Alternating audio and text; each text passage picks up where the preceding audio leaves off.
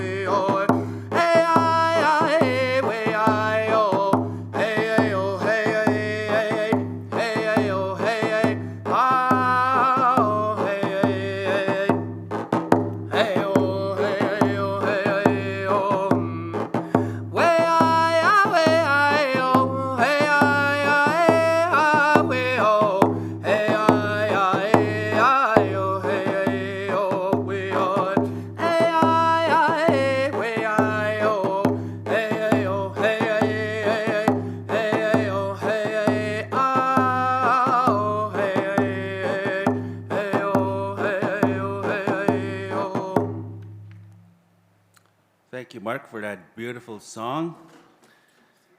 Mark hails from the Sturgeon Lake First Nation. He's a longtime friend of mine.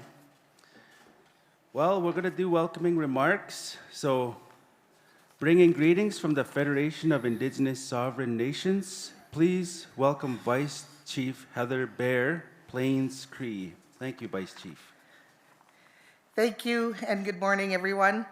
First of all, I would like to acknowledge our Heavenly Creator today. We thank Him for this beautiful day. Hearing our languages spoken makes it even a more beautiful day. This day we are gathered here in person as First Nations language keepers and once again online. I would like to thank singer Mark Longjohn for his beautiful song and Elder William Ratfoot for the pipe ceremony this morning.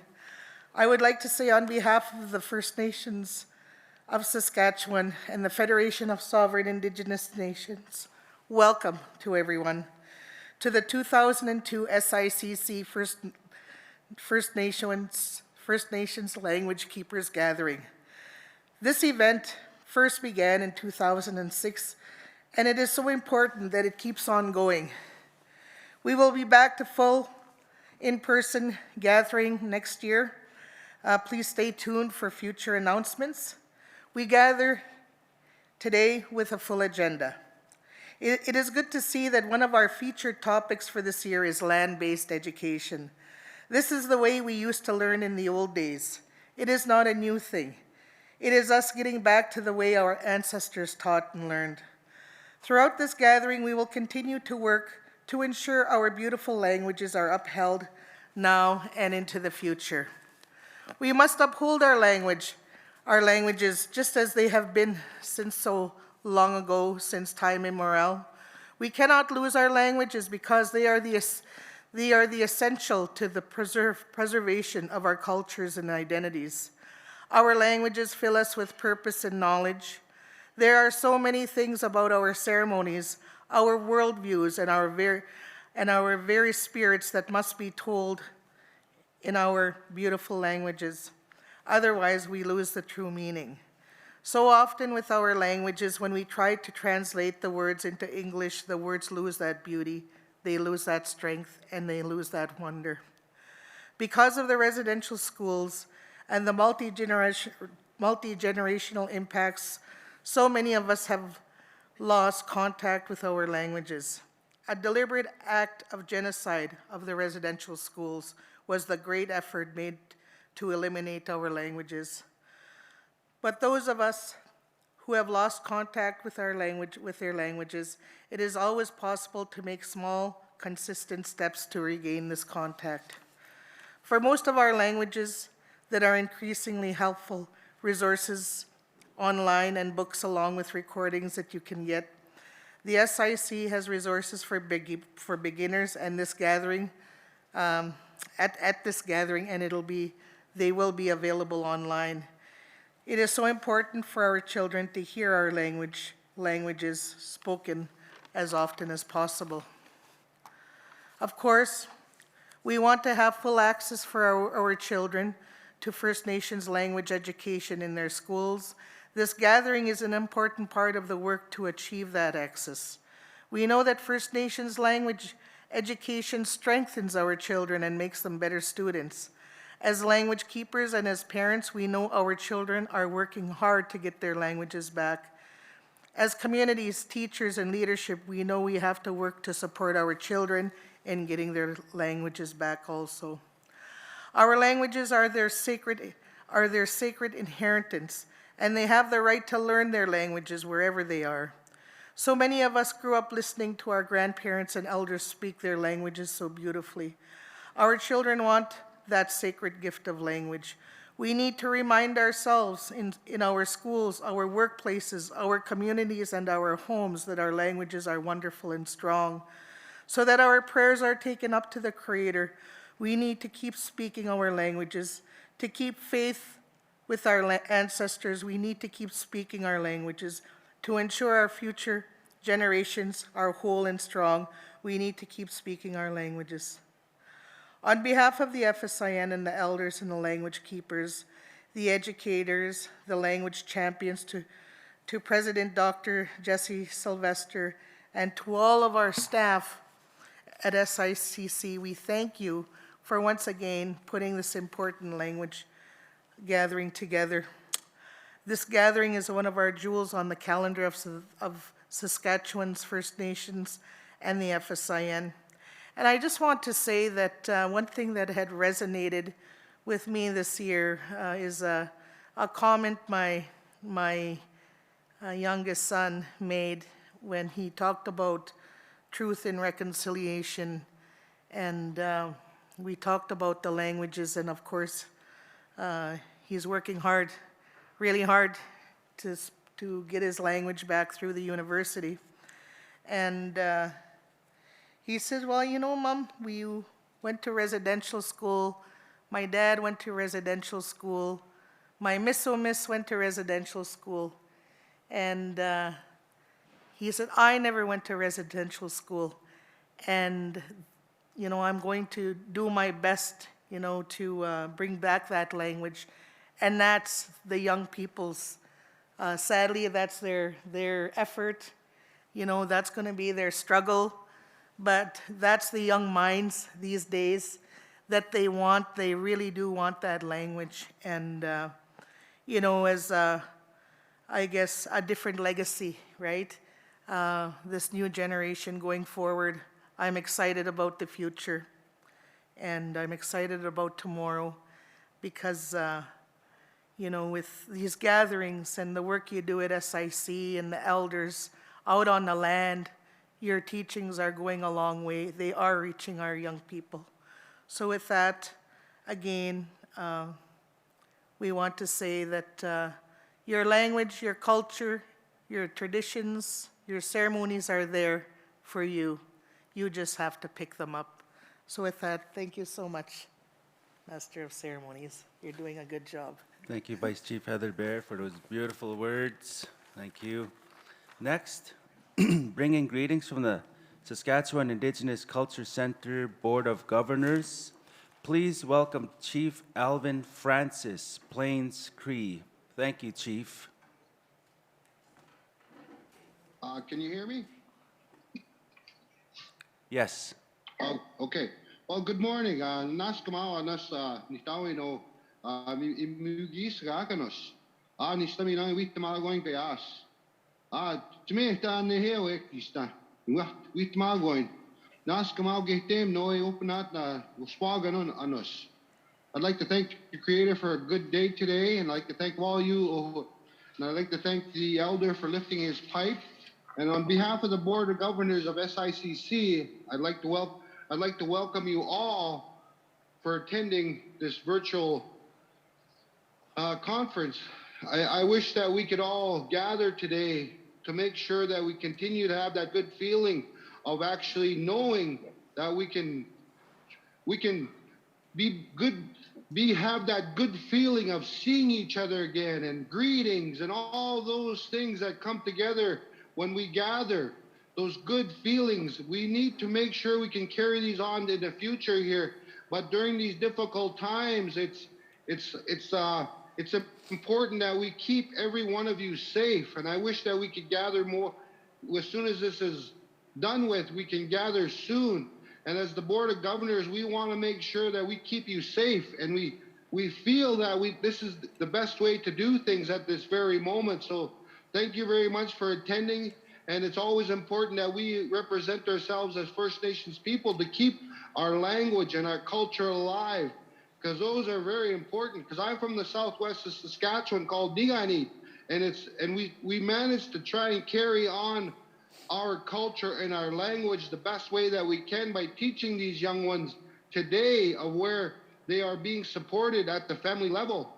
As I have been told, language starts in the womb by the woman as they speak Cree, because those young ones are actually growing inside of you and they're listening to the language. And that's what I have been told. And I hope from the very beginnings of life that we carry these on, because that's very important that we start to go back to the basics of who we really are. Because when we are born, we already have the language, and we need to get back to the basics of that. So, like I said, as the Board of Governors, we thank you for attending virtually, and we thank all of you for attending. Hi. All right. Thank you, Chief Alvin Francis. Next, bringing greetings from the First Nations Confederacy of Cultural Education Centers. Please welcome Executive Director Claudette Commanda Algonquin. Thank you, Miss Comanda.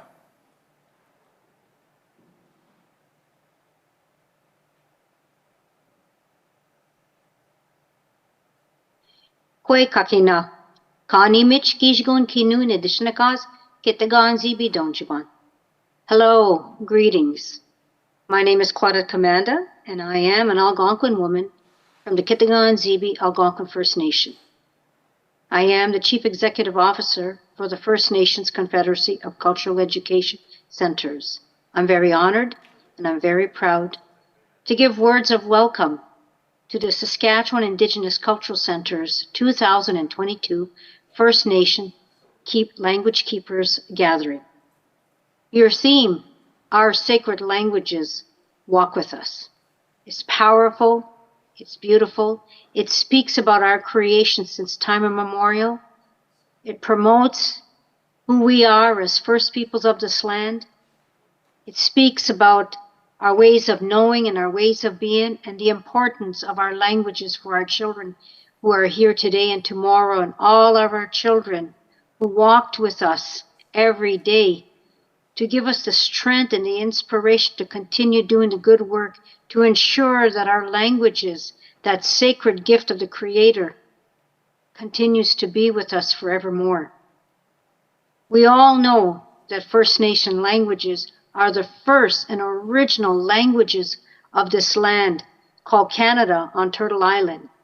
Our languages are the first voices, the first expressions of our culture and our identity. And it is so important that our languages continue to speak so loud and that our languages continue to nourish and to enrich the lives of our children and our grandchildren. Keep up the good work, all language educators, all cultural educators, those language champions and experts, and to the Saskatchewan Indigenous Cultural Centre. I commend you for the good work that you are doing for all the First Nations in Saskatchewan.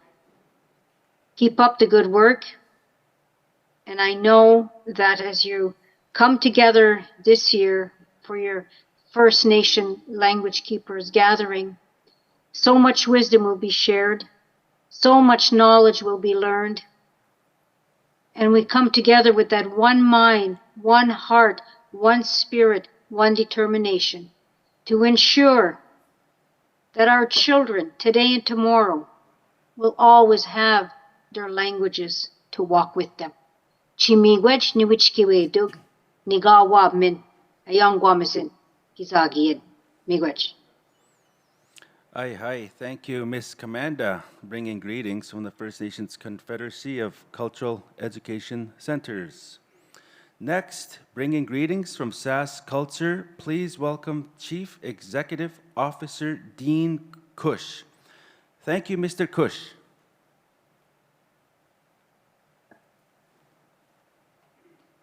Hello, Tanse, Anin. My name is Dean Cush. I'm the CEO of SAS Culture, and I'm very pleased to bring greetings on behalf of our staff and our board of directors.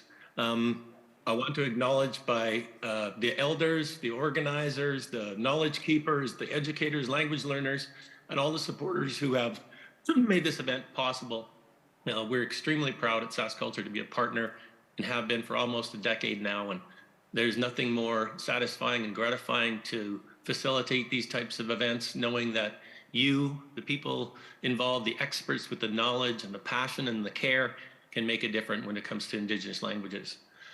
For those who don't know about SAS Culture, we're a community-based, non-governmental, volunteer-driven, non-profit cultural organization. And we work with our community partners to build a more culturally vibrant Saskatchewan. And I invite all of you in the province to take a look at our website. We want to help you participate and hold events that have to do with language, heritage, arts, and culture. So please be in touch with us. Saskatchewan's population continues to become more and more diverse, from the many distinct cultures of our First Peoples to the many settlers and immigrants. We're very conscious that at SAS Culture, we need to be more inclusive of all people who call this land home. So we need to work together to build a culturally vibrant communities that are happy and healthy, where people can live productive lives and happy lives, where inclusion, diversity, equity, and accessibility is recognized as a very valuable and rich asset in our communities. We also want to acknowledge Sask Lotteries. The funding that we provide through Sask Culture comes from one of the largest fundraisers in our province. And it ranges from funding galleries to museums to language events like this to multicultural festivals. And we believe it fosters the growth of an inclusive and more engaged communities. We're very privileged to be in the position to be the manager of the culture section of the Sask Lotteries Trust Fund. So I encourage you to buy lottery tickets. Every time you do, you not only have a chance to win big, but you're supporting the many volunteer-run sport, culture, and recreation groups, providing opportunities to people of all ages through the province. Once again, hi, thank you for including us as a partner in this important work, and we wish you great success at this year's gathering. Thank you. Hi. Thank you, Mr. Kush, for bringing greetings from the Sask culture. Next, bringing greetings from the city of Saskatoon, please welcome Mayor Charlie Clark. Thank you, Mayor Clark. Anin, buju, hadlanate. How, tanse kakyahao. Kinanaskamutin. Niwaga magantik yito temtik. To my friends and my relatives, I'm Charlie Clark, Mayor of Saskatoon, and I'm very pleased to welcome all of you as you gather here on Treaty 6 territory in the traditional homeland of the Métis for the 16th annual SICC First Nations Language Keepers Gatherings. To all of you who have gathered as academics, elders, knowledge keepers, master speakers, educators, community leaders, and students from across Canada and across North America, I wish you all of the best in your meetings and gatherings in these days ahead for this important work, preserving and strengthening Indigenous languages across North America for generations to come. As the theme says, these sacred languages walk with us, and the work that you are doing together at this conference continues to breathe life and strength into these sacred languages and the teachings they carry. Ekose, hi. Have a wonderful gathering. Thank you. Hi. Thank you, Mayor Clark. Finally, bringing greetings from the Saskatchewan Indigenous Cultural Centre, please welcome President Dr. Jesse Sylvester, Dene. Thank you, Dr. Sylvester.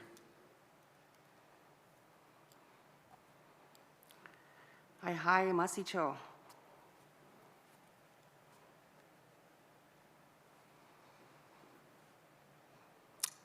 Danse ho'a salot ine. On behalf of the Saskatchewan Indigenous Cultural Centre, I bring greetings to everyone who has tuned in to see and hear us through the technological world. Masicho nanaskamon salot ine. I want to say masicho to the elders and the helpers who lifted the pipe and offered prayers for everyone.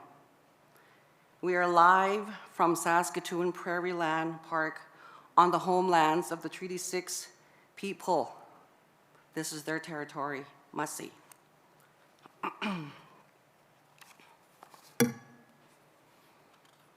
My people only spoke Denesungline.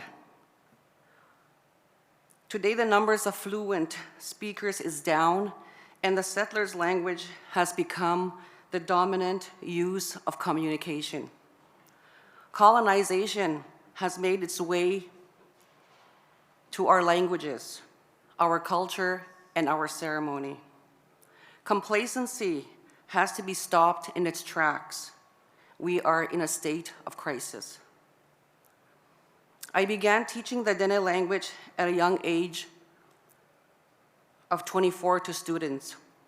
I was not confident to teach the Dene language. However, with my father's coaxing and coaching, I accepted the role of a language teacher. My lack of confidence was because I was in the Beauval Indian Residential School for 10 years. And we were restricted to speaking our Indigenous language, Nuhayatie. We were very good at sneaking it and communicating in our languages. And that saved many of us from not losing the phonologies, the morphologies, and the syntax of speech. We communicated in our language to warn each other if the nun or priest was approaching. We saved one another many times. After all the girls became family. We never saw our parents for 10 months, and it was the language that helped us build a tighter knit.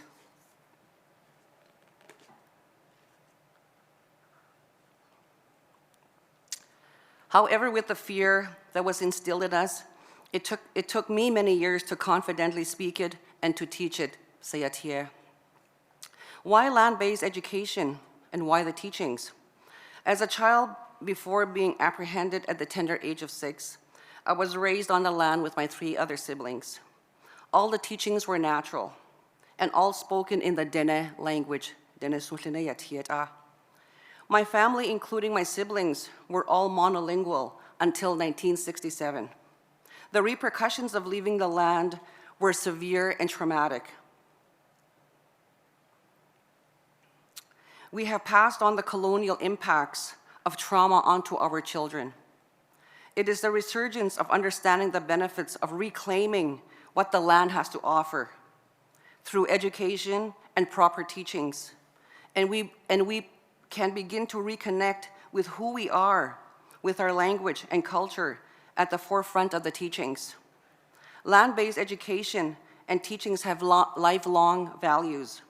It is never too late at any given age to learn and to grow. The beauty of land-based education and teachings is that no one is forced into doing anything they don't want to do or learn.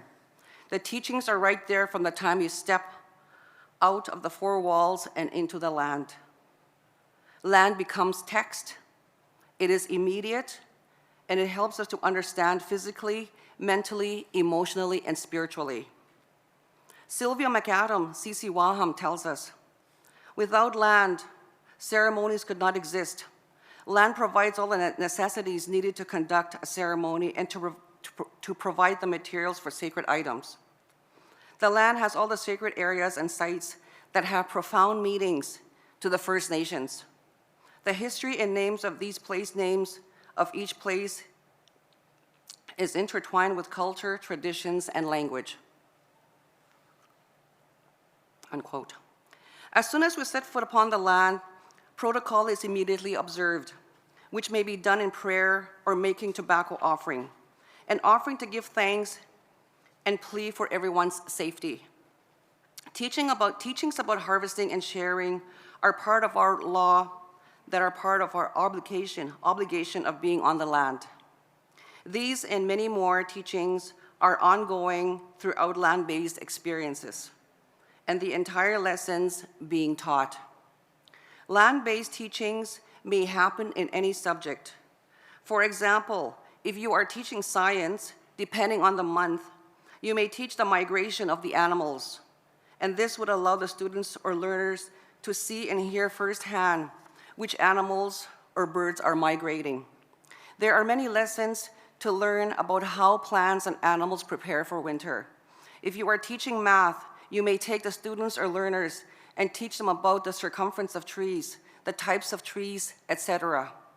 And if you are teaching health, you may teach them about the health risks of pesticides being sprayed on farm fields. And the list, again, is endless in terms of what is taught. And throughout all of this, students and learners are immersed in the Indigenous languages. Indigenous language immersion and its benefits. Since time immemorial, our people benefited from the land. It was always on the land where our people spent the majority of their time, always being in the indoors. Not very many of them stayed indoors, depending on the weather and the season. I have many fond memories of growing up on the land. Many of the places we have lived have all Dene names. Hot Akarilin, Hochela Twe, Tsial Dili, Gapanas Bene, and I can keep going. All of a sudden, almost instantaneously, we had no parents, no grandparents, no aunts or uncles. Instead, we had people of authority dressed in black and white standing over us. It was a complete culture shock being removed from the comforts of living on the land to a red, huge brick building far from home. Being of monolingual descent with Dene as my mother tongue allowed me to think in Dene. And when I began school at the age of 7, my thought process was all in Dene. I'm sure as a child of the land, I encountered many problems with communication and the settlers' language. Their ways were a huge challenge and a barrier. Overcoming trauma and loss from the residential schools play a key part in our language and culture survival. We must be mindful of the many years of conforming to the settlers' way of life and how much of who we are has been erased. Through curriculum writing from Indigenous perspectives and through Indigenous lenses, we are seeing positivity in the revival of speaking and learning from the land. When Indigenous languages are not understood, there is a huge gap in the communication of knowledge. For example, when our stories are told in an Indigenous language, then translated and interpreted, some of the messages become lost. The spirit of the language is no longer there. That is how powerful our Indigenous languages are. Today, post-coloniality. Today, the new term of teaching outside of the land is land-based education and teachings. We are leaving behind the norm of only teaching children and families from inside the four walls. Although westernized teaching methods were quickly adopted, we understood why this happened and see throughout the many years of that indoctrination. It has generated a complacency in teaching. Most non-Indigenous teachers took up those roles for many years and established a pattern. Teachers didn't have to leave the classroom. The westernized curriculums were quickly adopted, almost without question, and the pattern has been followed. Now we are making different choices and realizing that passing on cultural traditions must be deliberate. The conformities have to stop. Our train of thought has to change. This requires sacrifice, dedication, passion, and a vision. We must create champions and bring back our pride and our identity. We have a history of many warriors who were medicine people. We have a history of where we came from. We have a history of stories on constellation. We have a history of Indigenous dialects, and the list is endless. I challenge the many educators, the politicians, the lawyers, etc., to understand our Indigenous people's history. We have learned the westernized ways of knowing. It is time we relearn who we are, and the first step in leaving the four walls and to embrace what the land has to offer. The land has all the elements required for teaching. If a person is new at this, it will only get better and with the more time spent outside. Land is medicine, land is song, land is sustenance, land is who we are. The land needs us and we need the land. Masi cho salot ina, ninanas kamon, niwa gumaganak, ay hai. Aye, hi. Thank you, Dr. Sylvester, for bringing greetings and sharing so much knowledge today at this gathering. So thank you all to those who brought greetings. Let's give them a round of applause. Hi, hi. Miwa sin. This gathering would not be possible without our sponsors. We want to send our heartfelt thank yous to our sponsors, the Department of Canadian Heritage, SASC Culture, SASC Lotteries, and Mississippi Broadcasting Corporation Radio. We also want to thank everyone who has joined us today virtually. We are excited for the keynotes, the elders panel, and the workshops to bring you their experiences to learn and to grow from. Thank you. All right, now we're going to start off with our agenda. So let's get right into our agenda. First up is our first keynote speaker, Rosalie Tisani Burseth. She's a PhD candidate at the University of Saskatchewan, and she's Dene. The title of her keynote is called Walk With Me on the Sacred Path of Learning. She will be talking about incorporating community knowledge into an English curriculum and the importance of elders who bring language and culture into the classroom. Rosalie Tisani Burseth is a member of the Hatchet Lake Dene First Nation and PhD candidate. Rosalie taught for many years and spent most of her career supporting and mentoring teachers. Currently, she works with Treaty 10 Incorporated as their lead researcher. Rosalie graduated from NORTEP in 1987, then completed her Bachelor of Education in 1990, then completed her master's degree requirements in education, curriculum, and instruction at the University of Regina in 2001. She is now a PhD candidate for the Interdisciplinary Graduate Studies at the University of Saskatchewan. She studies Dene history, language, and culture. Her passion for teaching language and culture derives from her residential school experience. So let's welcome Rosalie. Thank you, Rosalie. You going to begin? Yep. Thank you. Merci.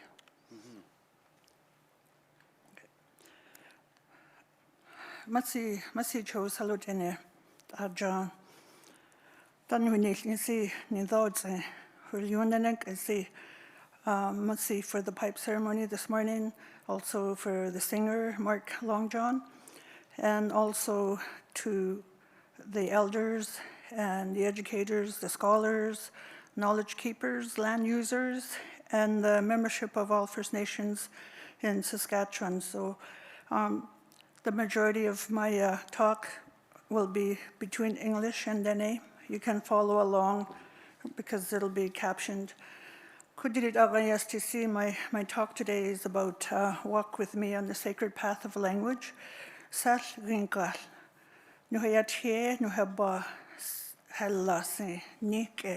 Our language is on the land.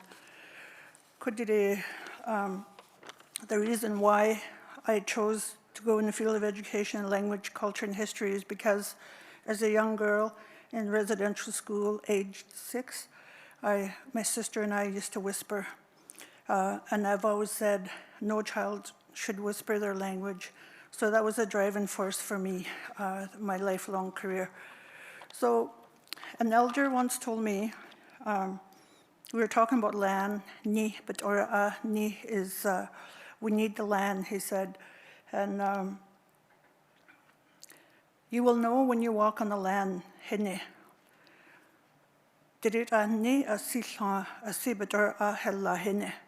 Everything we need is on the land. The language lies within. It is waiting to teach you. So ni that's why land is very important to us. And I'm just going to show you some photos here. I own the copyrights of this. I love taking land photos, so it's a little bit of a virtual walk to show how land is very important. And there's a path of language. As you see in the landscape, just beautiful, lots of information embedded in the landscape. So this is medicine. It's berries that really helps with their stomach ailments.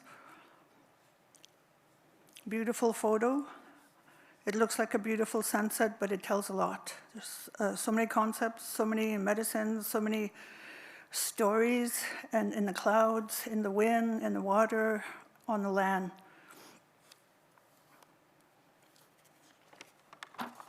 Right now, it's fall, and the beauty is coming out, how beautiful Mother Earth is. At the same time, as we are preparing for winter, so is the land and the water. I always am a true believer that the land is the classroom. That's where we learn. And so I've learned since I've started before a residential school. Beautiful northern lights as behind me as well, Nalkai, which means something that's hopping and skipping around, that's creating beautiful mirages. Life on the land, all the teachings are in there. When you stop after a hunt, you pull over, you make fire. You just don't go and collect different kind of wood. You have to know how to start a fire. It may sound simple, but it's not.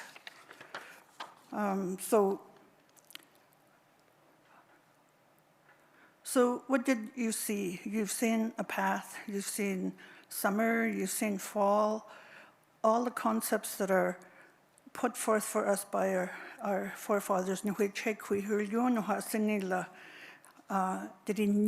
The land, Mother Earth, provides so much for us as well. Dene people highly revere the drum. It's a sacred tool, shen, especially when caribou are limited. Certain years, they sing back the caribou. So every plant, element, and water has purpose. The flowers, the leaves. Today, you can, you can walk on the land and use an app to tell you what the plant is and what the purpose of it is. So also, our students in the classrooms and teachers as well, because you become the student when you're on the land. And did you know that language is embedded in our culture? Our values are embedded in our language. Our being, who we are, is embedded in our language as well. Speaking our language gives us strength. I remember an elder talking to me about 5 or 6 years ago, and he was from, I think, La Loche, and he asked me if I spoke my language. Yes. Oh, but I'll answer her son but yes, it'll make you strong, and you will use your language to teach others. Living our culture gives us pride and identity. Language is passed on to us by our grandfathers to keep our language and culture for future generations. Now it's our turn to pass the language on. I was just recently at a culture camp in St. Louis, and I had students from southern Saskatchewan. They have a lot of ceremony and protocol. Their language is limited as well, and one student said, "The land holds your knowledge." He said, when I hear the elders speak, you only talk about land, water, and plants that is offered to us. So language is in many ways metaphoric. The linguistic characteristics embed themselves on the land. Therefore, the language embodies the Dene people.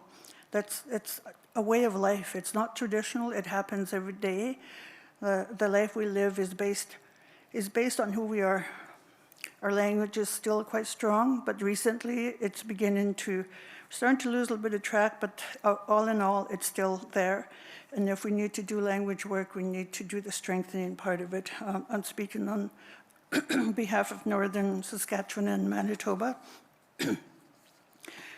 The missionaries and priests that lived at the Dene also tell their stories through metaphor, whereby they fall into the rhythm of the Dene life, the rhythm of the Dene, the rhythm of the seasons and the elements. One priest long ago said, when you live with the Dene, you follow their cycles, you follow the caribou, you just follow the rhythm of their lifestyle. The land is metaphoric and poetic as seasons change, how plants are animate and animals come to life through mythology stories. These metaphors extract words that describe Dene living in their element as they live today. It's all in the language.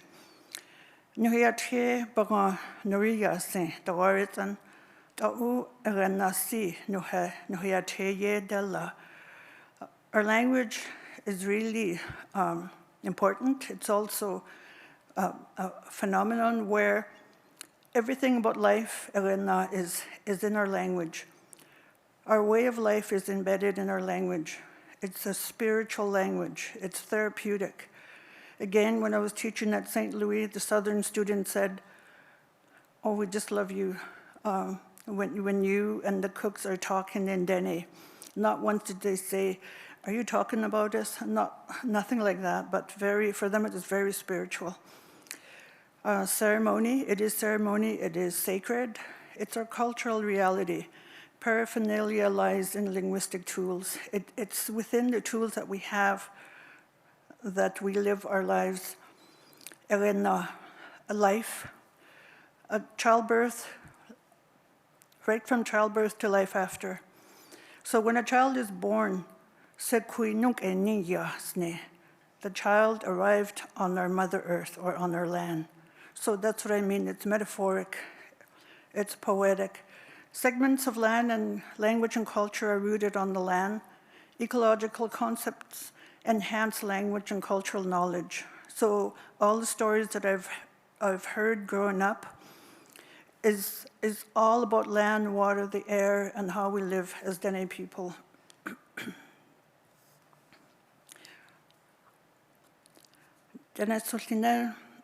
Excuse me. Ecological concepts are interrelated, interconnectedness. Land concepts present themselves. That first photo that we saw, it was on the path.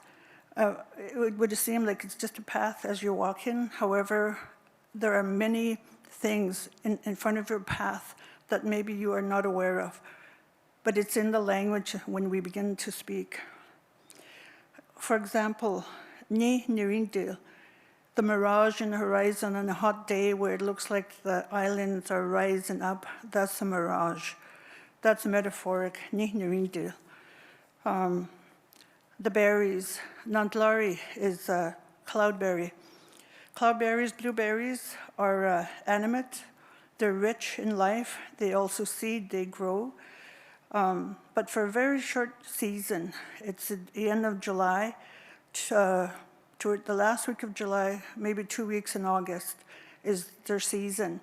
Once they're done, there's a word that says nahate, which means they've journeyed back.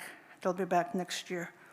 So cranberries, natler, the word behind that is it's really hardy. It's a hardy plant. It's resilient because you can still pick it in the winter.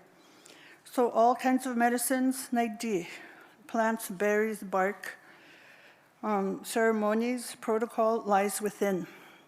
And I put in ho'an because our Dene values gear how we conduct ourselves as Dene people. Ho'an means the law. The law to respect elders, the law to respect the environment, the law to respect other people. So when you say ho'an, that's our law. And I've grown up with so many of those guidance where I was told you cannot do certain things. You cannot walk in front of elders. You cannot step over at 10 caribou or the implements, hunting tools of men. But I think ho'an is that word. So we had a call for action a few years ago, and my friend Joan Strong went up to Black Lake, and they built. They were working on building a sweat lodge, and then because of the imposition of the missionaries, the elders said, "We don't do that." But because the students were building the sweat lodge, eventually the elder got up and said, he was watching, and he said, "Can you use this kind of wood? You use this kind of implements." So it's all within their memory. It's all within how they were guided as people, because some of our the things that we've done in the past have been blocked because the imposition of Christianity. So,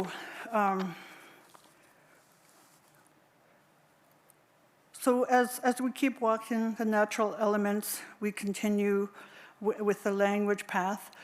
The seasons, for instance, right now, Chait Azi, we're getting ready for winter. Chait Azi means getting ready for winter. Chaye is winter.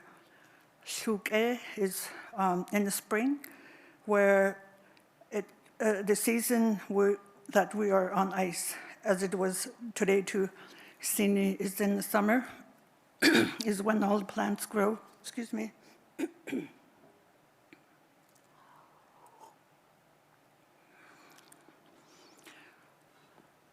And in the spring too, there's a term that we use, nasat, is where the earth shifts, the sun, where the warmer winds are coming.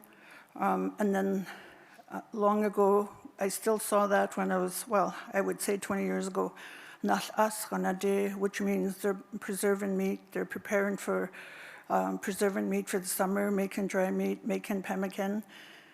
Yet it is not us. And the wind, the water, the wind can be biting as well, and in the winter you can freeze instantly if you're not careful to protect yourself from the wind or the elements. And in the fall, right now, as the water is freezing, the elders call it Nashuria-ten or Tashuria-ten, which means as the water is freezing, it becomes gel-like substance as it's preparing to freeze. Shur means ice, so that it's creating that. And then the spring, tensi, where tensi means something that's sharp. If you go out in this time of year on a snowmobile, if you capsize and you fall in, it's very dangerous because the bottom part of the ice is sharp. So it's pretty hard to get back up. So we're always told never go out on that type of ice. The river, for instance, has many different words that describes every process of from the clear water preparing itself to go into the white water. So the clear part of one, there's about 4 steps, and there's a Dene word for all that. There are many Dene words as well for snow. We did a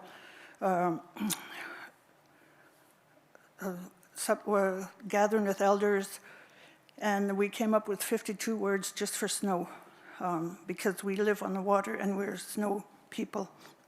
And the word I was looking for was scope and sequence, sorry about that. And in the spring, when the caribou are ready to go back north, there's a certain word that we call it nahatla. Nahatla.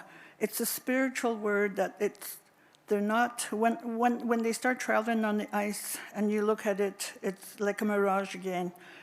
And it looks spiritual because they're not touching the ice. So again, the elders would say, Naltla, they're gone. And when they come back, they would say, Niltla, they're back, and that's a joyous time for Dene people. Ku denide or other animals, it's hegal, they're walking. And because they revere caribou so much, every part of the caribou starts with an A T, a K, and that's the only animal that is how they describe the different parts. So, and again, when the fish start spawning, so they go into the deeper waters and they go in the upper waters. So it's all how they describe that.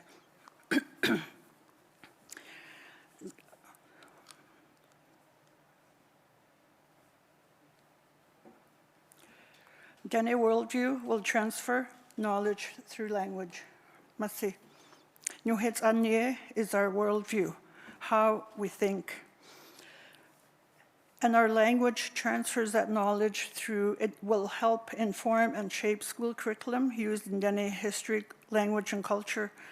And it privileges the Dene history and culture because at one time we weren't worthy of writing history about. Privilege elder voices because they have the intrinsic linguistic and cultural intelligence and knowledge. Transfer knowledge through oral traditions, legends, and mythology. All the mythology is based on land, water, and air. The land is important to the Dene because the land holds many, many stories, and we can write volumes. Promote Dene traditional knowledge and inform Dene language revitalization and reclamation. To use our language to strengthen our language programs. to contribute to best practices for Dene language pedagogy, how to teach language. Dene worldview is how we see, our lens into how we see everyday world is our the odaida, our life, the land, place-based cultural reality where we are right now, because the remnants are all around us. The arrowheads, the dance circles, everything is there for us because it is real. The Oyanesi Hudilni, our ancestors who were there before us. The Mant Lake, I put that in because we were in the area, we flew around, and there's an island there where the caribou have their baby caribou. The elders said, do not go on that land. It's very sacred, no man can touch that. And while we were there was a muskox that came, it was a young one, and I heard the elders talking, saying, Noriya, they never come down here. But what happened was the caribou hadn't come, so, and as they were meeting and talking, they were talking about whether they should harvest the musk ox because they needed the meat, but they were talking about government borders, and they were worried, but they went ahead because one elder said, Nuha Nuilchi, he offered himself to us. So, and I remember it does not taste any different from caribou. So our language, Denismushine, is an ancient language. I've studied back 2, 3, 4, 5 since time immemorial. So the theory of Egana guides the Denismushine to live according to their ancestor laws. It is inclusive of spirituality.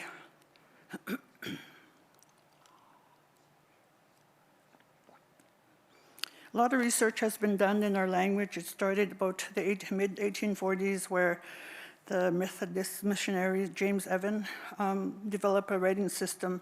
This writing system was also for Dene, Cree, and Inuit. And when he taught the Dene in our area, they didn't have paper and pen, but he used a tree bark to teach. And he did say, they're very bright people, they learn very fast. So once they did the syllabics, they taught the language. So the intent of the missionaries was to make songs or develop hymns for church. However, as they were doing that, one of my friends is a singer, and she sings gospel music, and she said, listen to me very, very carefully. It's not always about religion, she said. And as she was singing, it was talking about the birds, the land, the water, the trees. So as they were being taught syllabics, they took that opportunity to input their own way of life into the songs. So Emile Petitot came along in the late 1800s. He really detested he did not like the dilapidated state the Dene people in. They were poor and they had no choice. However, in the thought of Dene, they were not poor, they were rich with culture. However, at the same point, he said, I honor their language. It's almost divine. It's a language that's so, I've never heard before, so he took the opportunity to help and wrote many books about that as well. And I also enjoy David Harrison's book, When Languages Die. And what he does is he goes to different hotspots of the world and talks to the elderly people and trying to figure out why the languages are dying. But in all the visits to different parts of the world, he concluded that language is based on the landscape, it's based on the waterways, it's based on all the elements that Indigenous peoples live in. So, and there he also talks about that the Indigenous enjoyed a sense of humor through songs, love songs, their spiritual interconnectedness with their cosmology. The language depict land formation, elements of the earth, wind, water, fire, and air. and botany to sustain their language. I remember reading one book, and it talked about, you know, we have first footers, they call people who come and discover our country. However, we've been here for generations saying, I wonder what they're going to call this flower, or they're going to name it after their mother. So flower, faunia, those are the words that they came up with. So there's words that really sound like the elements niltsi. You can hear the wind coming in.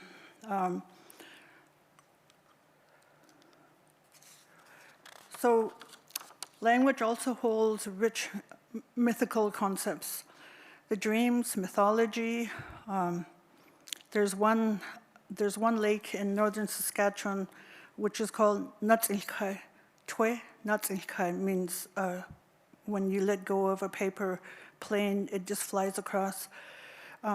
It was during the times of the giant birds that this story was told, but that lake is still there. So why is a lake today named after a mythical being? We use our stories to teach Dene people. Storytelling is listened by all, by young and old. For the Dene, we connect spiritually with our beings, ecological beings.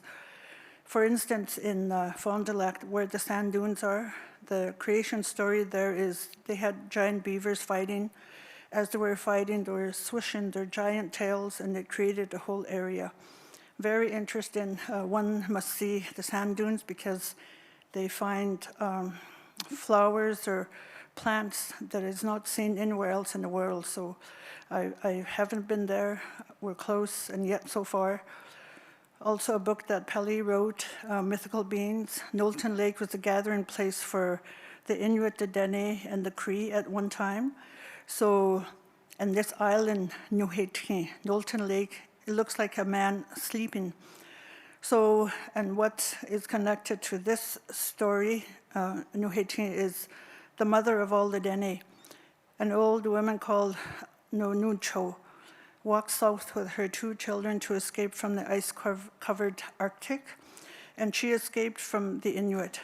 And as she traveled, the wolves, the animals sustained her, but it would be like light years as she traveled. Finally, she found her destination, back to her Dene people, and she said, now I can rest. I found my people. So I'm just going to lay down here and watch my people as they travel by. So she provides strength to her Dene people. Caribou is highly revered. It's mythical. It's spiritual. People, they believe they're connected to the caribou. Metaphysically, conjoined human to caribou because it is ceremony. Many years, their way of life was to follow the caribou. The rituals of handling caribou and blood was very, very sacred. The caribou is a spiritual animal. It is easily offended, and as an elder said, the caribou are on a spiritual journey, so are the Dene. Many Athabascan people believe they originated from caribou. A popular legend told by elders about Bitsonegine Shanse, it's a creation story. A boy raised by his grandmother who transforms himself into a caribou at night. So I asked many elders, because about 4 years ago, someone asked me, what is your creation story? And I thought about it, and I'm going, well, I can't really think of anything right now. So I started to do the research, spoke to my late dad, my late mom, and elders, and there are many. And this one that resonated with me the most was where the story is in between reality, then it goes back into what we call floating space or the next dimension. So it's a story, it's like any child that you teach about Cinderella. At midnight she turns from elegance to back to a pumpkin. So those are the imaginary type of tales that they tell. We have that in our legends as well.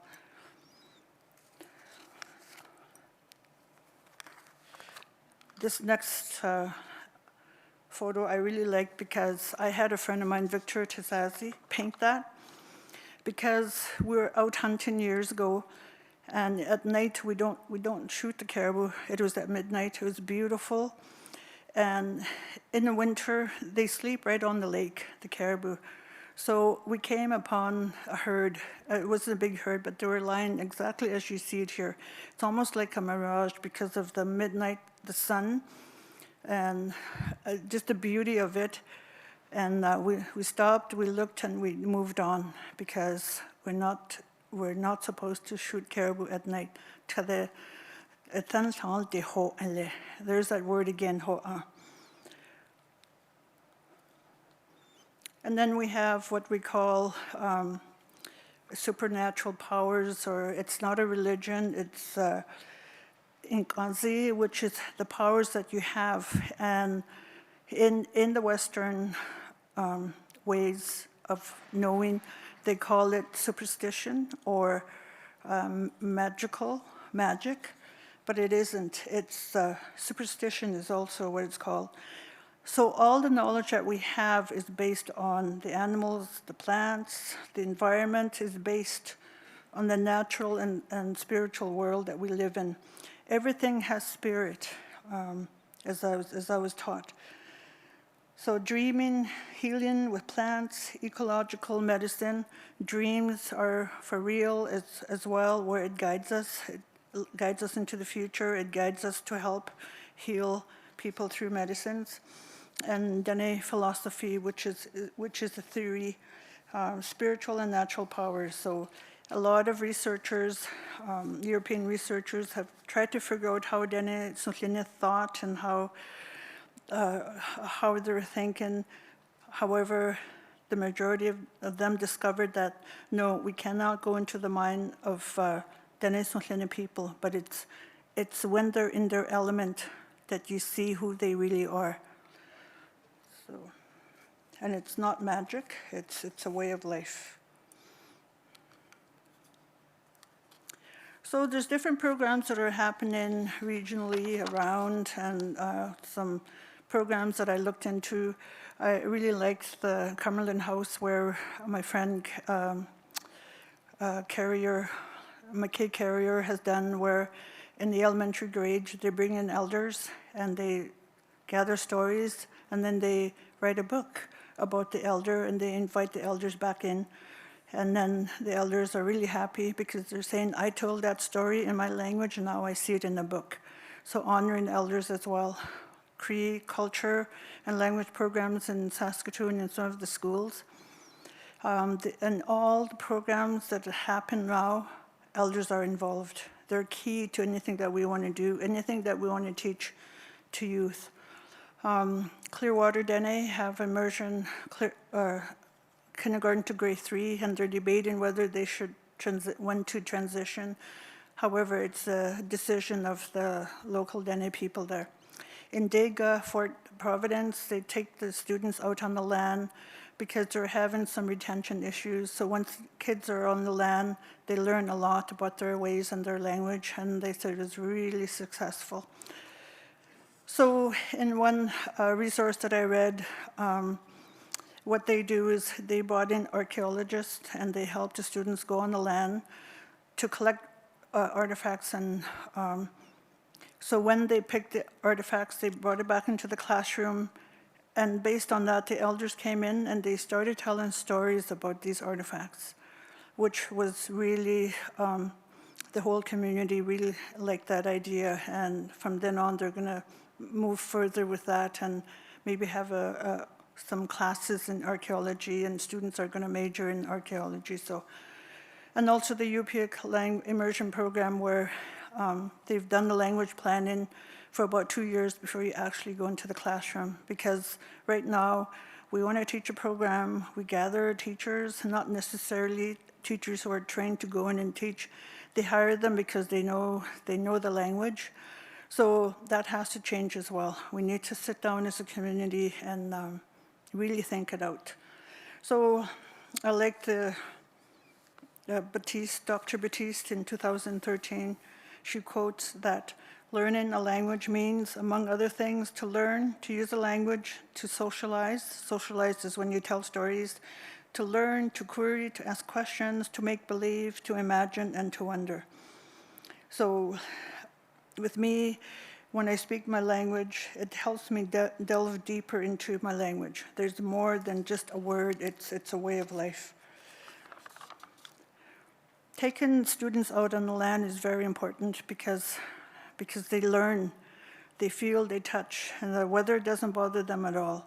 I remember some students, teachers saying, well, it's minus 25, almost 30. I don't think we should take the kids out, but here they are. I remember sometimes they close the school down because it's too cold, minus 30. My nephew comes home and he says, oh, no school today, so I'm gonna go cut wood. So, I mean, it's a difference in a way of life from what the teachers come from and a way of life for the students. So as they are out and about on the land, they're learning, they're transferring that knowledge. One would think, what are the students thinking here? What are they talking about? I know they're talking about llwy, which is fish. So imagine, just think, what are they talking? What are they saying? I know someone's going to say, it looks tasty. So, and that's what you create for students, which is in the outdoors, the best way to teach them.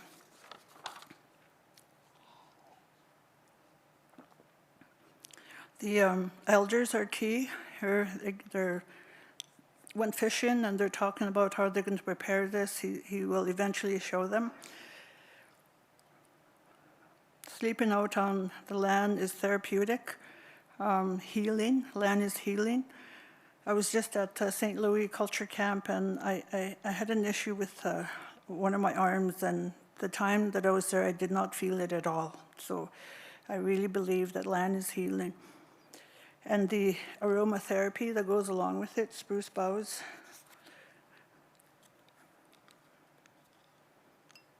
The lands, there's lots of science on the land as well, where I like to use where they do the hides, caribou hides, and how to do that is a really delicate process because, as a friend of mine just told me, Tommy Bird, he said one of my hides went up in smoke, so you really need to know what you're doing. The moss that you pick, it has to be a certain red because there's all kinds of mosses. You need to know what you're doing. And just the right amount and flame, otherwise you're going to lose that hide. And they use caribou brain for a softening agent. And once you put that solution on, you hang it up in the spring. Remember I said that earlier, where the winds have changed, it's warmer wind, so that wind helps soften that caribou. So there's another story that I like using as well about the science, about the thunderbird, Idi na Kone. And this is a true story. This happened about maybe 60 years ago in Wollaston on an island where a young man was trying to make a fire to make tea. It was really raining. The wife was holding a baby, and he couldn't start that fire.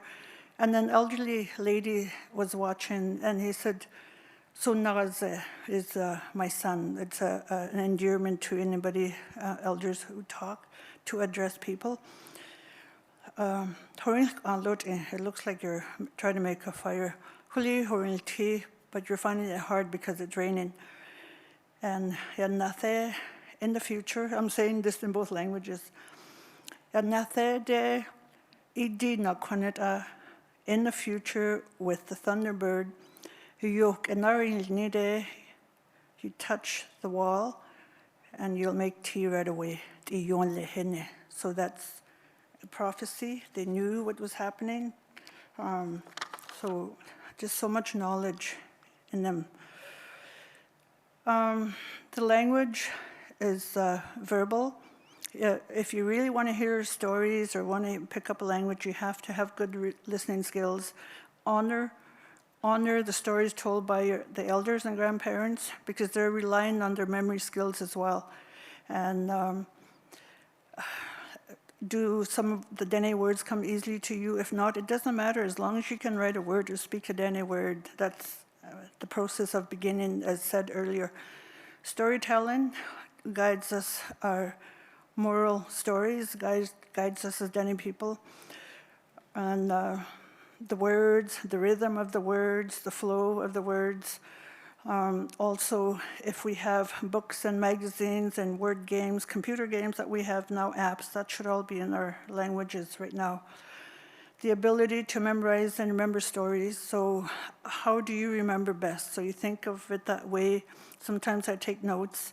If I want to learn more about a certain word, I would get the elders to repeat it over until I get the right word where I can write it down. So for us, that's all intelligence. They're very intelligent people. The words, and our language is very, I don't know, this is where translation kind of hinders. It doesn't say exactly what we want to say. The words, it's very useful. It's very spiritual. We want, it guides us. So how do you do that? You speak your language at home, at school, everywhere. Be proud. Speak with pride. And also ideas to support language speakers, make the language visible, speak languages where possible.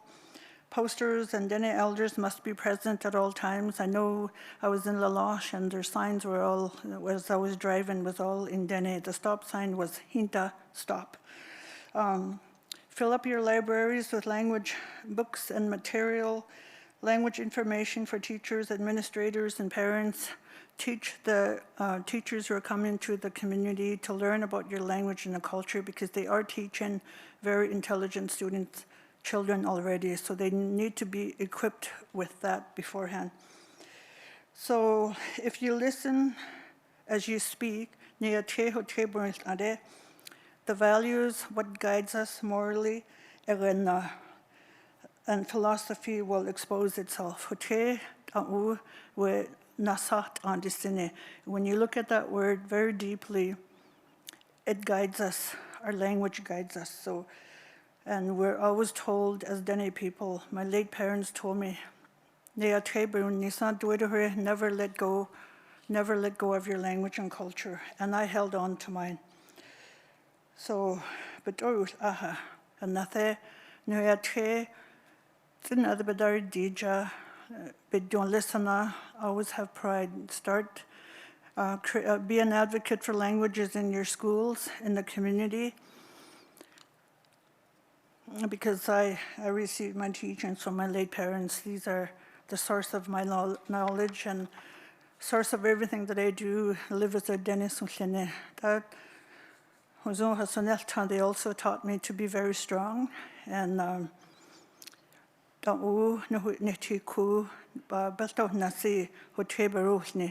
because without elders, knowledge keepers, land users, our language will, we want to continue that. So, not certainly see and we need to do teachings in the schools and in the communities to keep our language strong. So,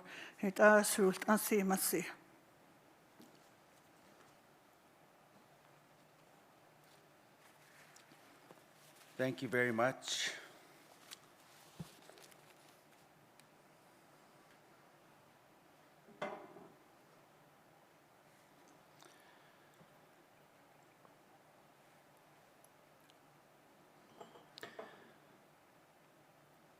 So thank you, Rosalie, for your beautiful keynote. And now we're going to move into the elders panel. Up next, this is ever popular elders panel. It is part of our gathering that people look forward to the most as we get to listen to the wisdom of the elders. The elders panel includes elders Marge Reynolds, Dene, Peter MacArthur, Nakota, Peter Nippy Soto, and William Ratfoot, Plains Cree. I'm going to read the elders' bios. Elder William will come up and address the delegates live. The other three elders have been pre-recorded.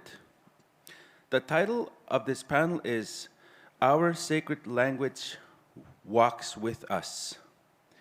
In the traditional First Nations way of life, our languages are part of our kinship, which in Plains Cree we call Wahkuhtuin. As such, they have a spirit. The elders will elaborate on their lifelong understanding of how our languages have spirits, as well as other information about languages that they wish to share with us. Please note that we will have 3 pre-recorded videos, and 1 will be live in person. Also, videos may have been edited due to time allowance. So please welcome Elders Marge Reynolds, Peter MacArthur, Peter Nippy, and William Ratfoot. Please welcome Elder William live, followed by the other elders who are pre-recorded. So thank you, elders, for your wisdom in your own way. Let's give the elders a round of applause.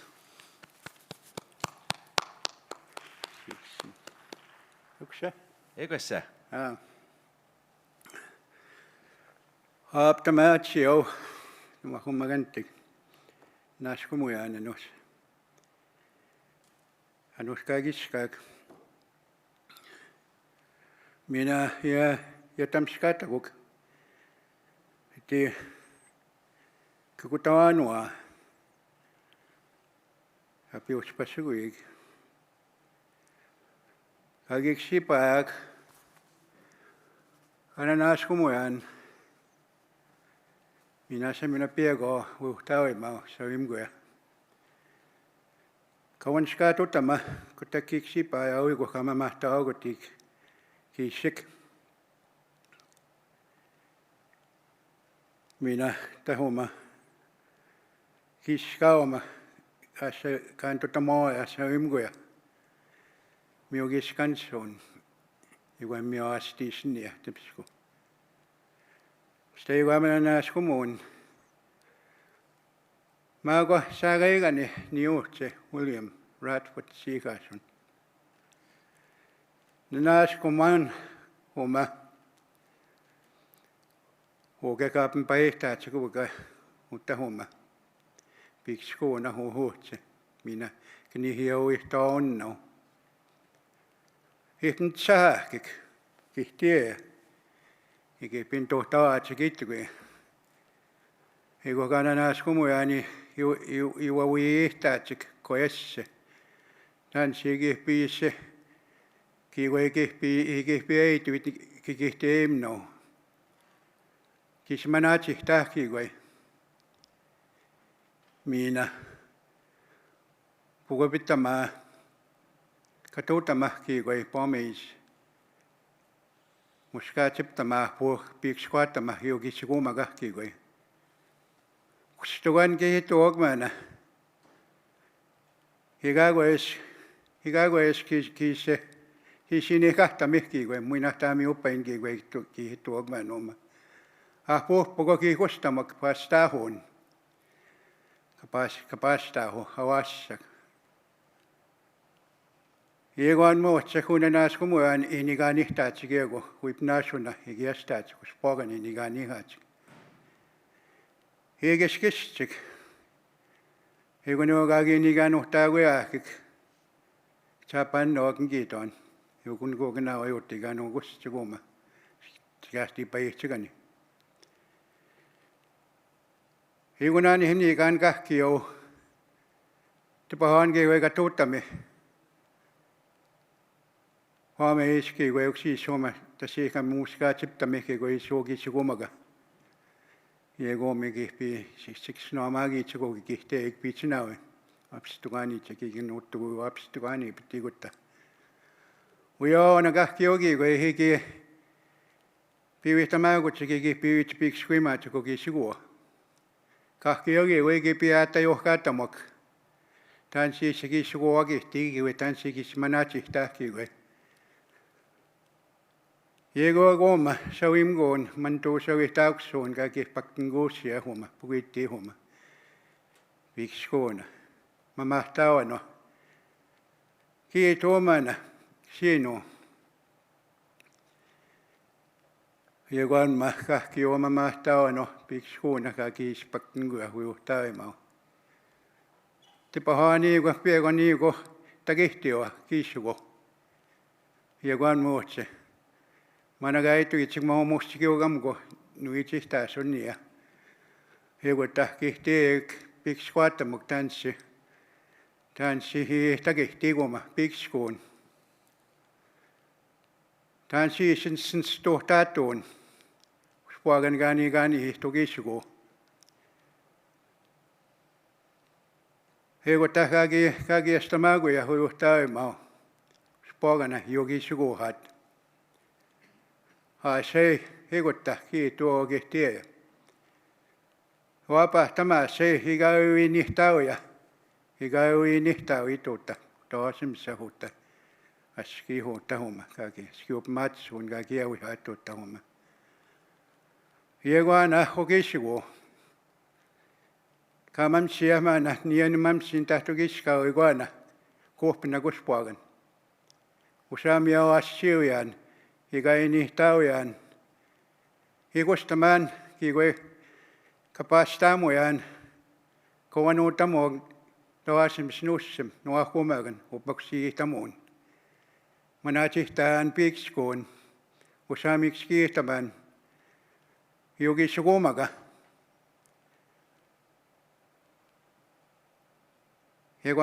Hikuamani ikihpiitviittokin tien kaui. Hugo kakakui tamaatsikuma. Kakakui snaamakuk toasim suokus muok. Hata johkata muktaan siitä kihtik. Pikskuunuma, kissukua kihtiu. Ikutka manatsi tahpuku. Heiku tahanma, tohtaa kuusuun. Heiku amam skuutamanista. Heiku amamana muunia kuja kaituitsikuma. Connection. Tää pue. Hospuagan. Jo pinää kiksi. Hikutta. Amma käytyi tämä taas kun nuo kohtiin. Ihpiks kuattakin saa pannoa. Kiisek ihpiks kuattamaan huipnaas on käpi johtakutti kiisuko. Kattaa puimaga. Hikunaani he. Stohtiin. Minä stohtaa kiku tohtse. Ja kuitenkin mä muunia kun joo kiittyy connection. Ja kun tämän muu sanma. Connection nohtse käyttyi hamma aski. Kagagi se muodottaman tämän siis soki sukuma kahki kun ei kun tämma. Kiisek kagagi se muodottaman. Oki sukuak. Kahki joo. Isoki sukuma kahki kun minä kauan miikont. Kanana tohon auksi tumiikona. Kamu suumno. Minä nagan jogaati ita hata johan. Japannog. Heiku tähän mä tuhtaag. Hiwa kohtaman kahki egigai. Muumussi jogamaki jogammi yksiisiksi. Kihtiegi kihpii säätä johkattahkik. Joka hieko aua. Kappiksi kuattahki kumma. Tää pujemma. Ja kun täps kutsuma askiuma. Kika oi askino. Tän saamme hiisua kohtama. Hiisins tohtama. Piks koinamma. Piks koinno. Seikutta. Kahki egi kui hikuttahki kuin pii. Oma. Hiko minoma. Sinä pyy noa. Ei kun ne kahki jokin täytiin no kiutsip matsia. Ei kun kahki ei kun käy no. Kuhpikihta maakuja kans tounama kans tuhtama. Kiisa manatsi tääkki kun. Tän siis manatsi tää. Kahki jo tsähtsä kuumakahki jo kiisa kuumakahki. Käy jäski noa uutta. Käy tsäjämä ja numanak. Joku tuo tseikuttaa. Tanskahki oikein, kun ei takihtiik. Puumsi tuossa kikkoa. Tanssi iihtuvit, tanssi iihtaksut. ngamuna mantun ngamuna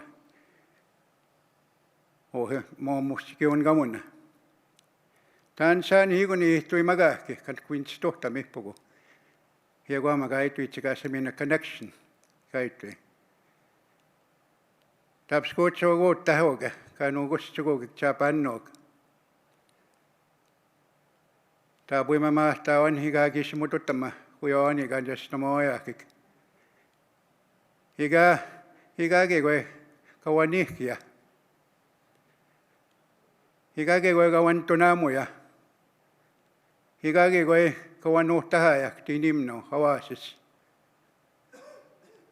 kuitamagunog hego taht tanssi katisini kahtama suniga nimia tantakitamuya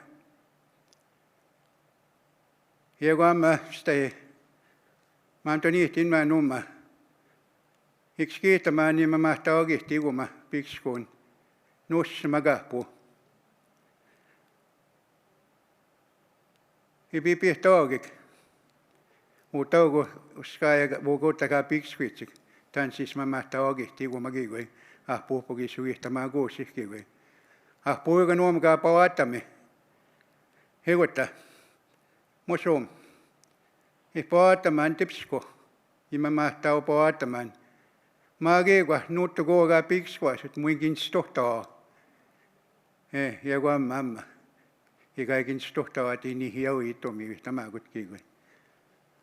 Ja kun aina kahki oikein, on tuo kehtiva, taas kutkaa mamskuttaa, kun pitsänä oikein on. Hatta johki onna, heikottaa, sitä ikikoi. Ja kun aina kaitu itsik minä mä en muun jää, kun jää creation stories. Ja kun tuo mistakes, no mä kun junnesti, mäkä.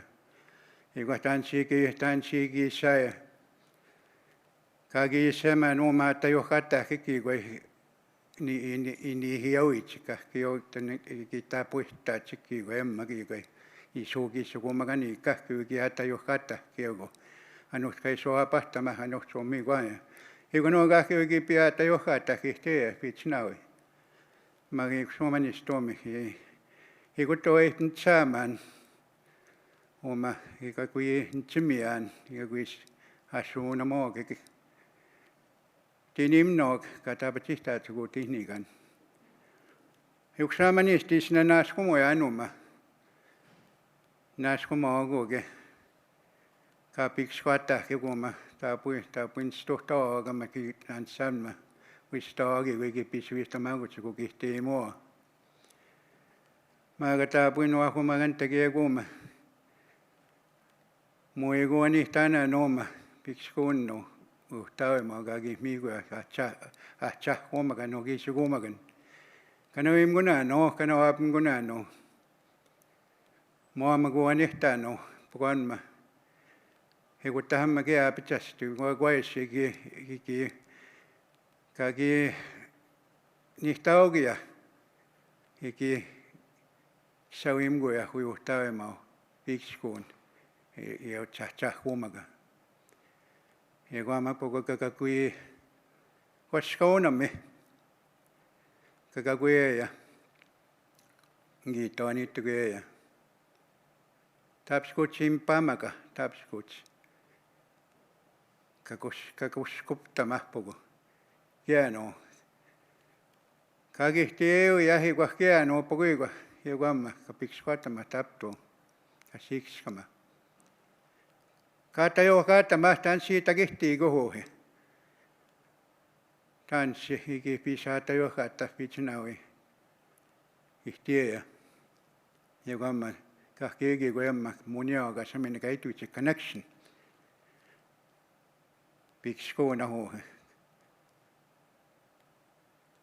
Tässä kutskii siguma tanssi takihtii atsahussak. Kimu suomnoo. Siupisim. Minä pisagi vittava.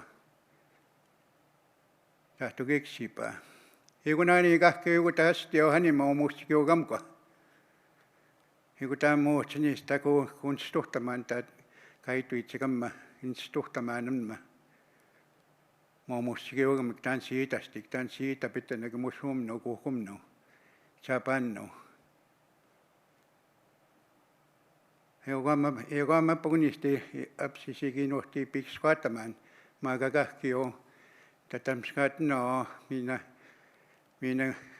eogama kaitu chikmana kikihtem no kama mokamatuya tan sama apsiski wegi pisa ikipisa gestauksin gistana eogama kama maunami kama mo kamato. Pia kutawan ki kapachista kisnamage hutinigan. Igagawan samaya kusimnog tinimnog. Kan stuhta mahuma pikskunum tansi tagihti. Yuksama pagunisti maito ang tatamskat no kamaganti. Hai maiton. Hai. Nanaskom na namusum. Oh, tapos. Tapos stay. Imam skut taman. Sitsigiona. Oh. There's so much to translate in what our elder spoke about there. And I'm so blessed that I can understand what he said.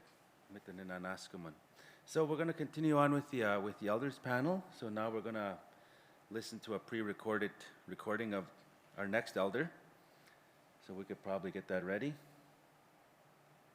Dorot yung salot ina si Margaret Reynolds Associate at College Church at the Nestle Nestle.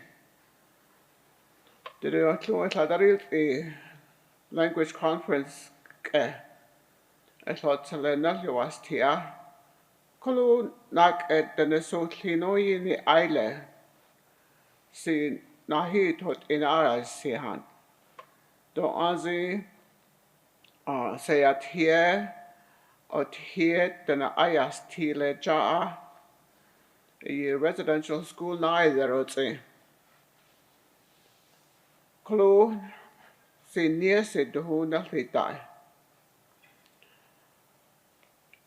Sometimes I feel like I'm not a fluent speaker because of other issues and other things that have happened to me. And one of them is the residential school era. But I read and write my language very well. And not being a fluent speaker, sometimes even when I'm talking, I have to put English words where I forgot how to say some words like left and right, you know. It's not it's, you know. So I have to think about words like that are sometimes you don't use every day, but when you're talking to somebody, sometimes it's really hard. Kalau tuh tenesolina nuhayatianat sarotala. Ditlis ganasta seatlo. Arestis gosh down tenesolina. Syllabics hello could erumeratography holy banatu. Ditlis has he gani contua. The quina the rose at Hanu and then the or you salot, you know, it's like egg to in it or dishini. Kulu to Tasagayo residential school dani yao, erotsi. Then a haro could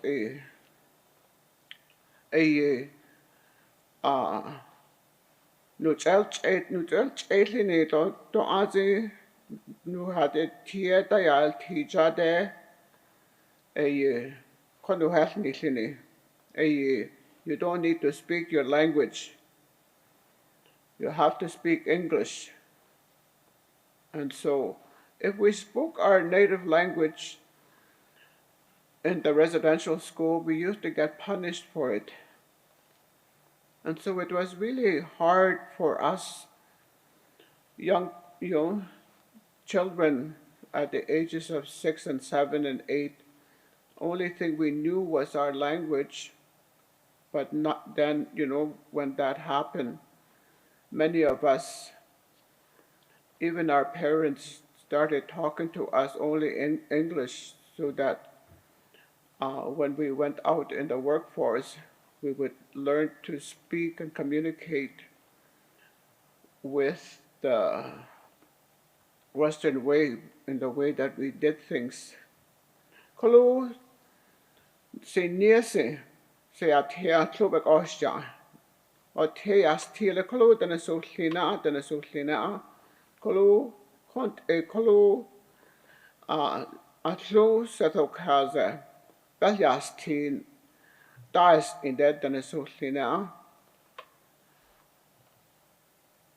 E Horyusik eke. Na ilto e llaet sa chale. Si chuo te dit es goril dana so llina. Kuja First Nations University, 20 years a danaso llina ahonil tani university ha.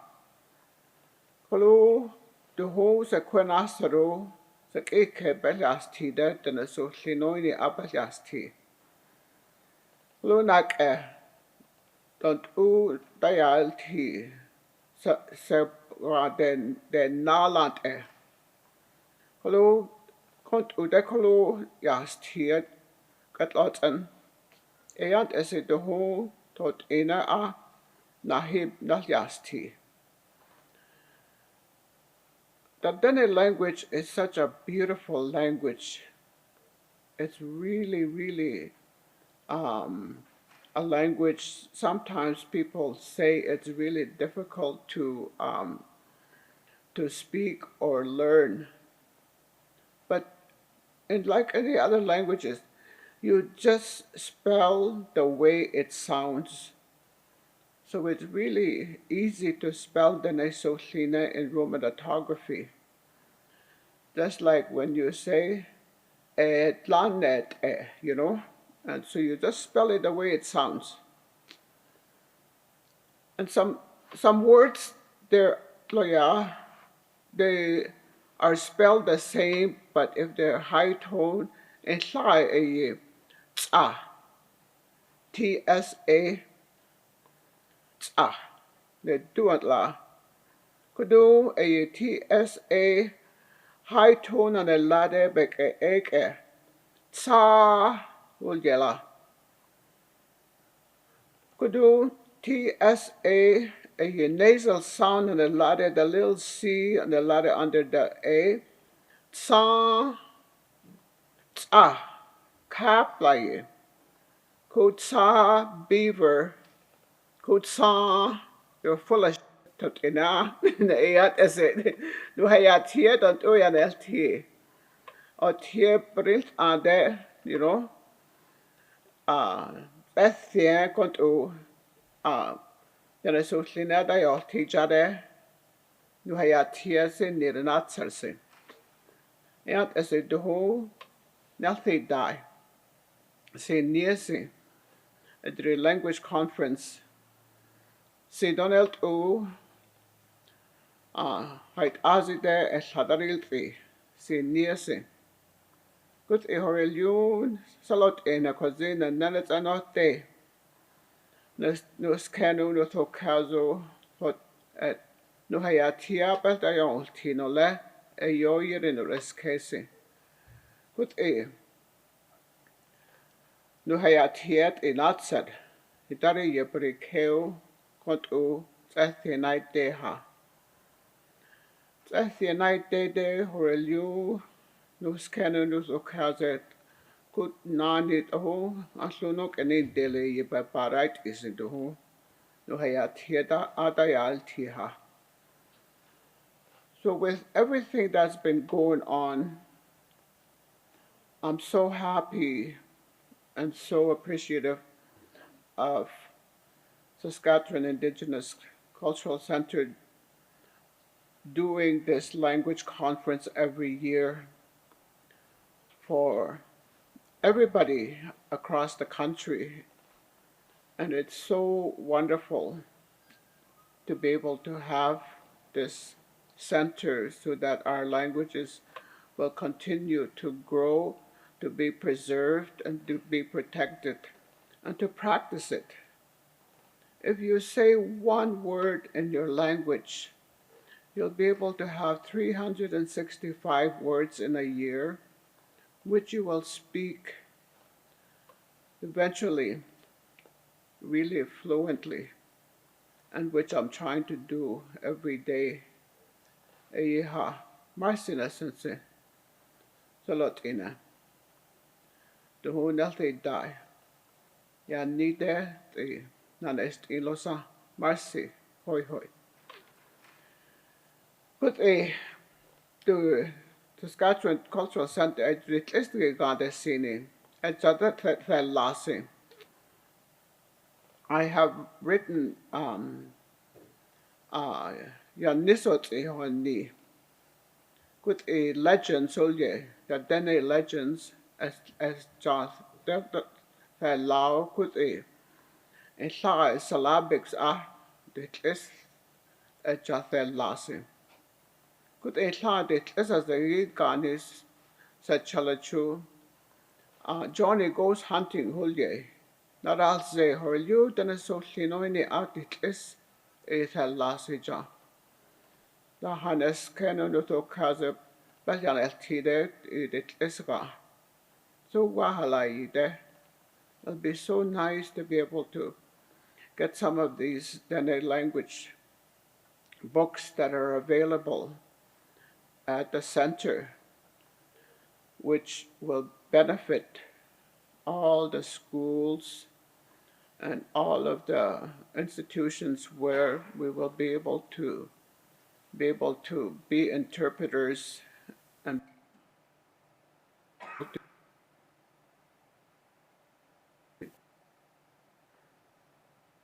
language teachers.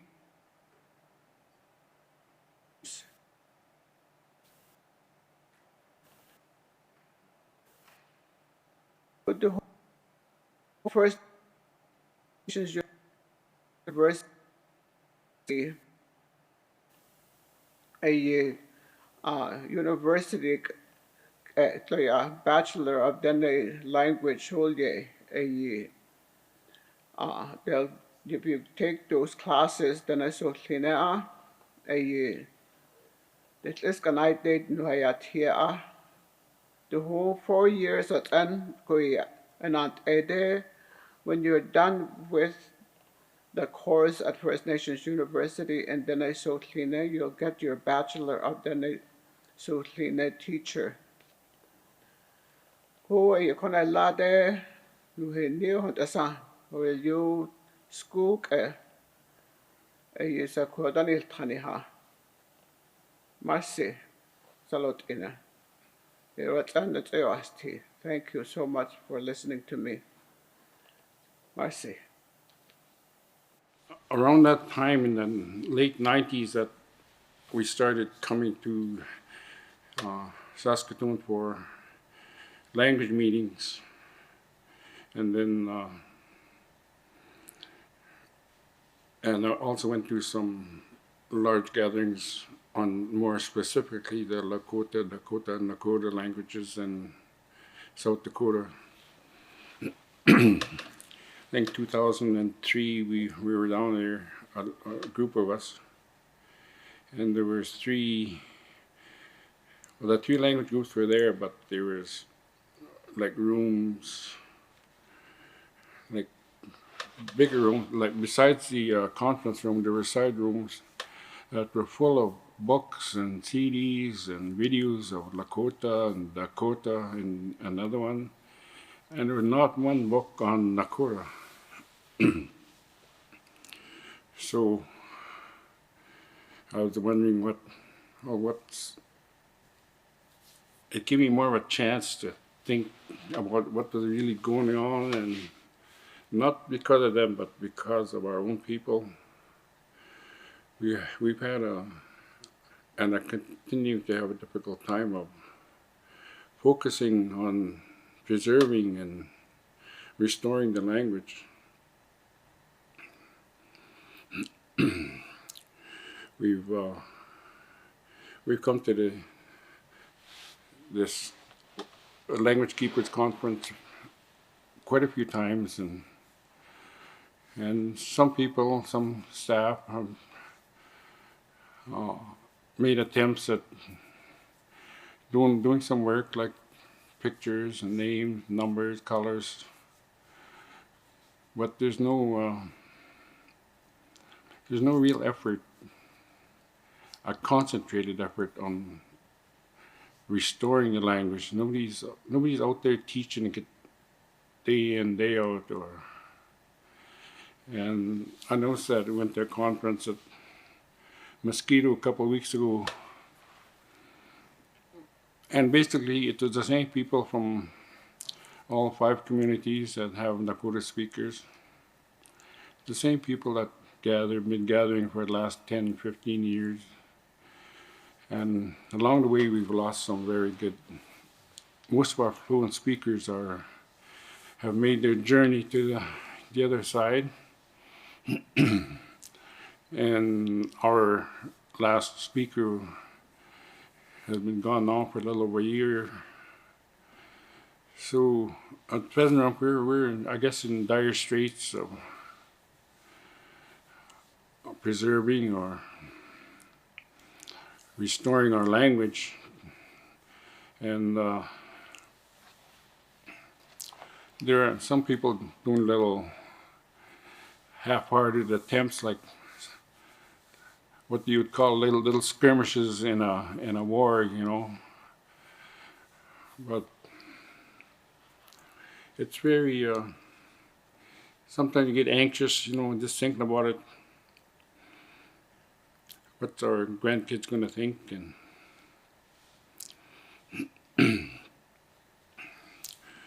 we had a good discussion with Chief Orville Looking Horse. He was one of the guests at the wedding on the weekend. And I told him I was going to use his quote there, but we've never, even though we don't speak it, we've never lost our language because it has a spirit, and the spirit remains. We just need to find our own way to return to that, because sooner or later, I think there's a saying that Pierre Trudeau said in a poster that we're just going to be brown Indians, brown Canadians in the very near future. And in our area, like, we have no fluent speakers anymore in our res. And I think there's one at Ocean Man, and there's a few at Carter Kettle. But we're actually losing elders that are fluent, and nothing is being done to record every little word.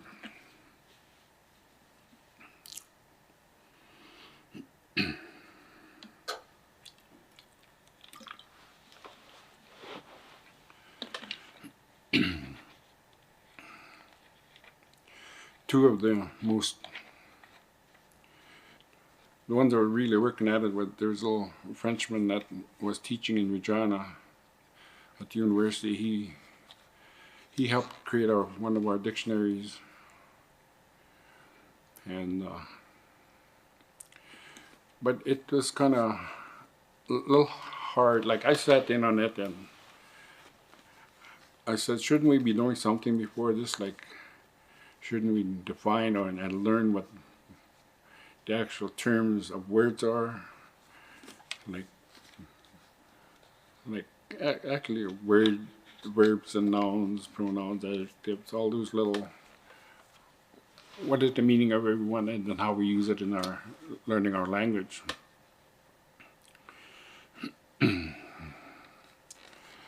So I think he's moved on, but there's somebody else teaching the Nakota language in Regina at the university, and we have a few. There's a few people come in to help at our school, on Pheasant Rump. But even that's hard to keep somebody to keep coming around to help teach the children at the school. And then we usually only end up with a couple hours a week. And I mean, how is that gonna help us preserve our language or restore it? There's also a dictionary come out of Indiana University. They put lots of effort into it. They actually had people up here in Canada for a few years recording the elders and crediting them with providing a word for the dictionary. Well, that was a really good dictionary. It shows a place where you can type the English word you want, the meaning in Lakota or Lakota or Cree, and press a run search, and it'll give you all the word variations and in context.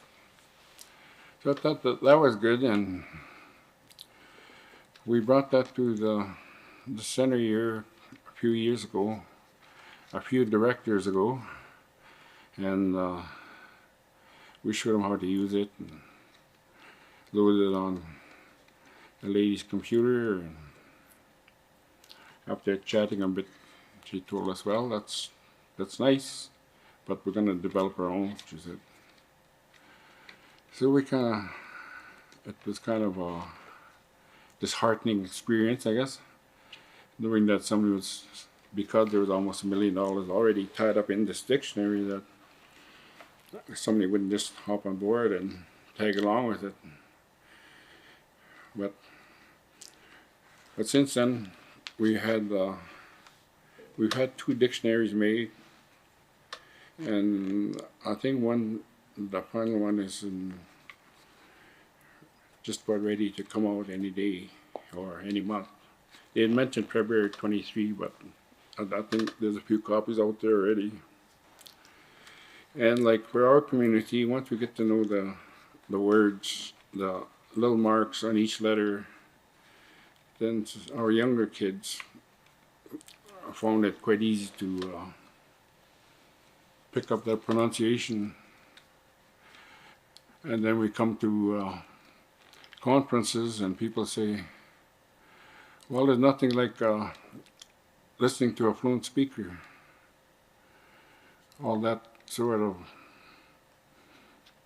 just takes away from what we're doing, because we don't have any fluent speakers and nobody willing to come and teach.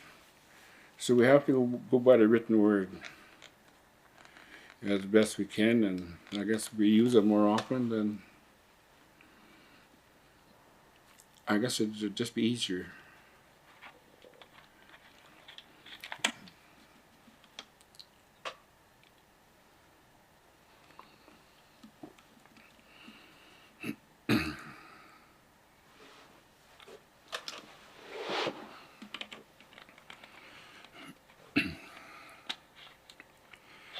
Regarding the ceremonies, around about the time we started living back at Pheasant Rump on our original lands, one of our memories was, well, we had a few from other reserves too that traveled to Montana to the lodge ceremony there, and it was eventually brought back to Pheasant Rump and White Bear and Ocean Man.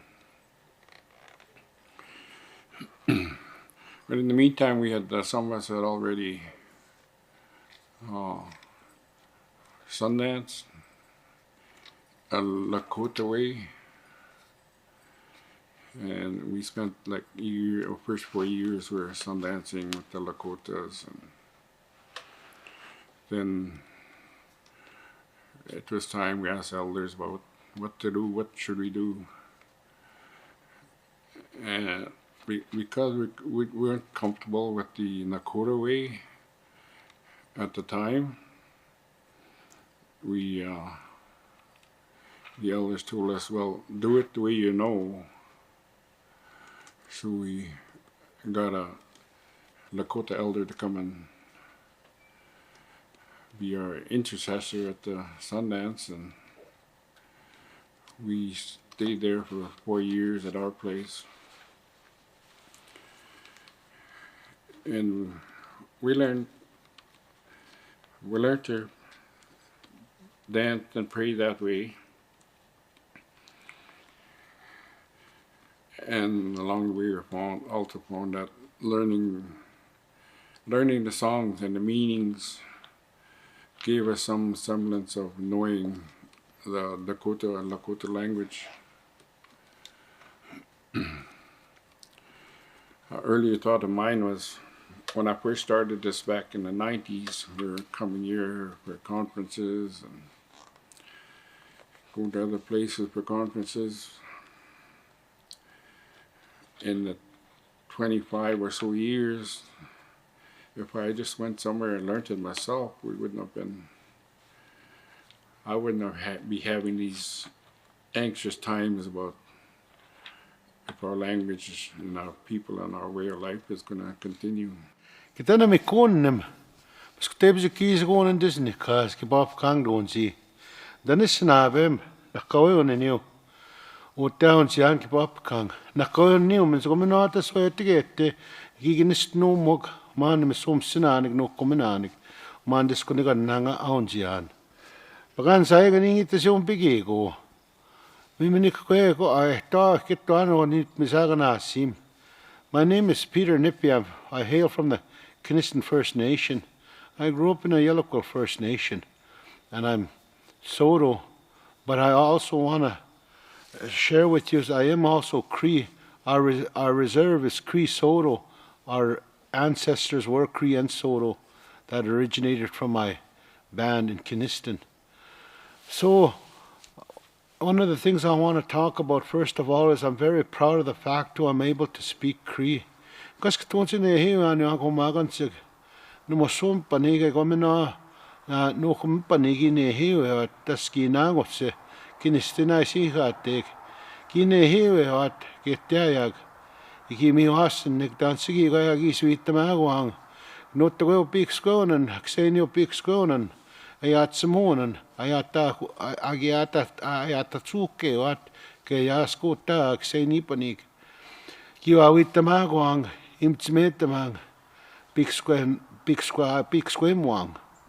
Long time ago we were told to hold on to our language, how powerful it was.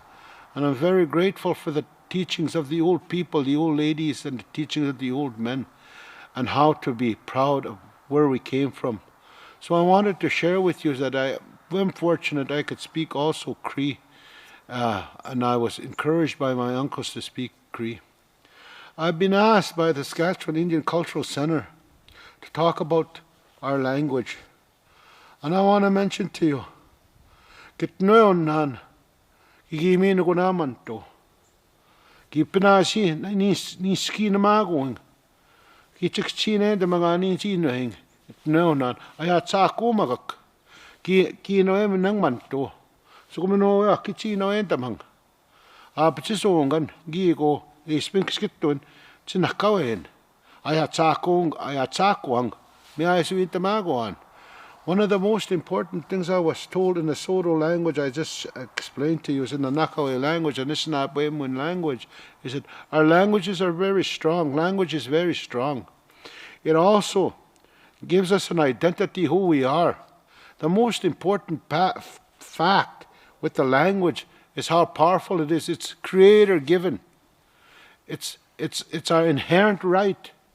It's something that identifies us as a sovereign nation here on Turtle Island, because our language is spiritual.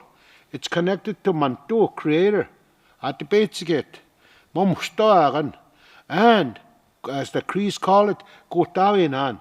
But the most important fact with our language is that it's also connected to Mother Earth. Why Mother Earth? Kakawinawaski, Koyatso kan. That's how powerful it is, the spirit of that language. Everything in our language has spiritual meaning, spiritual content. And when you look at our language is very descriptive. Skego toma pian. Miumasa kwang. Opportunism. Minotagan. Matsimaga kumakinagego. Just like right here where I sit in nature, it's very tranquil right now. And how everything is natural. It's reliant upon Creator.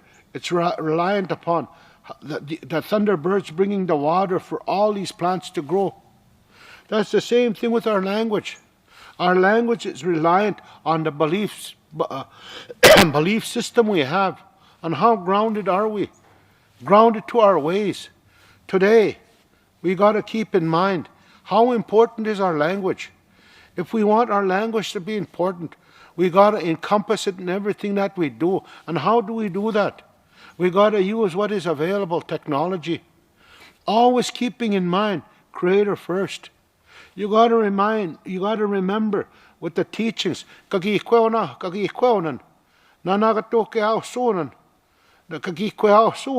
all these teachings. When I talk about the sacred teachings, child rearing teachings, the different stages of life, child nurturing teachings, and child discipline teachings, we got to remember to teach our children about technology. Technology is good, but we got to remember we're the drivers of that technology, because the technology has no conscience. But as human beings, we have a conscience, because it's Creator given. Creator give us that choice, whether we're grounded, and that's how language is. Creator gives us a choice. How important is it to you to use your language? Today I'm very proud I could speak the Soto language. It wasn't till I was in my 20s or 21 years old. My Cree uncle encouraged me to speak language. That's Cree language. He encouraged me to speak the Cree language. And how did he do that? And he told me, Kamimon, Tehwa, Kemoso mag, Ktapa, na Koho mag, Kine hiwe, ot, Yeguix kituni ne hiwe, Yegomenon na Hawe Pix Consiapacitan, Niswagi speaks God, Emiwas, and Egaskita and Gate out. And that's what he told me in Cree. He said, nephew, your grandparents, your great grandparents spoke Cree. Try your best to speak Cree. You can do it. You speak the Soto language, you can speak the Cree language. It's good to have two languages. It's good to be versatile. So when we talk about it today, and we use this English language to try to foster understanding and give hope to people in the future, one of the things I tell people is this. When you go to university, when you go to the schools, you go to a bilingual school, and you're taught how to learn French. Parlez-vous français? Comment ça va? Je ne sais pas. If you can say that and you can learn that, you can learn your language. It's baby steps. How important is it to you? How important is it to your identity, to your belief system? You know, everything today, we've been taught, we've been affected by colonialism. It's like we put our beliefs, we put our language second. We put it second place, we put it behind, and we Englishize everything, because that's the way the standard practice is. But you know what, today? We can stop, look, listen, and hear. What do we really want? Do we really want to revitalize our language? How important is it? So we got to go back to the basics. Our language is Creator given. And Creator gave us that language. It's also tied to the earth. Our old people knew this at the signing of the treaty. They knew how important it was. They knew how important it was. They used the pipe, they used the sun, they used the water, the rivers, then they used the grass, just like right here. As long as the grass grows, rivers flow, and the sun shines. This will be a treaty, a living document. And you know what they used at that time? Our language. But it was our white brothers and sisters that put it into their narrative, what it was like. It's different today. You have oral traditions. Why did we have oral traditions? It taught us self-awareness, self-discipline, and above all, self-care. Today, we rely too much on the English languages. We think that's the only right way. The right way is this. Know who you are, what your identity is. Be proud of your indigenousness, and above all, be proud of your language. I was told the language is so powerful. The language is so spiritual. When you speak to Creator, already He listens. I was told in the future to come, you are going to see people Englishizing their identity, Englishizing their heritage. And I didn't understand what that meant. Today I see it. And one of the messages I want to pass on is, how important is your language? What are you willing to do? You know, I go back to technology. Our young people today, they use iPhones, they use tablets, they use computers, laptops. If we can even put some kind of a program, apps in there to help them learn their language and be proud of who you are. When you're proud of who you are, you don't have to label yourselves as a Canadian. You can label yourself as an Indigenous person with a sovereign right to Mother Earth and knowing who you really are. Everything here, Creator made everything. And when He made everything, we had our own worldview. And one of our own worldview was to know who you are, where you came from. And the most important thing is to have a belief system. And that belief system is based on spirituality. It's not based on religious sect, on a religious belief system. It's based on a spiritual belief system. And what's that belief system? Is what you see here, nature. We need to go back to nature. We need to go back to the basics. Why do we need to do that? We're at a point today. How important is our languages? If the Canadian government, the colonialists, can have French immersion classes and can have English as 2 official languages, what about us when we were the first inhabitants of Turtle Island? How come if we try to act like white people, how come we can't have our institutions have the same thing the French people have, the same thing the English people have, and have our own language? If we put that together, coupled with spirituality and being proud of who we are, we can go a long ways. But we need to be all on the same page. And the most important thing when I talk about spirituality and I talk about language is also our spiritual values. And when I mean values, our virtues. Respecting one another, being humble, and being courageous, having courage, being able to speak the truth and to be honest, and above all, to have wisdom, and the most important thing, to love one another. In my Soro language, we call that manatsit yun. Tapasay ni mo yun. Sungte yun. Tepo yun.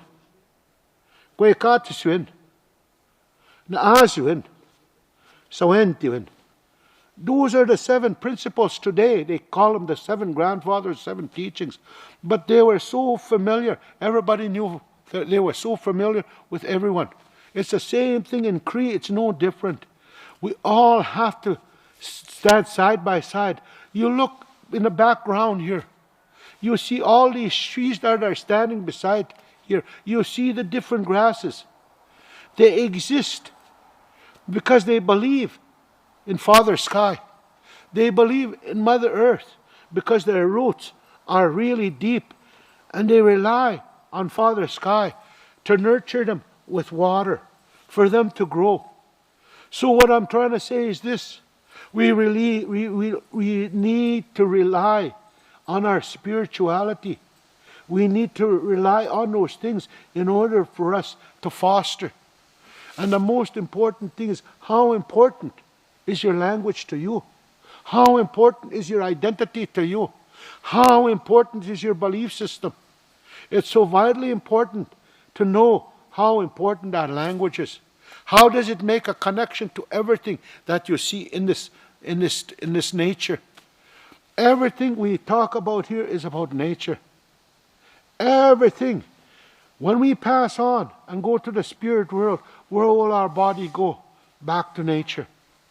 No matter how you look at it, it goes back to the origins. So we need to go back to the origins. And what's the origin? the origin state, I should say, is back to how we were in our former state. We were healthy, we were prosperous, and the most important thing, we were balanced. And how did we do that? We knew all our language.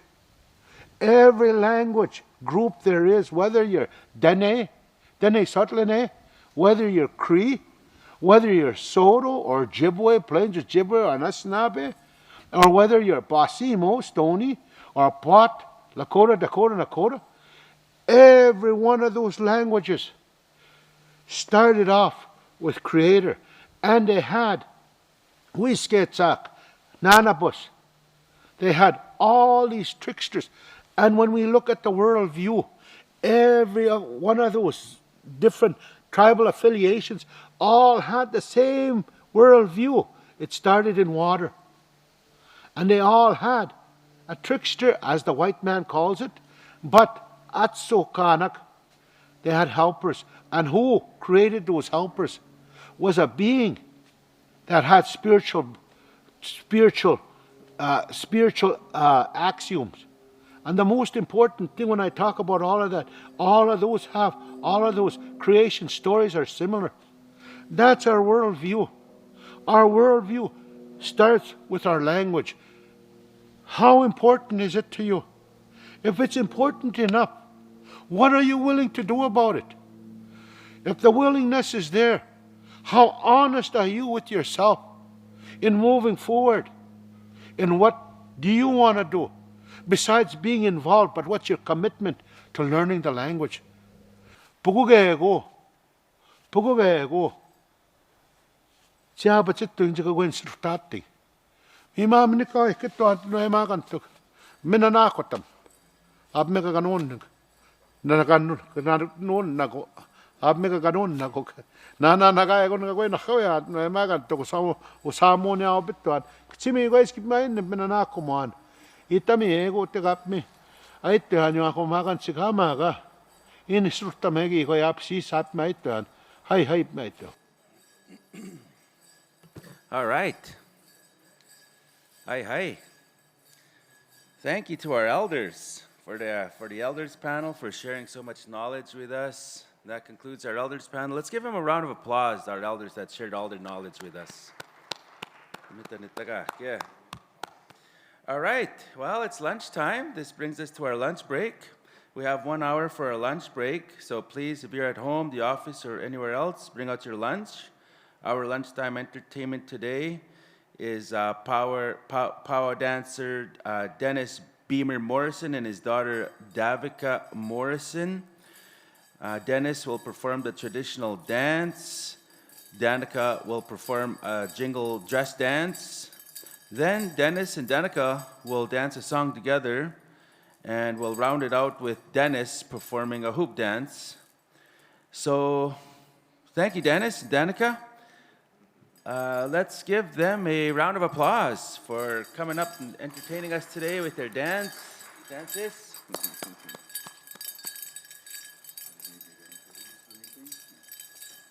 Yeah, do you want to say a few words? Testing. Hello, guys. So we've been asked to come dance at the First Nations Language Keepers Gathering today. We come to, they've asked us to come share our stories through dance, and this is my daughter as well, Davika Morrison. She's a grade 5 student. She was up extra early today. On most days, she sleeps in on school days, but today she was up extra early, so go figure. But she usually dances jingle dress, but today she's gonna actually dance traditional dance as well. And we got our singers, our hand drum singers, Mr. Mark Long John, and his helper as well. I'll be dancing the men's traditional. We're gonna start off with a sneak up dance. We'll do that one through the men's traditional storytelling. And then after that, we'll get Davika to come in and do her style of the ladies' traditional dance.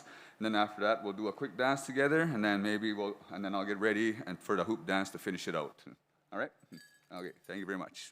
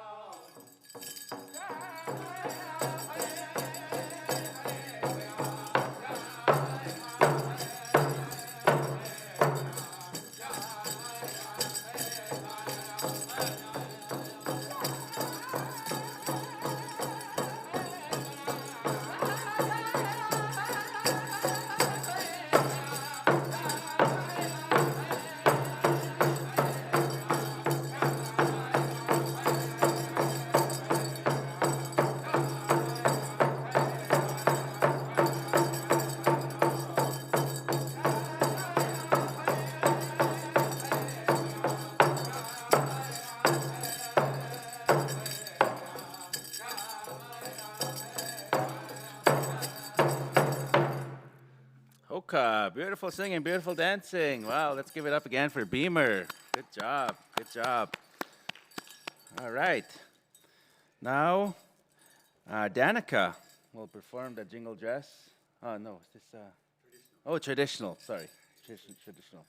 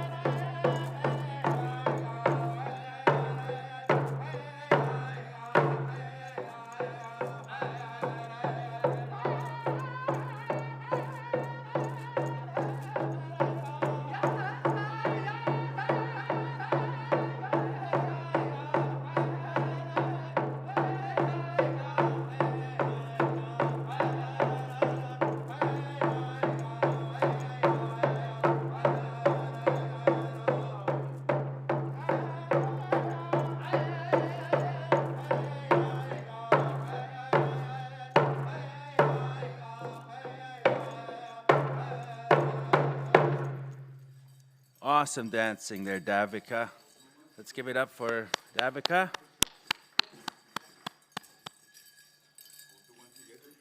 Okay, so now they're going to dance together, Davika and her dad, Beamer.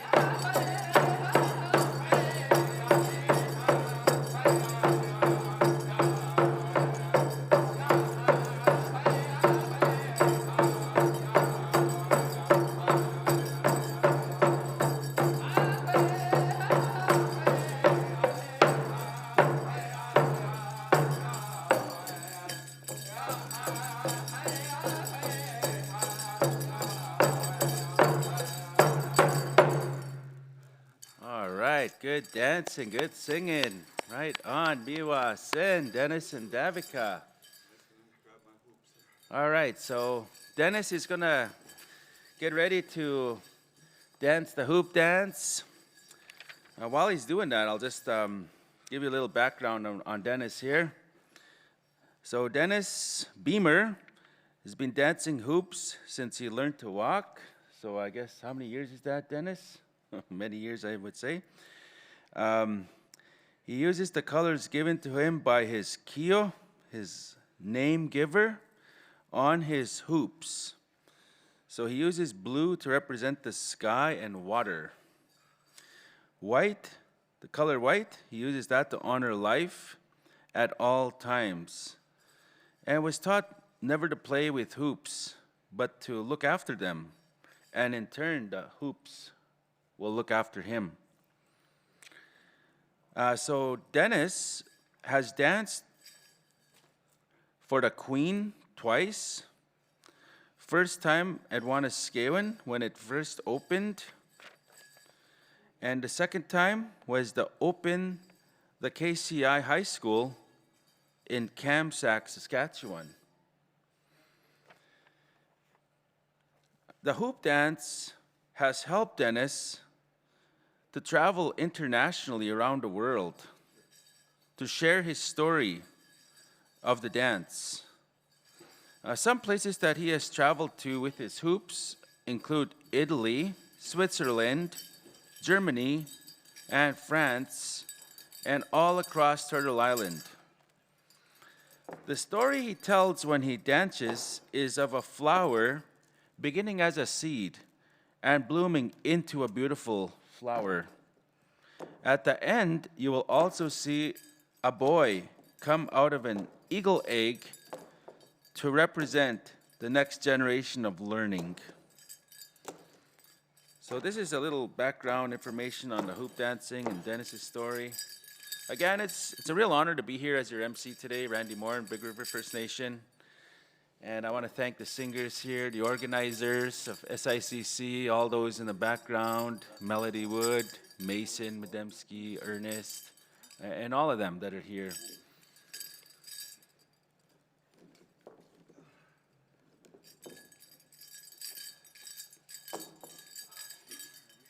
There you go, set? All right. Take it away, boys.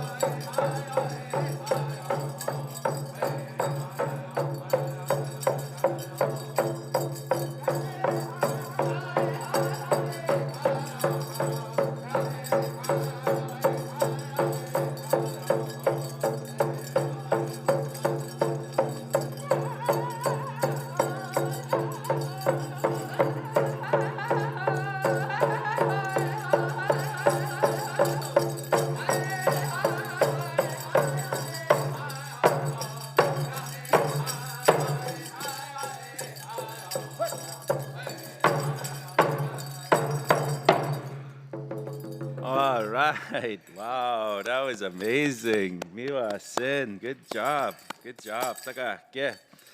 Well, that concludes our lunch entertainment. So for the remainder of our lunch, our static image will come up with music. We will see you back here at 1 o'clock. So we'll take a lunch break now. So thank you, everybody, for tuning in. Hi, hi.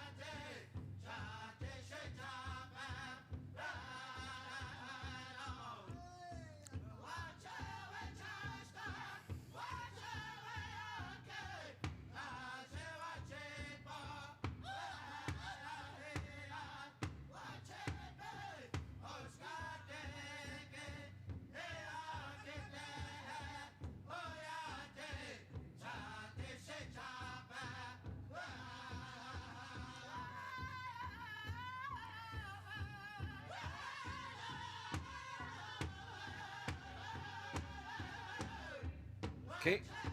You just let me know when we're starting.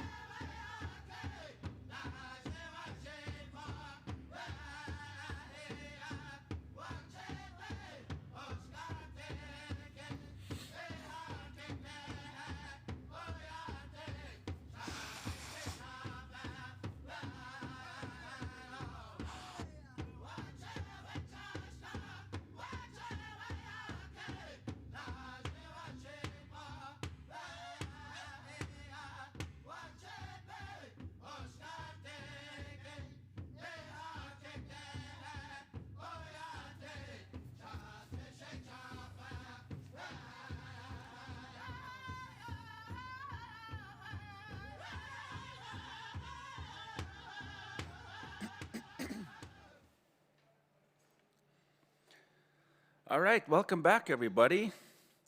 Hope you all had a good lunch. We had a lovely lunch here at the Prairieland exhibition. So let's move on with our agenda today. Our second keynote speaker is Dr. Kevin Lewis. He's Plains Cree. The title of his keynote is How Can We Use Indigenous Languages for Nation Building?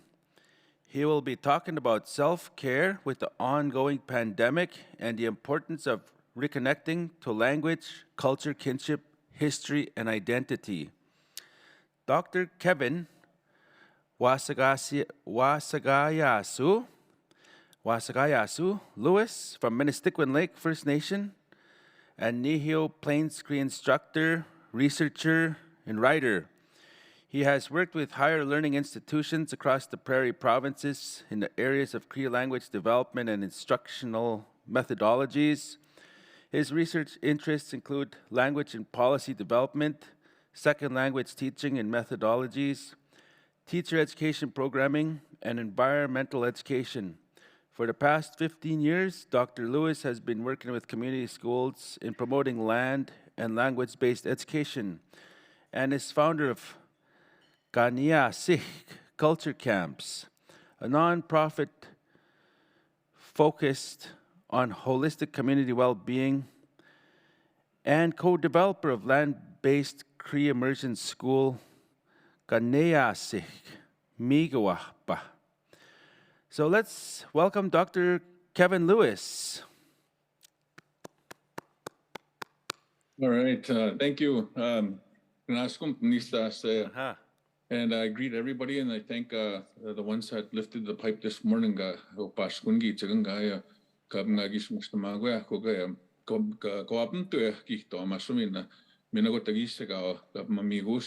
like to thank the pipe carriers and the knowledge and all the prayers, knowledge keepers that went into organizing one of my favorite conferences actually is this one, and I was really happy to be selected or to be acknowledged in this way, to have a keynote to talk about something that's very dear in both our hearts, there, Randy. And I'd like to acknowledge him as well for all the hard work that he does as well in terms of language work, language, the revitalization efforts that we're doing. It's as you know, and then as well as the Dr. Sylvester had noted this morning, as well as the other keynote there. I first off want to thank SICC for not stopping the language gathering here, the language keepers gathering, but to keep on going despite all the different things that we're going through. We've been I know in the community here, we were shut down for 24 months. 2 years is a long time. And it was a time that we used to reflect, to pray. We used that time to acknowledge sort of our loved ones through prayer, because we were all in our bubbles. We were all in we were basically isolated and separated. But what I saw, which was really nice, was that gravitation to use technology to connect with each other, just like we're doing this morning. So I was on my way down to Saskatoon early this morning, and then I woke up with a nice blanket of snow. And that's always really nice because when that blanket of snow is on Mamokawi Mawa Gamis, which Agu Pita, she changes her blanket into a nice, beautiful white blanket. And it's my favorite time of year because this is where all the elders and the knowledge keepers, they start sharing their stories. They tell these stories that are sort of very old, and people think Canada's old, but some of these stories are a lot older, as you know. And they talk about ice age stories. There's flood stories in there. There's climate change stories in there. And when I first started learning about climate change, this was about 2000, I would say about there, when the clocks were about to change. It was 1999, and it was supposed to be, that was it, the end of the world. And then added to that was everything was going to shut down because the clocks were they weren't made to reset, or something was going to happen, right? So people were stocking up, and that was kind of like the first indicator. People remember that time. When COVID came, toilet paper couldn't find it anywhere, right? So people were mass buying. So the same thing actually happened back then, I remember. And I'm not that old, but I still remember that. So, and with that in mind, I thought, geez, just echoing sort of like this morning's keynote, and then the opening from everybody there and the elders as well. I wish I could be there in person, and I was on my way, but then I guess the weather had something else. So I turned around, and then going back to this Zoom and technology during COVID times, the past 2+ years, I saw elders, I saw people really going and understanding how we can use technology in a good way. And for us Indigenous people, we've never ever shied away from technology. And that's kind of like what I want to focus on with this talk. And it's going to be short. I know it's going to fly by really fast. And I'm glad that, the SICC and the organizers allowed me to stay back here and just possibly use Zoom. So if I can, I'm hoping that they can allow me to screen share, because I did develop a little PowerPoint that I want to follow here. And the pictures, you don't want to see my face the entire time. I'm hoping that you can take a look at some of these pictures that I have on the PowerPoint. And then once I have the access to be able to screen share, then I'll go through what I want to talk about today. And I wanted to share teachings from land. And I wanted to make sure that the photos, like they speak volumes. And if I can, okay, thank you so much for this. And I'm going to start out at the start here, and then just thanking everybody for the organization of this, and also Xnamagiun. This is when we started this off, we're sort of in mind of having, if the power went out, then what, right? And then also, it was also really ceremonially focused, where wherever we went, there was a shortage of Uskapiusak. Uskapiusak are servers. They're the ones that look after the pipes. We're the ones that put up the lodges. We're the ones that serve. We're the ones that make sure the pipes keep on going, and so on, right? And then so it's kind of like a real amazing role. I love my role as an Uskapius. So this is where it actually started. The camp was actually called Uskapiusak. And it was a dream of my uncles and myself and our communities, surrounding communities, to really keep these ceremonies going, despite of all the different things that we went through throughout these years. And we privileged the elders. And so my outcomes with this talk is really questioning and really examining, do we really have control over Indian education, right? Do we really have a say? And what would that education look like if we did have a say? What are the teaching opportunities, language teaching opportunities that are out there? Are there songs? Are there stories? Is there ceremony that we can include in our classrooms, in our schools, right? Are those classrooms safe enough for us to lift our pipes without looking around and saying, you know, right, if I pray in my language, right? Or is somebody gonna say something? Or is there gonna be lateral violence? You know, is there gonna be can I lift this rattle and sing this song that's gonna be protecting all of us at school for another good year, right? So again, these are questions that come up time and time again, and we're in 2022, and it's still, we're still in that case where we kind of have to look around still. And this is why we created Kanyasi Culture Camps. And it shifted when when the little girls tapped us on the shoulder and said, geez, the boys are having so much fun. It seems like they're having fun. They're having all the fun, you know, and rightfully so. They were, and when the little girls talk, they know they're going to be little bosses and big bosses when they grow up, and as they age into becoming elders or mothers, aunties, and eventually elders, and maybe great grandparents, right? So this is the little girls were saying, we want to learn that too. So you know, we went to our elder, Kukumoa, when we were at the garden, and then I asked her, Gugum, they want to learn. They want to learn how should we teach them, right? So it was one of our female elders, and then she said, she just turned around and she pointed at this place. I've never heard this word before, ever, never ever heard it. And she points. She says, "Ni maganya." And then that's where it started. That's where this learning started. This is where they set the nets. This is where they cut the fish. This is where they pick the berries. This is where this family used to live. And right across over here, that's where that family used to have a cabin.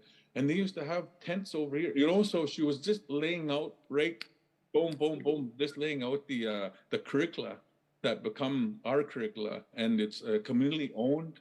We all own this community. And the story that we share with the youth. And then we found out, okay, it's not the responsibility of just the elders. It's not the responsibility of the chief and council. It's not the responsibility of the teachers, the knowledge keepers, the land users, the trappers, the berry pickers, the hunters. It's not their responsibility. It's everybody's responsibility.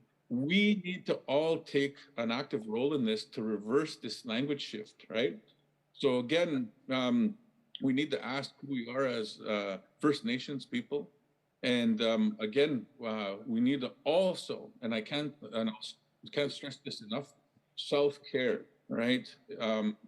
We can't do everything, so we need to create that model that works, like act like a family, right? Let's act like a family again. And that self-care, when you start doing that, let's say maybe I'm overworked or I'm tired or I've got a stomach ache, and then you have somebody to go to in that family, in that kinship, waguktuan is what we call it. And then that's where self-care happens, right? You can't, self-care, yes, it does mean take care of number one, yourself, but it also includes community, because somebody might have that remedy that could, you know, heal you for whatever it is that you're ailing from. So again, I've got to do this. I gotta let people know that there is programming out there, all right? And it doesn't matter where you are in Saskatchewan, if you're in Manitoba, if you're zooming in from Edmonton, there are language programming. So they might look a little bit like this. So at the University of Saskatchewan, we have 10 classes, and I know COVID, our numbers kind of dropped in that program, but what I want to do is I want to make sure if there are language speakers out there in the communities, it doesn't matter where you are, there is a program out there somewhere nearby that might have language programming, language strategies, using TPR, using drama to teach, you know, having master apprentice programming where people sit down with really good speakers, right? Grammatic, root word method, because here's something cool. You know, English, we're using English, and I would prefer to use Cree sa panihil yan, but I want to make sure that this is, I want to give ideas out there, right? I want ideas. So most of the indigenous languages in North America, they're called polysynthetic. So I was just scratching my head, how the heck, what does this mean? And then in an isolating language is English, which means they just want every word to be separate, okay? So here's a really good thing that I saw. An Arden Og, who has a really excellent website, I love her website. I use it probably every day, along with the online dictionaries that are out there. But an isolate language is like a picky eater, it said on there, right? And one of the, I was looking up one of her posts on her website, and then it's like, the peas will go here, and this is English. Peas will go here, potatoes will go here, maybe your moose meat will go here, and carrots will go here. And so it's really separate, right? It's really, you know, they shouldn't mix. Whereas in our languages, so this is Dene Sutlane, Soto, or Ojibwe, Cree, and all of these. Us, we like the mixed. We like soups, you know, and those are the lead things that we put as Waskapiusak. We put the lead soup in front, and you look in there and you're kind of checking. There's like moose nose. Oh, I see heart in here. I see like some other things in here. So the more mixture there is in that soup, the better, and the more accurate the language is, right? So these are morphemes. So that's the way the language works. So we started naming method, right? So it's just a real mixture, and it's one sentence, but I mean one word, but it's a full sentence. Okay, so we're starting to pick and choose what's all in that soup, right? So again, when we started thinking about this as well, traditional song and contemporary songs, right? And then I'll say this one. If you start singing one song, it goes hello, hello, dance, dance. How are you? Right? It's like a classic. It's a contemporary classic song. So there's a lot of those. Brian McDonald did such an amazing job, you know, and all of the others that come out. But then the old songs that you hear, you know, William Radford Elder from our area, our relative, you know, Humagandnan, and I shouldn't name him like that, but because he used a word this morning, and the way he translated it into Cree, and I'll try to translate it, but those old songs, they're prayer songs. They're the ones that kept that if there was a hard time in the past, those songs and those lodges were the ones that got us through. You know, there's messages in there, there's songs, and there's like kinship, you know, there's Mother Earth songs. If you want to become a good gardener, there's a lot of Mother Earth songs. If you want to be a good hunter during the day or do a good worker, there's sun songs, no grandfather songs. So there's old songs there, and these songs are sung all year round, right? And I want to push everybody to go learn those songs and those dances. Literacy as well, nation building. The more literate a nation is, the better that nation is going to be, right? And that's very, it's all over. There's lots of research on that. And then, of course, this stuff that we're using right now, we're using technology, we're using websites, we're using all sorts of like these little smartphones. Yes, they're very addicting, but they have a nice little camera here, and they pick up sound and voice and data from your elders, your loved ones. You can have recordings of old people that are not here anymore. And these are mine. You know, I love that. I love listening to the old men, the old ladies talking and sharing stories. And so those are, you know, I have control over that. You know, this is stuff that I don't really share openly on social media, let's say, but we'll do it the old way, where or how I was taught, like how we were taught, because we have protocols as well. So identity and immersion camps come into there, where you're face to face, you're with elders, you're with knowledge keepers. So this is kind of like some of the programming I have for this, and that might give you an idea. In 2018, okay, so Kanya Sikmiguapa, this is the Center of Excellence. we're a nonprofit organization, and in 2018, there was this date that was going around our circles, and everybody probably got this email or somebody mentioned it, but they said that 2019 was the year of the Indigenous languages. You know, I was like, oh boy, that's going to be amazing. You know, so we, as a little small non-for-profit group, got together and we were going to buy cabins so we could have year-round programming. But then we thought, okay, instead of spending this money on the cabins, let's put the cabins back a little bit and let's launch something that we've been dreaming about forever, you know? So we launched this school and we borrowed a house and the kids are still in there. It's like a little house on not on a prayer, but on a res. We have these kids that showed up, 17 of them. And we had 2 teachers, we had 2 PAs, we had elders that were supporting this.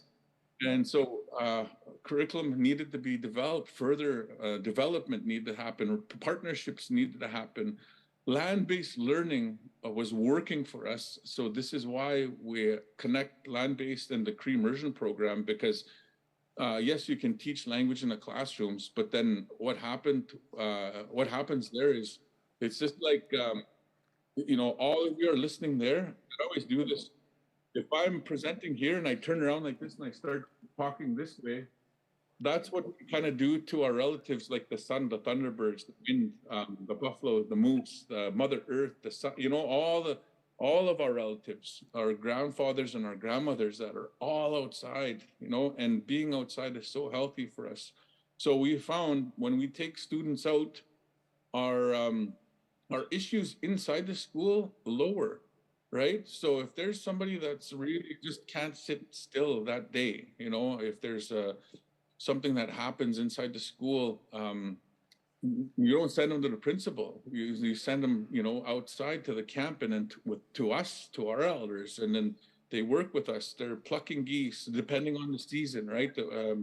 Maybe it's time for a swim, maybe it's time for a canoe, maybe it's time to garden, you know. So all of the options are out there all year round. So this is an all year round program. We take the summertime as well. And when we started taking the summer on, it's because of this. It was this simple. I heard this growing up all the time. Oh, the elders. These are our knowledge keepers. These are elders. These are living archives. There are libraries. They just know so much information. And then what do we do in the schools right now? We'll start in the fall, and then we'll go into wintertime, springtime, and then just a little bit of summer, and then we let the kids out.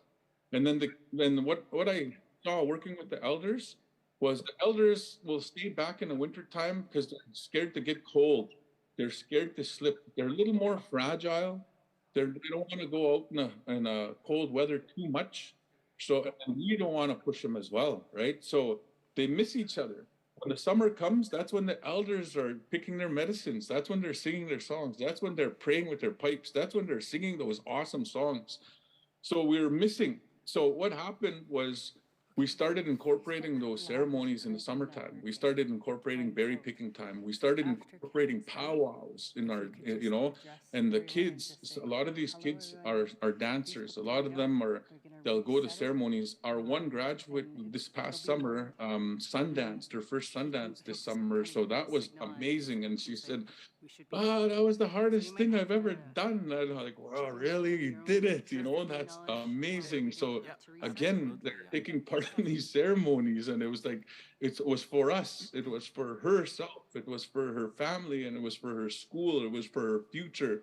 And that's the way these ceremonies are. And that's the way we wanted to always incorporate when we brought in our elders, our knowledge keepers, right? And Nihiaon, singing, conservation is a big part of this, and normalizing the languages. When they're in that preschool, we're hoping and always trying to say, okay, time for Cree, Nihiaoig. So the little ones are probably listening in right now from there. I know they were listening to the elders earlier, but I see you guys, the little ones there, keep on going. There's lots of people that are listening into this right now. And then Wagutun. So Wagutun yes, there's kinship. Like I have two grandmothers that are in the school right now. They're helpers. They're lodge keepers. They're pipe carriers. They're part of this school. Ngawi is the director, principal, the teacher, I guess, right? The language teacher lead. And then we have Garrick Schmidt, who has joined us from down south. We stay Bixnama, so he's come up, and then as well as Megan Ishnabe, who's also the cultural arts lead in that programming and all of our programming. So Wagutun, this has to do not just with brothers, sisters, grandmothers like that, but the older relatives, just like the wit, just like the thunder beings, all those thunderbirds, different colors. Nutuguatayopan, the grandmother spirit. Bishmuapiusku, all of these relatives of ours that are above, beyond the school walls, right? That are outside. So that's the kind of kinship that we like to promote as well as medicine. And as well as, like, you see the kids, this was a beaver that we trapped, and they get to see this whole process of getting that thing skinned, but then also processing the hide, eating the meat, taking the medicines that are out of the beaver itself, and then going step by step till you have beaver mitts, till you have mitts that you can wear in weather like this that's outside right now, So those type of things. So that curriculum also is taking kids outside, and I see this programming happening and working in places like Churchill High School in Larange. I see this working all over the place, south Ochapoways. I see this land-based work in down south, in all corners, all different places of Saskatchewan and Alberta.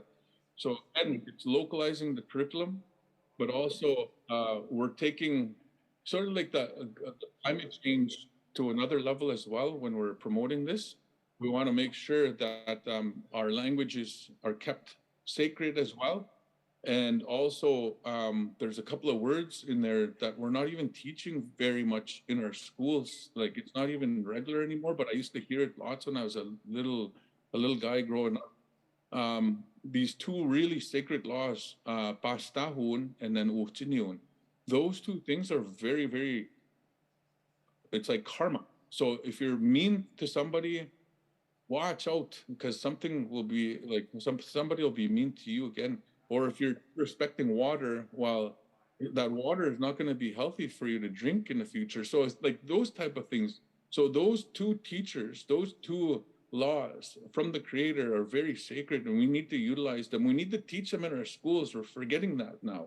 We're forgetting what those two mean, right? So we need to also have sit-alone spots, having kids just sit in the bush or in the field or somewhere in a park, quiet in their sit-alone spots, just to listen, just to breathe, just to ground ourselves, right? There's so much science that's very beneficial for us human beings, just to have ourselves, even just like when it's warm out, to walk on the ground without shoes and socks, I was like, what is this guy talking about? But it's a healing.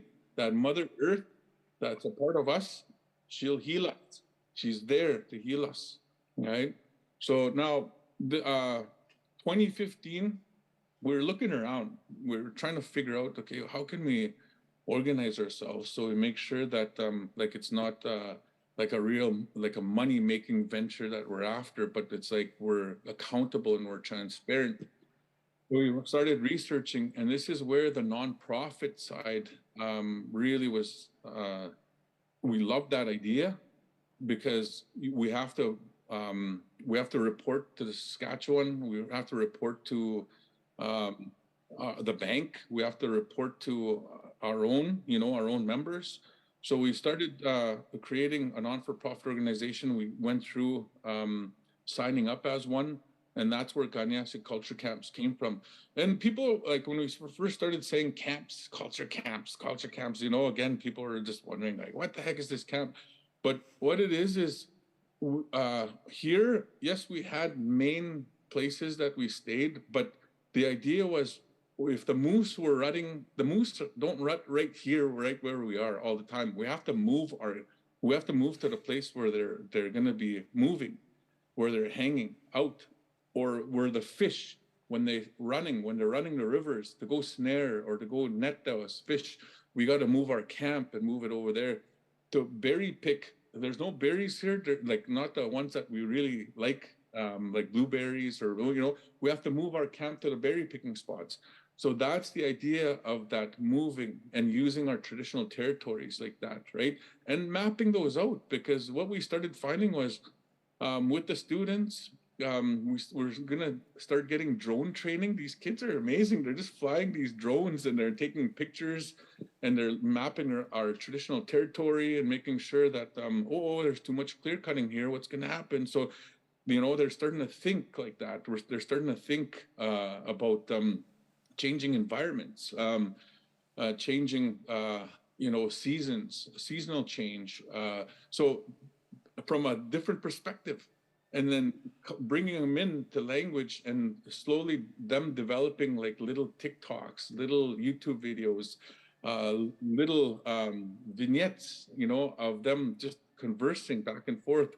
We even bought little puppets, so there's all these different ideas that you can create. And this is why we want people to come visit us. We want people to come here and research. And so we have a research arm that we created, and this is Ganyasik Research Institute. So this is Indigenous people and non-Indigenous people, of course. A lot of them come to this camp, and we have higher learning institutions that come here. But we have Indigenous researchers that are researching for Indigenous people to benefit Indigenous people. Look at that, formula, right? How about that for a formula? So we're doing good work for ourselves, for our future, right? So we're starting to become, that capacity is starting to be built in our communities. We're starting to be the experts, right? We're starting to be the ones that people will go to because we know this land, we know them, we have a relationship with these lands. And if you want proof, well, just come with us to ceremony, right? And lots of our non-Indigenous family members are starting to come because they are family, right? Kitsuamnoak and late Harold Cardinal, I like what he said, or late Harold Johnson, he had said Kitsuamnoak, and I really like that term because they are our relatives. They're our relatives that come. And they've told the future in the past, these elders of ours, and they said, those relatives that are living on the other side, on these other islands, they're going to eventually come to our island, right? They're eventually going to, so they knew that they were going to come from all over the place, east, west, north, south, all over. So right? So again, they knew that. And so we want people to come here and join us and to have the fun, right? And to have these professional development opportunities. So we, in 2014, get this, all of a sudden, Melody, remember that call? She's like, hey, Kevin, remember you wrote a proposal and it's actually gonna go. And I still have those in my backpack. I wear those, I put those in my backpack. They're DVDs of elders that were recorded in a traditional parenting workshop. So we wanted to find out from the community, what do you guys want us to teach? What do you guys want us to teach the community, right? Tell us what you guys want. So we had ceremony, we had talking circles, it was organized in 4 days, right? And it was just amazing. It was beautiful. And that's what we still teach today. And I propose that idea, and you don't need to just do it, and start privileging our own voices, what we think in our communities are important to be taught. I always say, teaching treaties, OTC, they do amazing teaching treaties in the classroom. And then teaching treaties outside the classroom was an idea too. And that's what we do here. And hopefully we continue to promote that because when the sun shines, it's kind of like part one view. When the sun shines, it means our grandfather's coming out to give us light so we can walk and move and dance and speak and do our work, right? And then if the grass grows, the grass grows. No, it's Mamokawimo, it's Mother Earth growing things for us to use, right? Not just us as human beings, but the animals as well, the birds. And then the water, as the water, flows, the lakes and rivers and the water that drops, those are thunder beings. Those are women carriers, the women water keepers, So those type of things are included in there. So, and there's way more. That's just only 3 things out of like a huge amount of understanding that we have of how sacred these treaties are. So we wanted to share this in these courses that we provide. So we do provide certification in land-based programming. And when you come to these camps, we have fees, but we're not funded through any like nominal role. We're not funded, we're self-funded. So this is why we put fees, we tack fees on, because when we collect that money, that's what's paying for these students. So we'll have Paddle Canada will go all over with Outdoor Council of Canada, and that has been amazing. That's been a really good relationship. And we do hiking, we do overnight certifications, as well as winter certifications through them, as well as Red Cross. We teamed up with them, and we do everything from basic first aid all the way to advanced wilderness first aid and remote first aid. Search and rescue have amazing things that are out there that are free, accessible. Just contact your local search and rescue people. Outward Bound Canada, we've teamed up with them for a few years now, and continue that relationship with like mountains, tripping in the mountains, longer trips where you're taking people out, multi-day trips, right? And then we're also certified as trappers under Trappers Association of in Saskatchewan here. So we certify trappers education, but we indigenize it, right? We indigenize it, all of these. So again, you see, we have a spring camp that's going to be coming up probably April, where we take all the hides that usually at one time they were just left out there because there was hardly any use for them at the time. Then we started thinking, man, and this was a discussion with me and Nuhta, my dad. It's like, geez, there should be something that we should do, because it was like, if somebody has a hunt, you'll see the birds, so you'll go there and check it out, and then sure enough, there was somebody just left guts, but then the hide was there, it was left there. It was skinned nice, but there was no use. There was no place to take these hides. So we started asking the hunters to start bringing them, and we started teaching ourselves how to make drums, how to make rattles, and then we started messing around with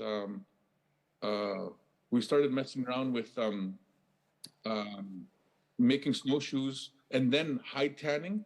And then when we went hide tanning, it started getting even more and more, because we started creating moccasins, gloves, and so on. So there's beading is associated with that, and so many other different things that you can do. And then we started inviting people from international, like New Zealanders, Maori came to join us, and they spent some time with us. And then we also invited the Navajo down from New Mexico, and they came and shared a lot of their stories and a lot of their teachings, and how to garden, and how to financial literacy from the Maoris, and how they self-fundraise to get themselves here and tour Turtle Island. So all of these international, like we went to Hawaii, we went and studied down with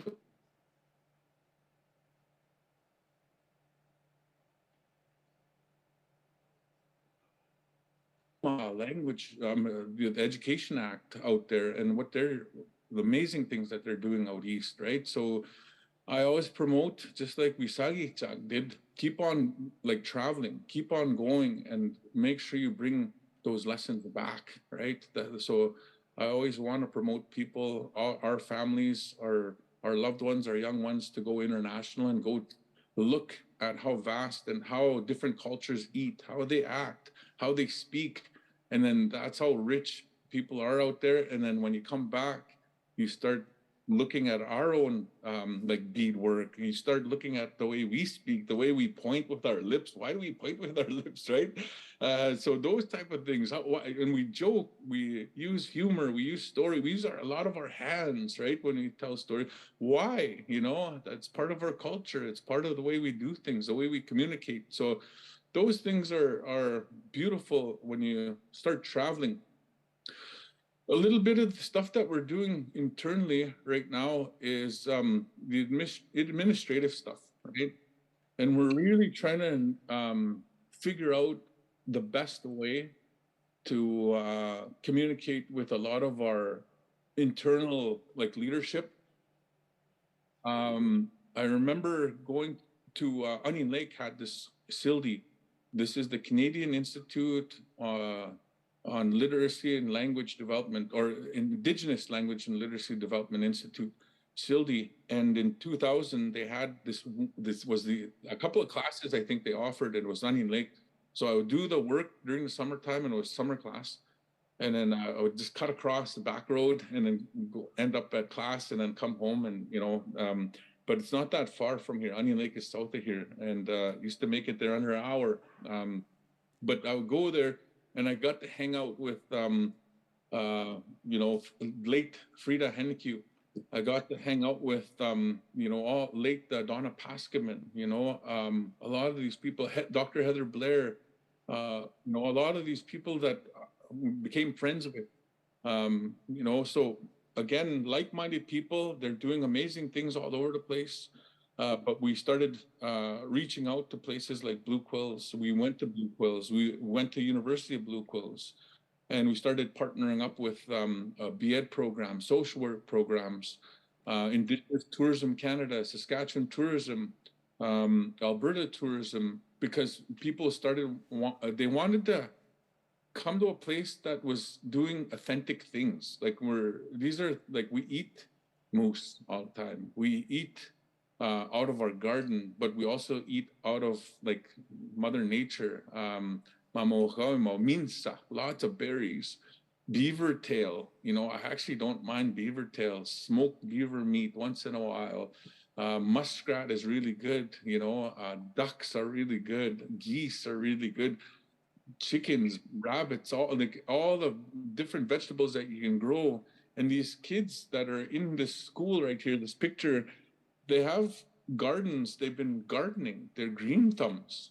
They know how to plant. They know how to, right? They know how to weed. They know how to clean. They know how to transplant. It's just amazing because, and then they know how to cook. That's another good thing is I see them cooking all the time, and I'm like, geez, I wish I was there. These kids are just cooking good, such amazing things, and they're healthy for that, you know. So again, we've developed an education policy. There are regional education agreements that are being negotiated right now. So people get ready, you know, incorporate land-based, incorporate language, how much it costs to have resources, resource developers, publishing, to be producers, right? And to production costs, right? How much production costs are incorporated in there. So negotiate with those type of things, you know. And again, I know the Nakota speaker that was one of the elders that was speaking this morning. And this one time, SICC had one of this language keepers conference at the past SIFC building in the gym. And one of the last speakers from Mosquito, he started praying, and he was given a blanket, and he started praying, and he started crying. And I remember this because I was sitting there and I was listening, and I was witness to this. And he started crying, this old man, and I was wondering, why is this old man crying, you know? And I was trying to listen, and he was praying in this language that was just beautiful to listen to. And I was looking and hearing, and touched me. I honestly, it still touches me. And he said, I'm using my language after. He said, I'm using my language, and I'm one of the last speakers. I don't know who's going to carry on these type of prayers after I'm gone, he says, right? That was his true message there. and I still take that away. So this is why we have these kids still going to school in that immersion schools, because we want them in the future, that they leave a legacy for their own kids, and they have a legacy where they can speak to their grandchildren in Cree. That's something that I strive for too. I'm hoping in the future that I have grandchildren and I can speak to speak Cree to each other, just like you would have grandchildren that you could speak Dene to them, or Soto, or Dakota. So those type of languages, Michif, those are the same things that we're really striving for. And we do have policy manuals, we have outdoor policy manuals, but we're also saying, like, people just want answers right away, and we're saying, don't rush us, like, we're enjoying the process here. The kids are the proof. When they graduate from our programming, they're so independent. They're dancers, they're singers, they're not afraid, they're very social, they're very independent thinkers, problem solvers. And these are the things that research says when you have immersion programming, that's what happens, So that's the current year. Like I said, we take the whole year on, and we do dog sledding now that the snow is on the ground now. So these are some of the outdoor, for those like Wagutun, that's the one, Wagutun. So funding language programming, this is how it looks for us. Okay, so this is our storytelling. So when we take high tanning camps or trappers camps or whatever camp that we're putting on, the funding that we get, the capital that we raise, that's the one that's paying for our elders. That's some funding that's paying for our teachers, the schools, these amazing language resources. These instructors that you see here, they're making mitts, they're running dogs. So we're starting to get booked for winter camps. And winter camps, we're taking people ice fishing, trapping, skinning, cutting fish, eating fish, and using all sorts of different outdoor skills that if something ever happens, we're fine. We know we have the skill, right? We have the skill sets. So that's what we want to leave our children, because the elders told us to do that. Not just because we think it's cool, but it is cool. But it's like, that's why they live so long and they're so strong. And when we start doing that, all of a sudden I don't have backaches. All of a sudden I'm a little stronger, and I like being outside. So that movement, bimatsuan, that's what's associated here. Mental health is a big thing over COVID.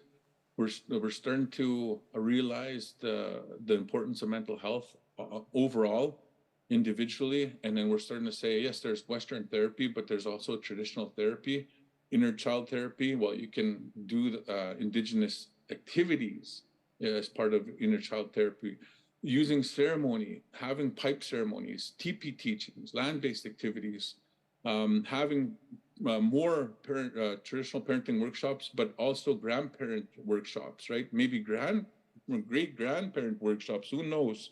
But we're aiming for something. So all the months, we try to use everything. We try to use every single month here.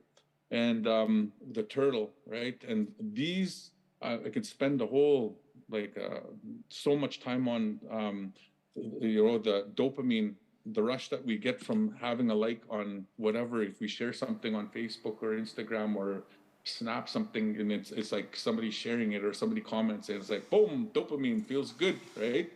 And all of these different chemicals that we get from having doing good work. So we try to look at the brain and the right brain and the left brain, how complicated this brain is, and how to take care of it, to make sure that we drink lots of water, right? Lots of water to make this thing functioning for us. So here's a little bit of one last minute here. Lots of things happening. We go to Ottawa all the time. We're starting to hear the MPs asking us to speak, and then we translate. Dr. Jesse Sylvester was part of this team. That was one of the hardest assignments, was this last visit from the Pope. It was 13 languages were there representing Canada. And of course, there's way more, but at that time, it was unprecedented. 13 different language families from coast to coast to coast were there translating this visit, this sorries that they were doing. And lastly, this is where I wanted to end off. We do birch bark projects, and Melody had proposed something way back when. She said, "Can you restore this canoe? Can you do this? Let's do this canoe build. Let's do this birch bark canoe build." And I wanted to gift this canoe that we built finally this summer to SICC. We built this, and this is engineering. This is all the hard work, harvesting, all locally harvested. We wanted to gift this to SICC for the hard work that they do on part of our culture cap and part of our school.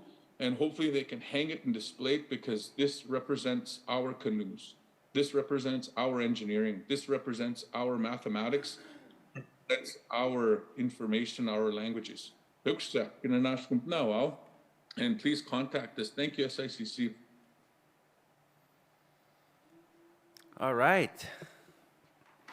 Tapoy miwa sen nistas. Ipimam skutaman kanya sich. Taga ke. Kwais kitotin. Yeah, so me and Kevin worked together at the University of Saskatchewan. You know, he's an associate professor, Department of Education. I'm an assistant professor, Department of Indigenous Studies. And yeah, he's right. We both do a lot of work in the language reclamation, revitalization. I myself am doing a lot of work in even animation projects. So right now, I'm going to be starting a new cartoon animation project called Chums. So I'm looking for young Indigenous youth that can speak the language, so I can cast them in the speaking roles. Also do a lot of work in books, different translation services as well. So, all right. So now we're going to move on with the agenda here. So again, thank you, Kevin Lewis, for that wonderful keynote. Now we're going to move on to a workshop. So the remainder of the agenda will focus on workshops. Our first workshop is by SICC's own Priscilla St. John, who is Plains Cree, and Donna McDonald, who is also Plains Cree. The title of their workshop is Land-Based and Immersion. They'll be talking about land-based education through language immersion. How does land-based education look, and how does it relate to curriculum, and then to a season, then to a day, then to a lesson, finally an assessment. Land-based education is our culture, which is embedded in the language. Therefore, language is the basis of land-based education. Okay, Priscilla St. John is from Magua-Sagayakan First Nation and is the Community Education and Language Specialist in the Languages Department of SICC. And Donna McDonald is from Onion Lake First Nation and is the Community Education and Language Technician in the Languages Department with SICC. So let's welcome Priscilla and Donna. Thank you.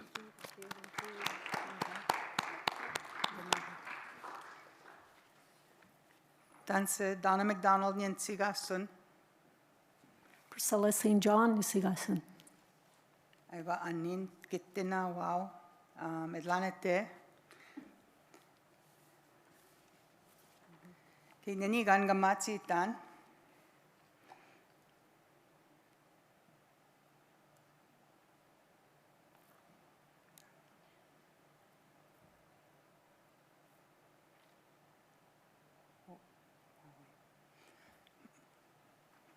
What is land-based education? Nganehiya wane gongaga simon gispin moinanto.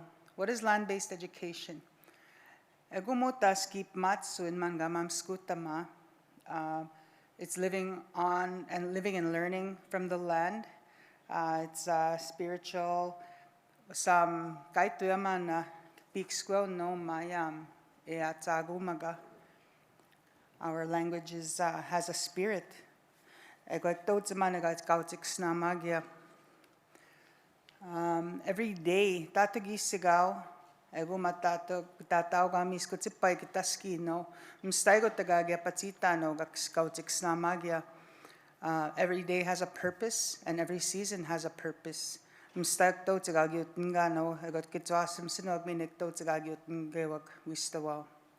Land-based learning involves setting goals, outcomes, strategies, and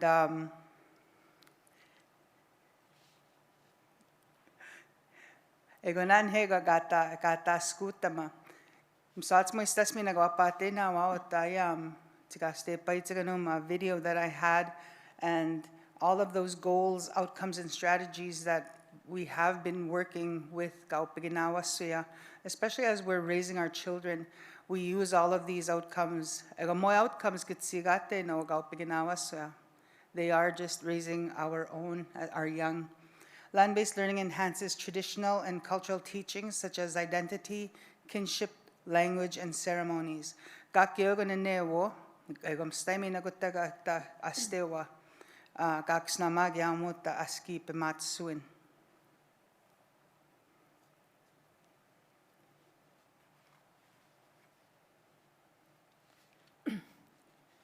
Hi, miasen, tatagagitaksen Donna. I'm Scutamanum, what is immersion? So language immersion is something, it's a place where we create an environment to speak one target language. And the one I'm going to talk about is our indigenous language. How are we going to bring, what does immersion looks like in the land? So it's bringing our elders, our knowledge keepers, our fluent speakers into the land and hearing their language echo in the land in our teachings. And also our languages are very spiritual, and it's, we talk about our elders used to tell us that our language is very spiritual. Papiatik nato I see no gap kitaya, because it's so powerful and spiritual. So the power of tongue. When we learn the language, we bring our spirits back into our souls, into our bodies. And this is our way, yakumiki, our iki migusia, from the Creator. The 8 languages that we have here in Saskatchewan, Soto, Dene, the 3 Crees, Woodland, Swampy Cree, and also the Plains Cree, and the Dakota, Nakota, and Lakota. And we can bring all that back into our lands, in our communities. We can support and encourage each other, to motivate each other that when we do immersion, there's no translations. We just speak the language. The only fastest way to learn is doing the action and doing the activity together.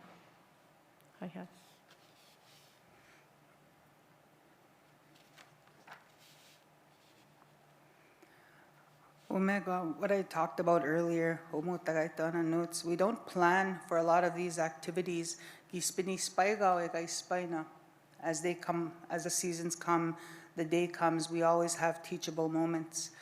We have a video here with my, at the time she was 15 months old, Nussim, my granddaughter, and we are picking Saskatoons. So, the video.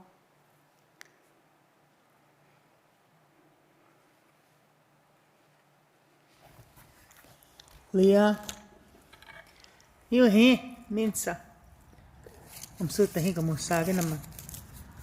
Na, Minsa. O himi na hi.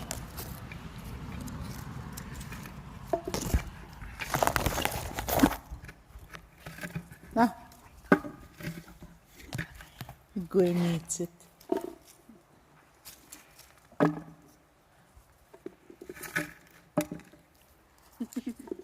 Right here, Hita. You'll see she begins to identify that those are Saskatoons, Saskatumna, Minsa. She begins to get frustrated. Moegas kita tau tsipta hi, gweni tsipta.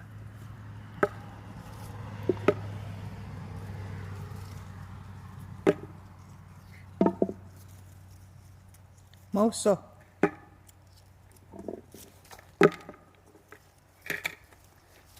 And I speak to her in my Me mother too. tongue, as well as her Minsa. mother tongue. Saskatoon na. Mitse.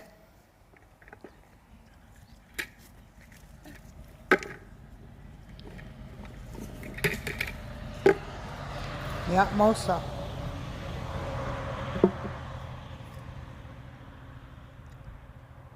Capets. Na, capets over here. Capets. Capets.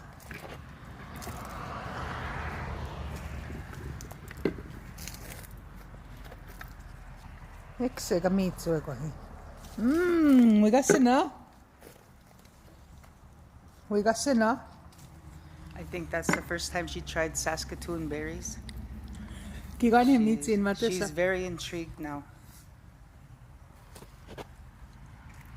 Minsa.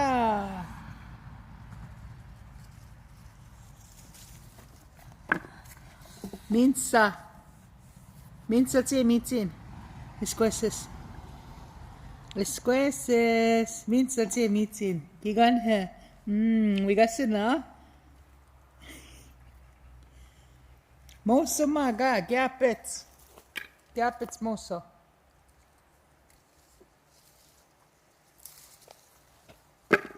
As you can tell, Minsa. I'm videoing at the same time. We didn't have a camera person. So at any time, at any place, there could be a lesson happening, a teachable moment. Minsa. No problem.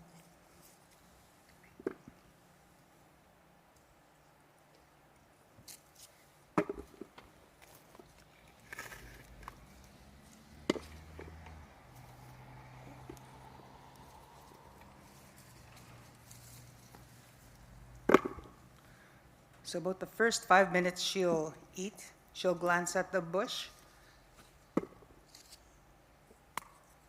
which is probably wondering, where is she getting these from?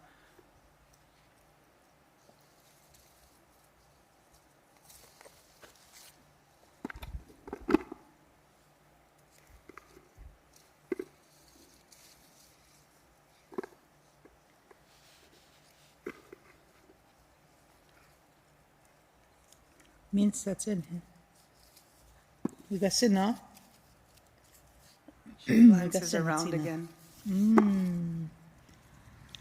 Saskatoon na. Eh? Saskatoon na. No gum.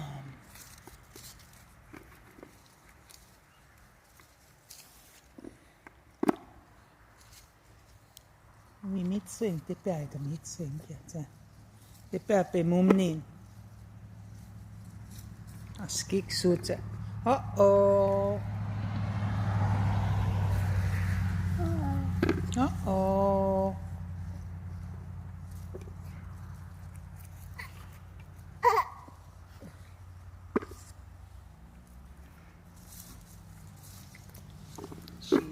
I think she sees them. She identifies again. Astam. Astam. Astam.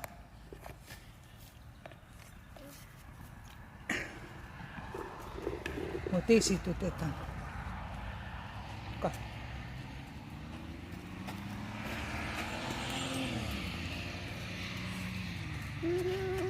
Ohita.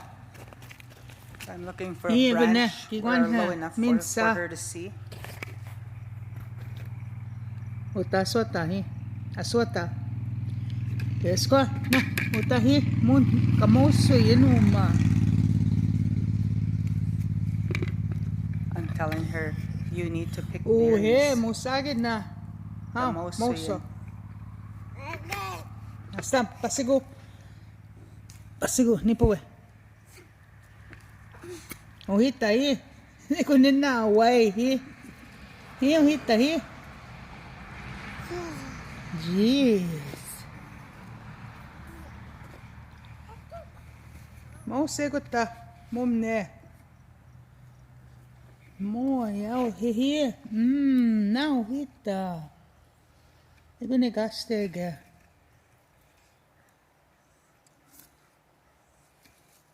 See? Na.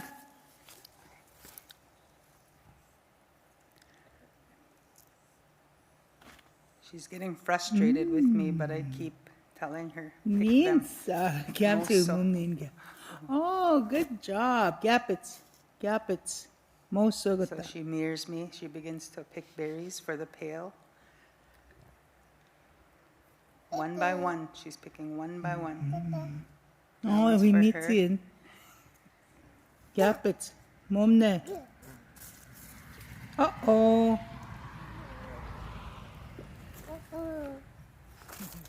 Na. Hi, ego na.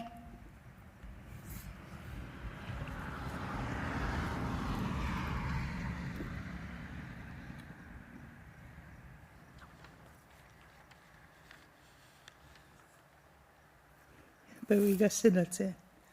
And we got to get.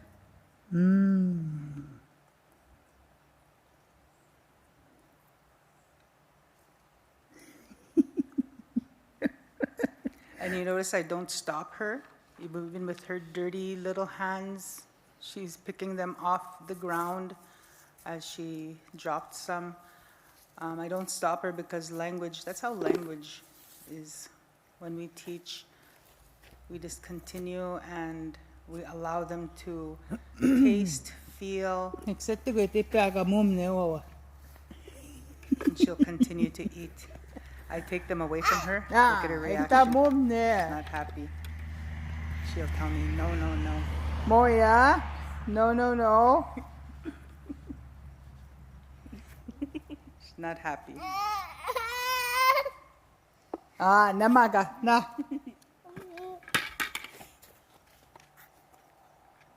No, it's not David, so.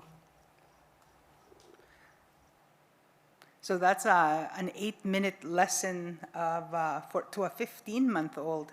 And she, in the end, decides that, yes, you know, that's where she's picking the berries from, and she'll continue that. So she's identified the Saskatoon berries, Saskatoon berry bush, how she can do that gathering, which is a good thing to teach with.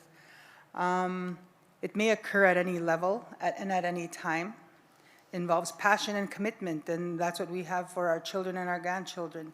So gagamemoya, we continue teaching as best as we can. Understanding the status of the language and the culture, and as rich as we have it, you know, we got to keep sharing it. Share it, share your language, because we can't keep it for ourselves. We need to continue to share as much as we can. Set realistic and attainable goals and objectives, and planning, because planning provides a roadmap, especially when you're teaching to a group. But when it's one-on-one like that, as a mentor-apprentice program, it can happen at any time, at any place, anywhere. Me gusta.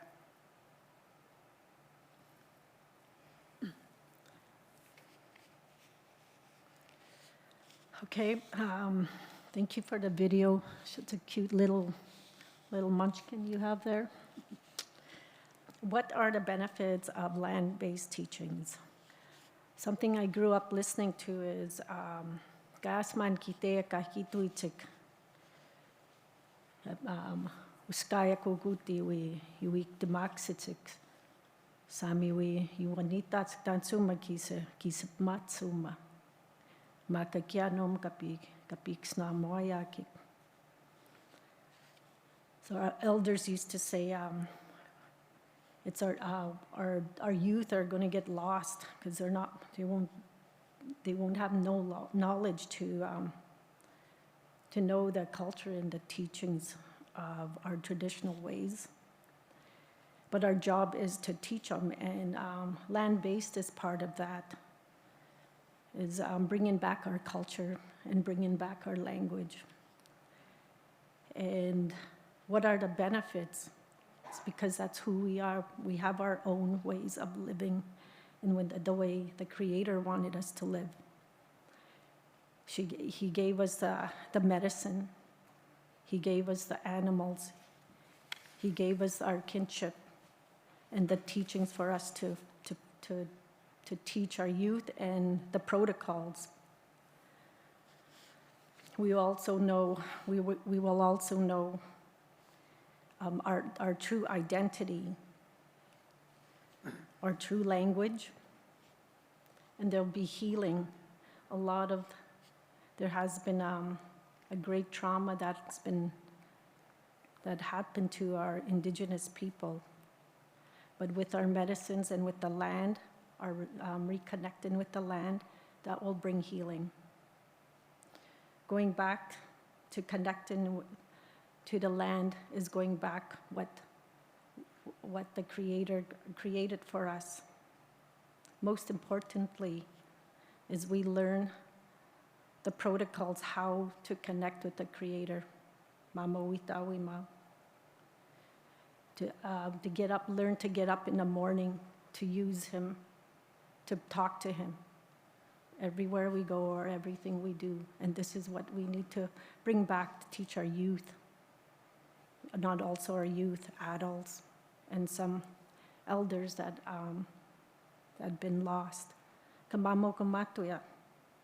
So that's the benefits. There's more that's going to be happening that we already see. That's improving the language. We're hearing it more everywhere we go. So. Gutago mega kamam skute no developing cultural and social interactions. Egonego gista no pogayam. That's where we have to come in, because a lot of times these happenings don't happen naturally. Sometimes we need to push them through. Elders are the connection to the past, learners are the hope of the future, and education and parents are the bridge. Egoman gaituan, we are the vehicles. We are the vehicles as elders and knowledge keepers. Kiano magaganoita moma kipik squono. Kiano mapuga kapampagoy na magia. We need to be sharing this mogaganoita masuya. So we need to keep our languages moving. Utilizing the elders and knowledge keepers are key. Bugiteo tsiga kispin guapatihawa gagiteyak. Egapo ga nita nehiawe tsiga puti ga nagawe tsik. Egunegakio pixco negaganoita gagunega pogegunekapatihitik. Egatit atitayam ayman gapamute tsic magayam gagamemu epokistano taskutu manuts kaisitu tamaumaya language keepers conference exe egumoma eteitagwa meguatsute eteitagwa sisipokeisitu tama magagamemu no etegistano. Proper protocol and procedures are vital. Itamaga kantam sa nusim ga kantam sutahag moin masin paison magayam nisnan kstema pagitnaya pamuya sumayam kantam soya. So those proper protocols are taken where we give the offering before we receive the teachings or are doing our teachings on the land.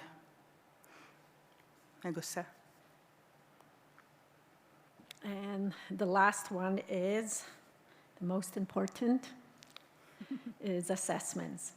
What does assessments look like when we are planning or doing land-based immersion?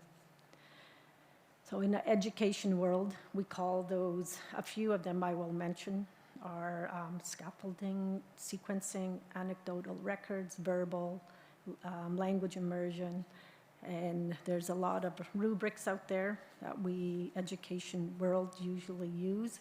But and why do we do that? It keeps us on track. It guides us where we need to be and what we need to improve on during our lessons or short or long-term goals. It can guide our instructors. We can see if are we getting attraction from our participants, how many people are attending, what can I do to improve? Are people learning? Are our learners learning the values of the land use? Are we understanding why it's so important to be on land and to speak our language, to participate and practice our ceremonies? Is the language being spoken? What can we do to improve it? What does it look like? Just the language in the land and at homes. What can I do to help guide the youth for our future generation? How can we keep our language going? And most importantly is, are we having fun? Are we being safe together? So, that's what assessments is all about. It's not about judging, but it's about motivating each other and helping each other what we can do to improve. So.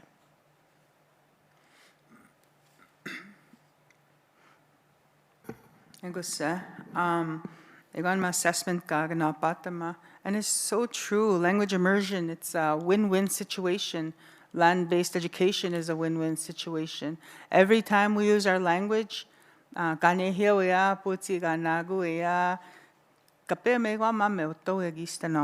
a win-win situation.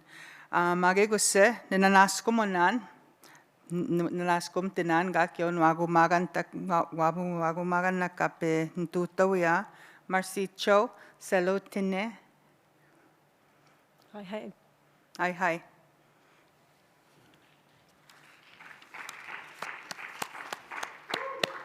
Hi, Priscilla and Donna. Oh, yeah. Excellent talk, excellent workshop. Can we pull up that screen there?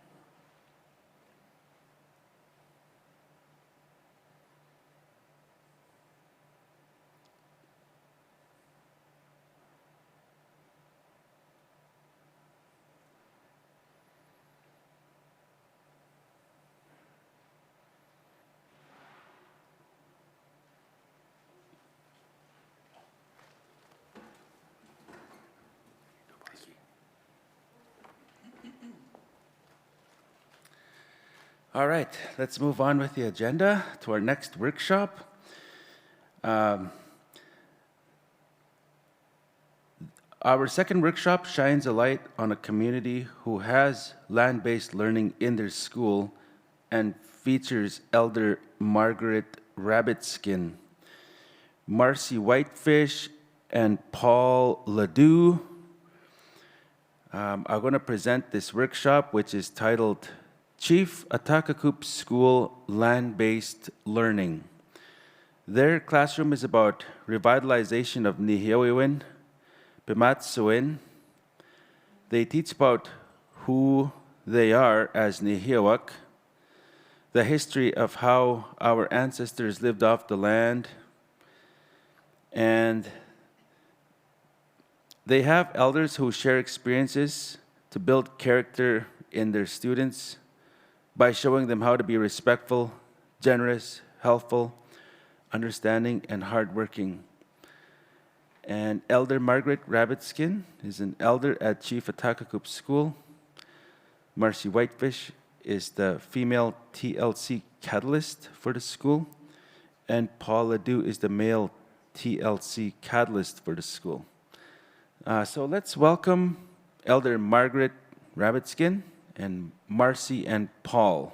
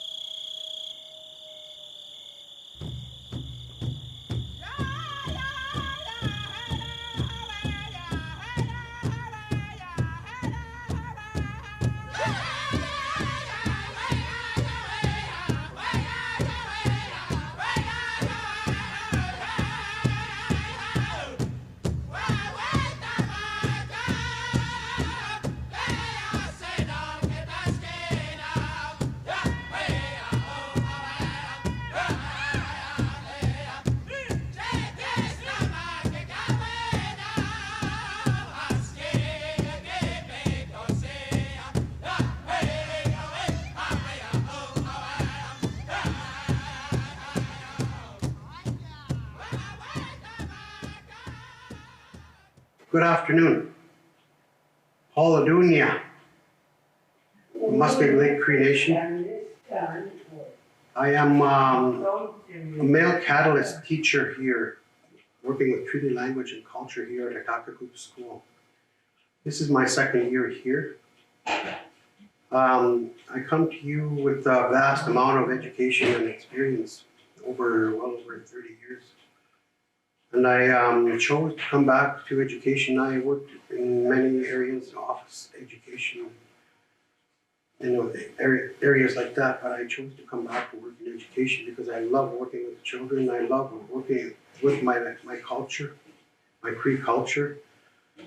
I have taught many students, various ages, right from kindergarten to grade 12. And I always try to incorporate treaty language and culture into any subject area that I am teaching. I focus on a lot in taking our students out of the classroom, out into the land, learning with hands-on. I feel that they retain and grasp that education, teaching a lot more than they actually would in the classroom. We focus a lot on our activity at our camp. We call it Saskatchewan. That's where we have buildings, we have cabins, and a classroom established there, and we try to utilize that as much as we can. We work a lot with our elders. We have two elders we mainly work with, and we also have in the room elder here also helps us when we need her. Names are Coco Myrene, we call her here, Alec Hennicky, one of our elders. Randy was escaping with our other elder. We rely on quite a bit to work with us and to bring that teaching forward to our students. We also encourage them. I speak very minimal Cree. I understand a lot more, and I learn a lot from our elders, and I'm continuing to learn. We always encourage our elders to, talking a lot more to our students in Cree. And we always talk to them as much as we can, as much as we know and understand. We always encourage that from our students. We always feel that our culture is always a priority here at Akakakup. I always encourage that those teachings with our staff here at the school. We try to motivate them to continue with what we teach here, bring them back to the classroom, not for it to stop here. We always encourage them to keep going and do that post-teaching.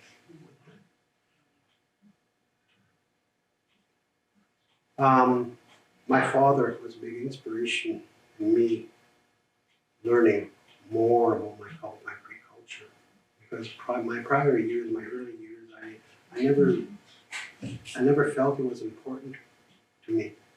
I didn't really know who I was until my later years, until I spent more time with my father and started attending SWAT and we'd talk and he'd teach me. And the more we talked, the more I appreciated, the more I understood how important it is to practice and to keep practicing, to learn. We learn, we're still learning.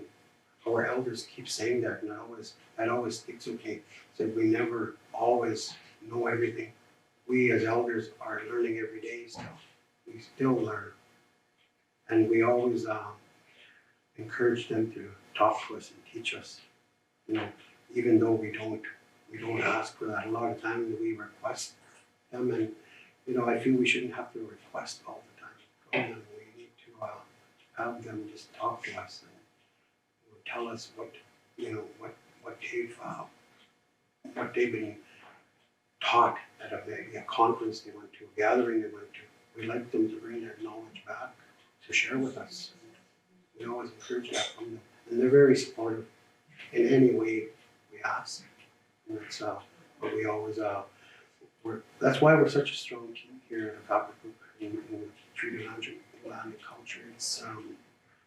it's a happy team, it's a knowledgeable team.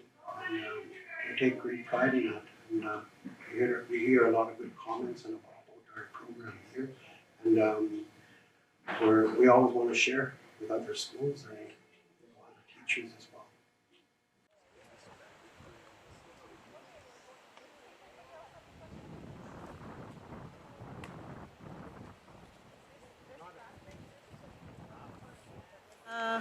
Tansa, ito siga son Newo wasko te pai kiskis well. Agwa mina Mrs. Whitefish. I work here uta ataka ko putsinia. Agwa ni going on the land and you're with Nagawi Nawaski. We're connected because we come from the land, and our elders will teach us that when we speak in our language is spirit, and when we speak our language, we're waking up that spirit on the land. We're waking up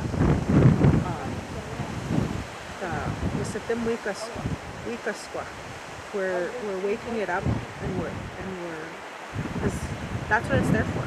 It wants us to go and be part of the land and pick it and use it and have it in our lives.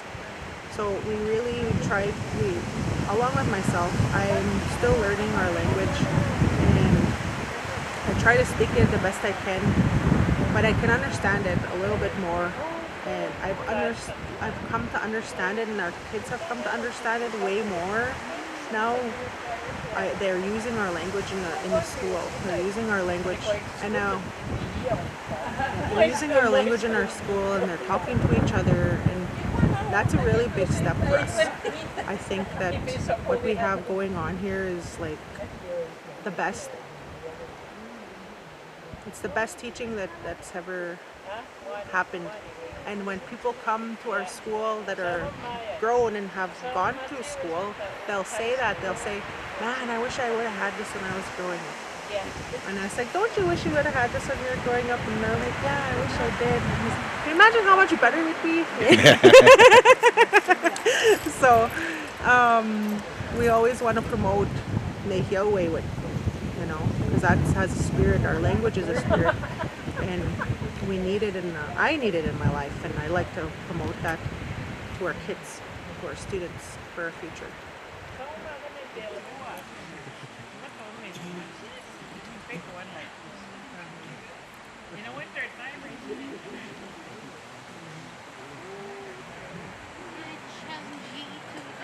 My name, Margaret Rabbitskin from Big River First Nation, and I was Sakmana when I teach the kids, when I talk to the kids, I always start off with, if only you would understand me, Tagikman, when I in Cree, if you could understand in Cree, because I would explain better everything umsisa when I'm talking my language.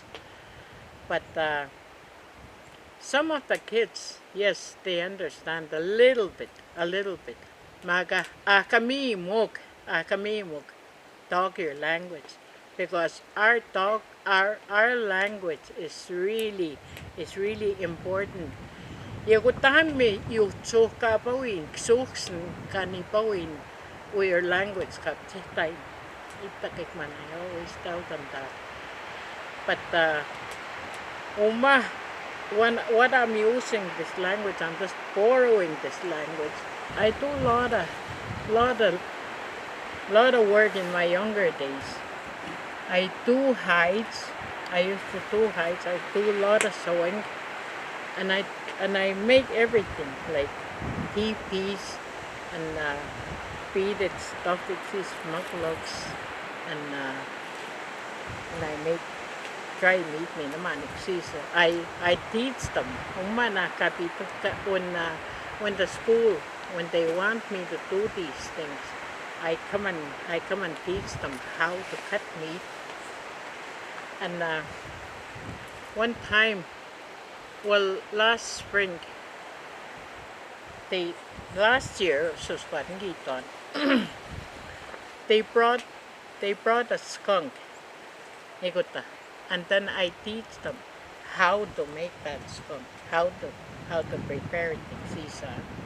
XP who the COVID kawimachipai, and this is the main medicine that my kontange those students, high school students who go get more. Can I drink some? Can I drink some? No, you can't. You can't drink right away now. I got to add water. If you drink it like that, kakis sumunod among that skunk juice because it's so strong. You go is come uma when you have a cold. Apoy afsoon kap maguti. In my house man skunk juice man aniyaga. And when there's a cold, there's a flu going when there's a flu, I open that skunk juice man, what man, soy man, our house man. When I went and made that skunk juice at the school, some of the kids, it stinks. But when they find out that's the main medicine for COVID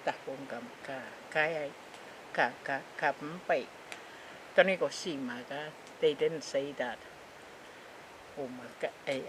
Kapagwata kikang skunk juice.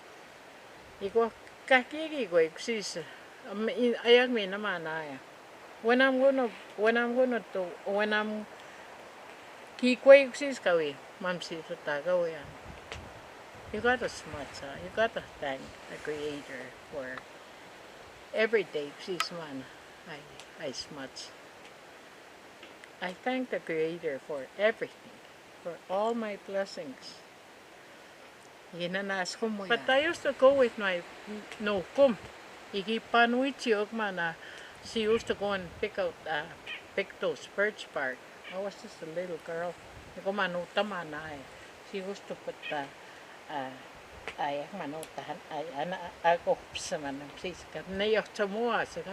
birch bark or whatever she picked.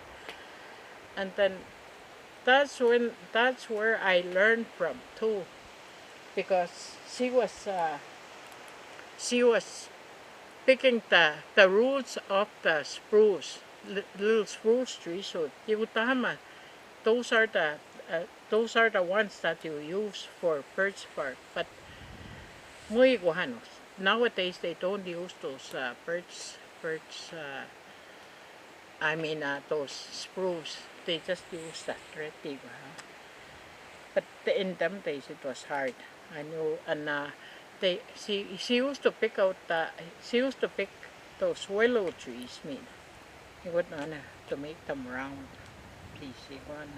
You would birch bark basket that. I knew how, but I know it was too hard. That's why I didn't want to learn. But in other things, I know all the things my mom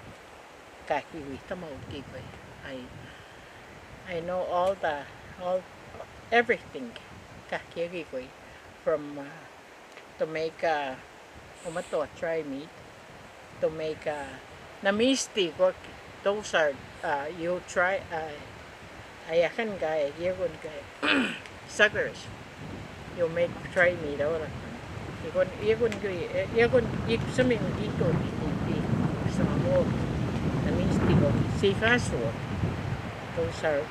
those are try meat. We'll try those fish. Smoked fish is what we eat. And the other thing too, ayak manaya. Kagwa wifo na. Agwawan, kitos kisi tao, agwawan. That's what I tried to teach them how long time ago. But these are just modern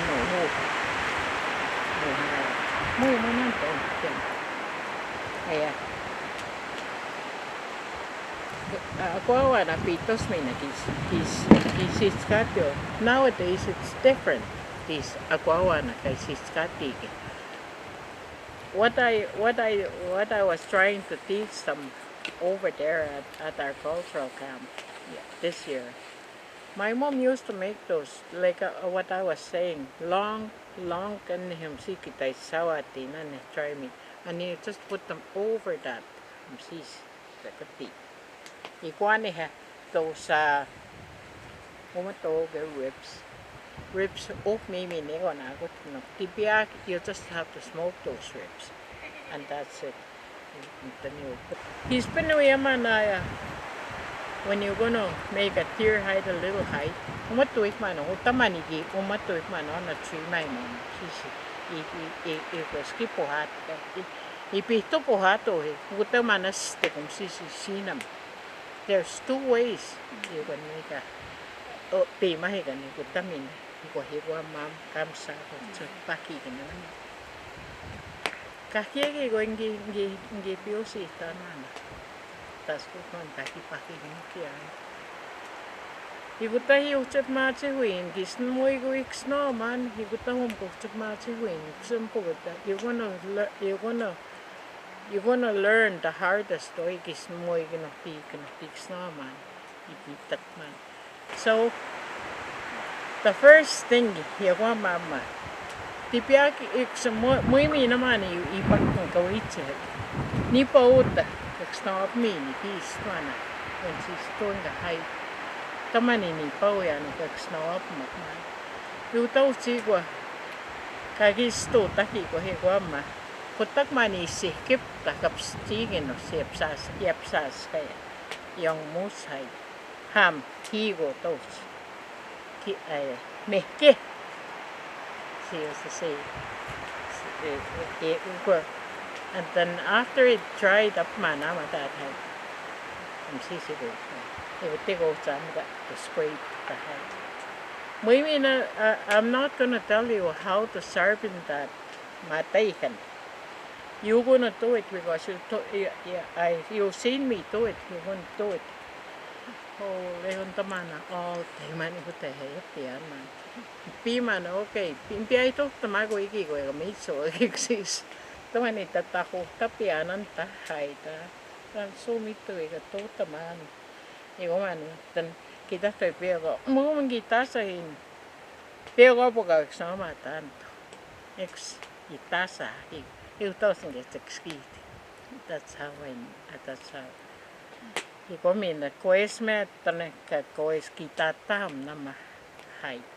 Umsisman itato taki itatsaku kisne sis rough spot umsis kamat ikutamoy go esklase kiti kispen ikutamu mo ma hai tika ko es umapaki gini ka ko es kitata moy ka hios kitan what to is kan kam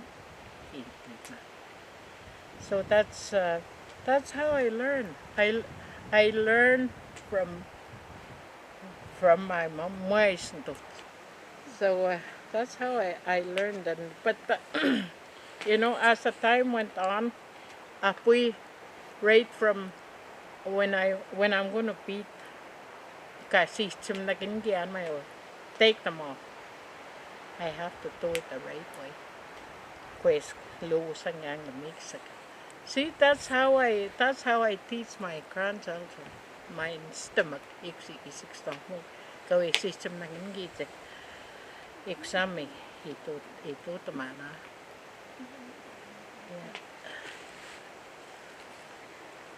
Kakiegi ko season gipit at to sky ko puis ko kapito soya kaya.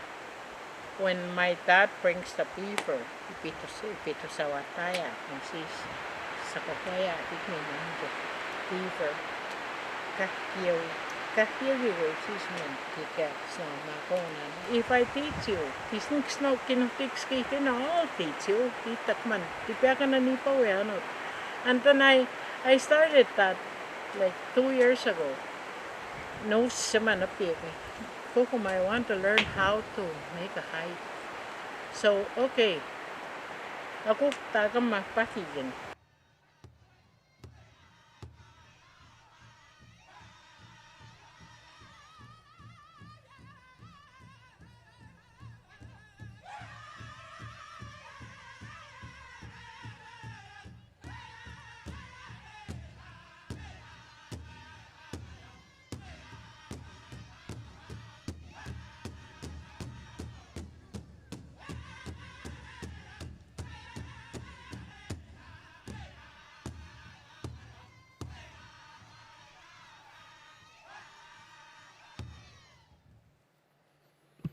All right, thank you to Atakakup School for their video on land-based education.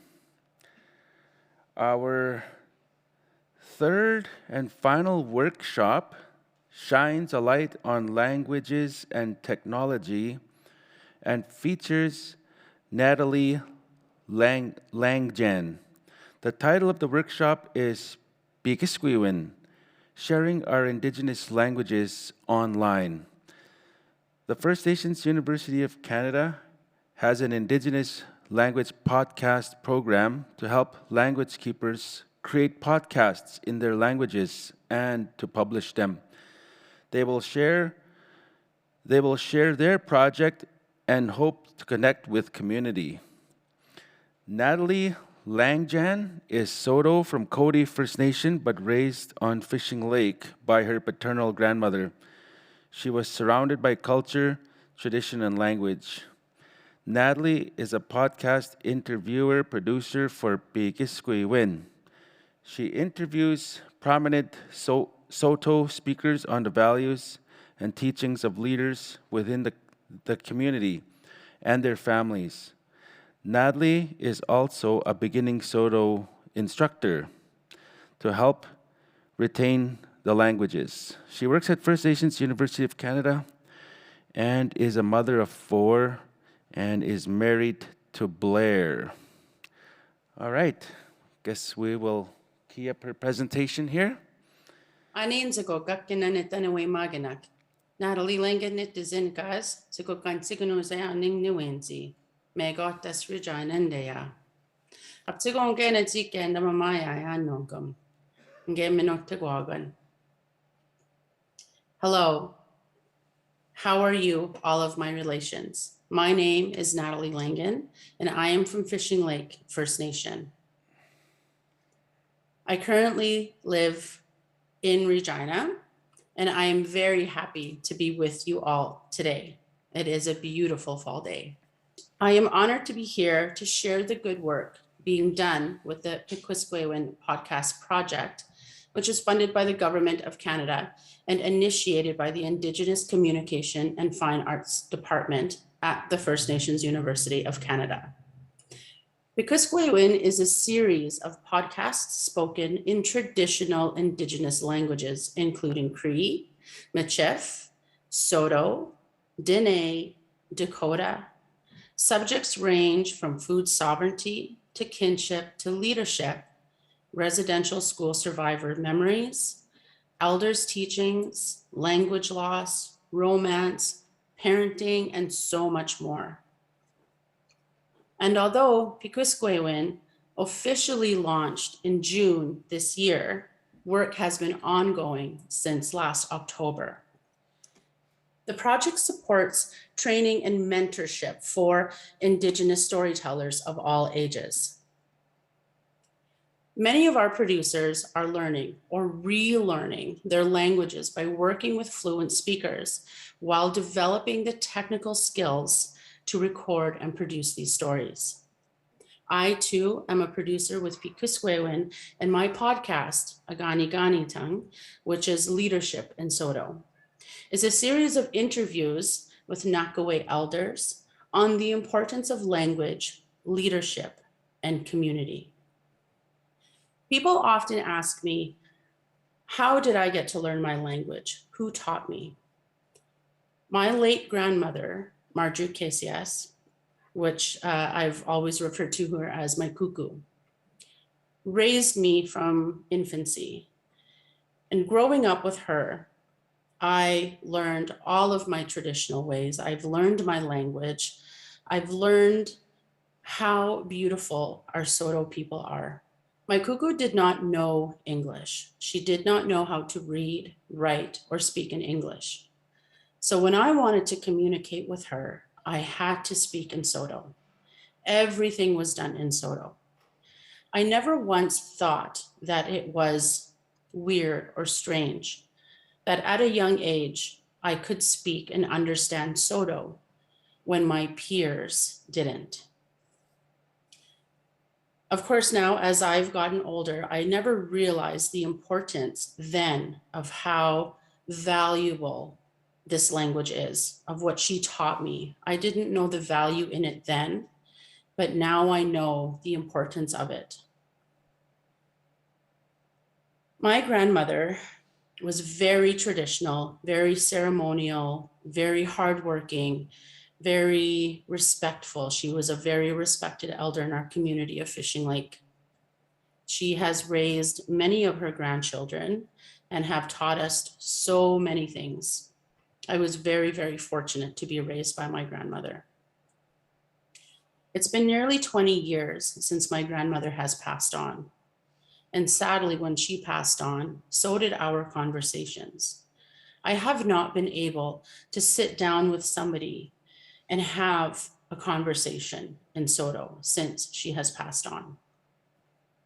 And of course, during that time, during all these years, I have lost my language.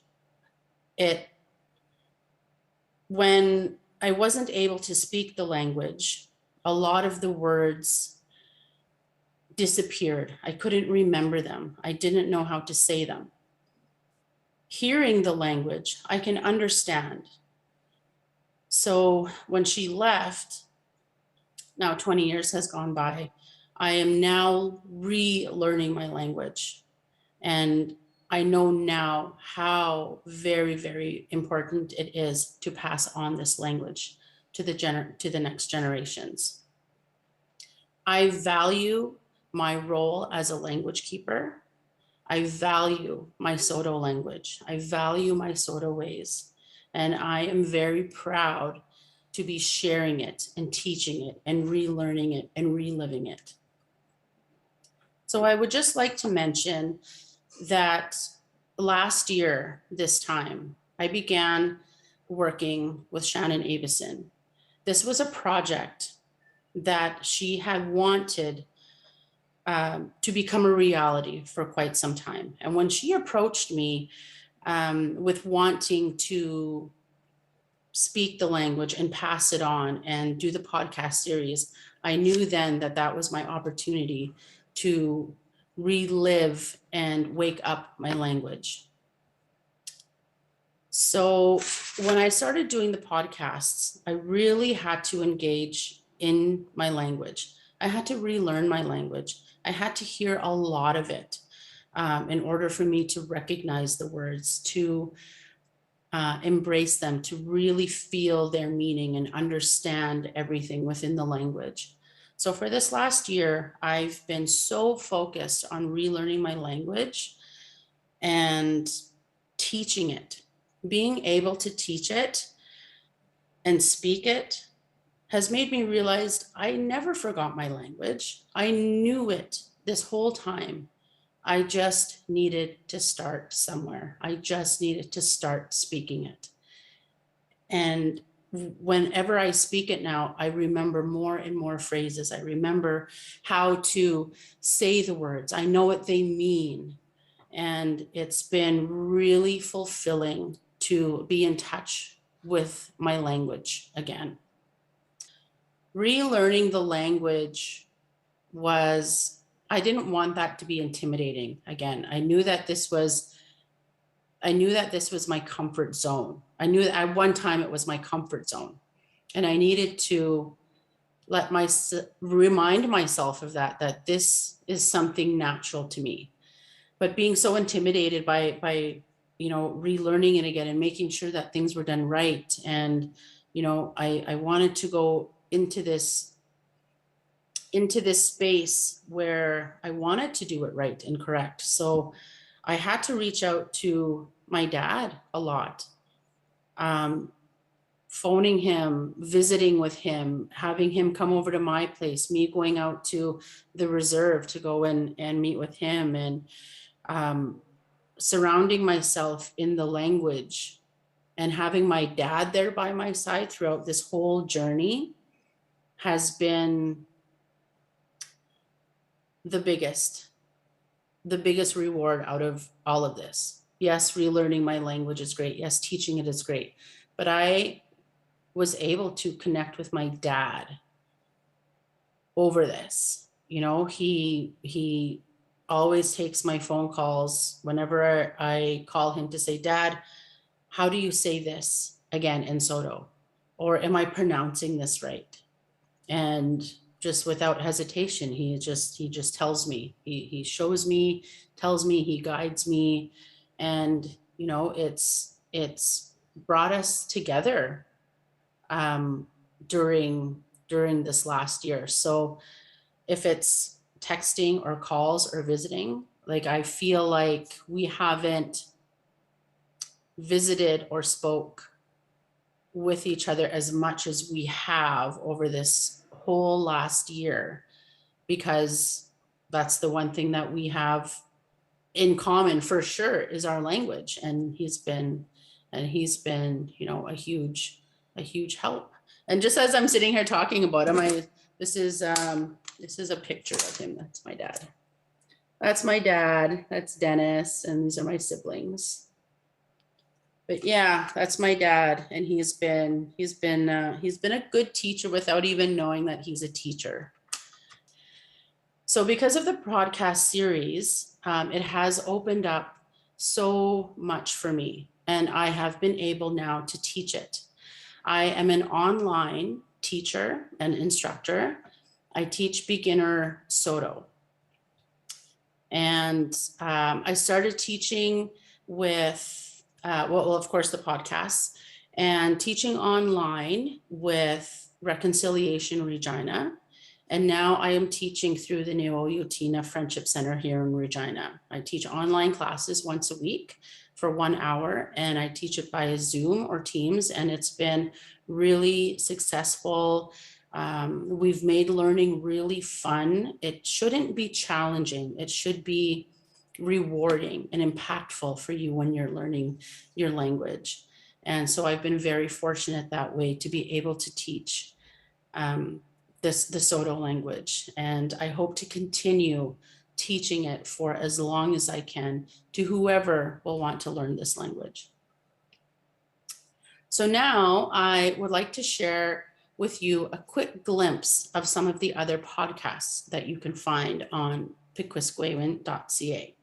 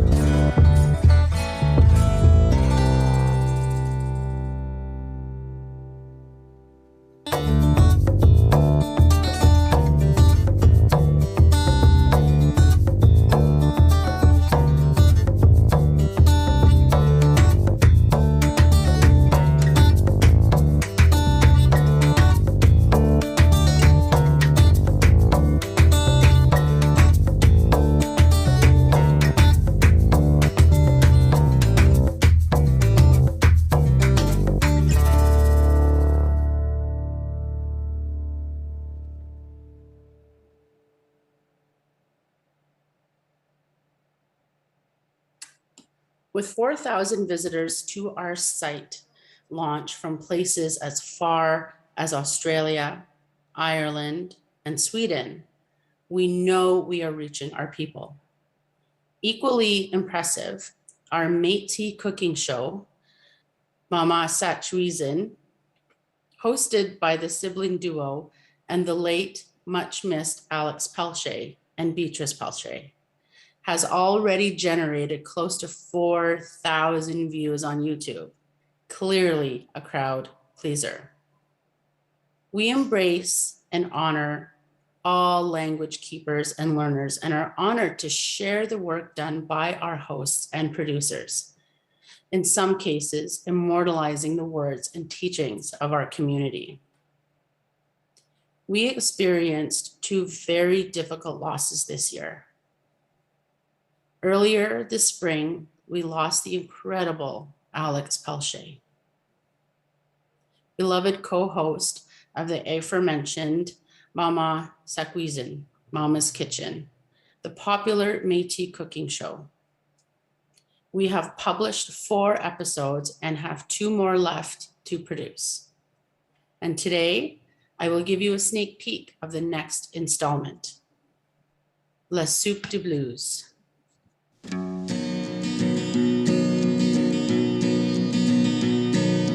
Kispin kisagihin si makapinasin, kispin kipagwasin si makanagasin. Anche, niam bitrishnik ashana mu fair alek, ashamina nos gipetakshanan chikishta pa yakapich. Ashai du fegi kishtapanan, gishtanan li bolet, pe la galette, pe li neck bones, vek la galette. Yek la galette, amas la galette. Amas la galette. Li beans avec li pork mina pe la galette, kishtanan, kapish hen kekwai lot. Kata shai kishtanan. Li short ribs mina kishtanan. Li short ribs, li neck bone, li bullet, li beans. Shai kat, anush nu shtanan la soup, hamburger soup. Hangover soup ni mama kishni kata. Avec li bang La soup de blues. La soup de blues mama kito. Avec milikwe. Swear. Milikwe wak, what's this Saturday? Samji. Samji. Dimanche, la soup. No, dimanche, la soup, I would say church. They went to church on Sundays. La messe. La messe on Sunday. To repent. And eat their bullets as they sweat out their la blues, they call them. Yeah, la blues. Kispin kisagihin si makapinasin, kispin kipagwasin si makanagasin. Kispin kisagihin si makapinasin, kispin kipagwasin si makanagasin.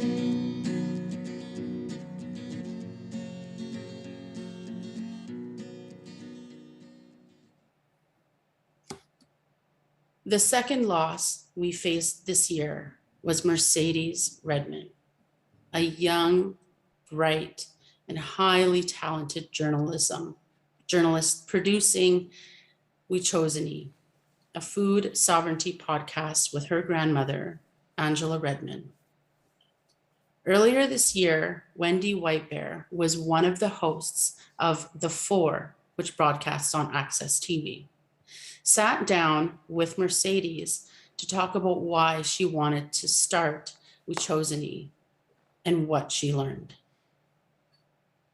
Hi, and today we're here with Mercedes Redmond from Standing Buffalo Dakota Nation, and she's going to tell us a little bit about her podcast. So my podcast is called Wachosany, which roughly translates to the good way of life, the good way of living. I'm doing my podcast with my grandma, Angela Redmond.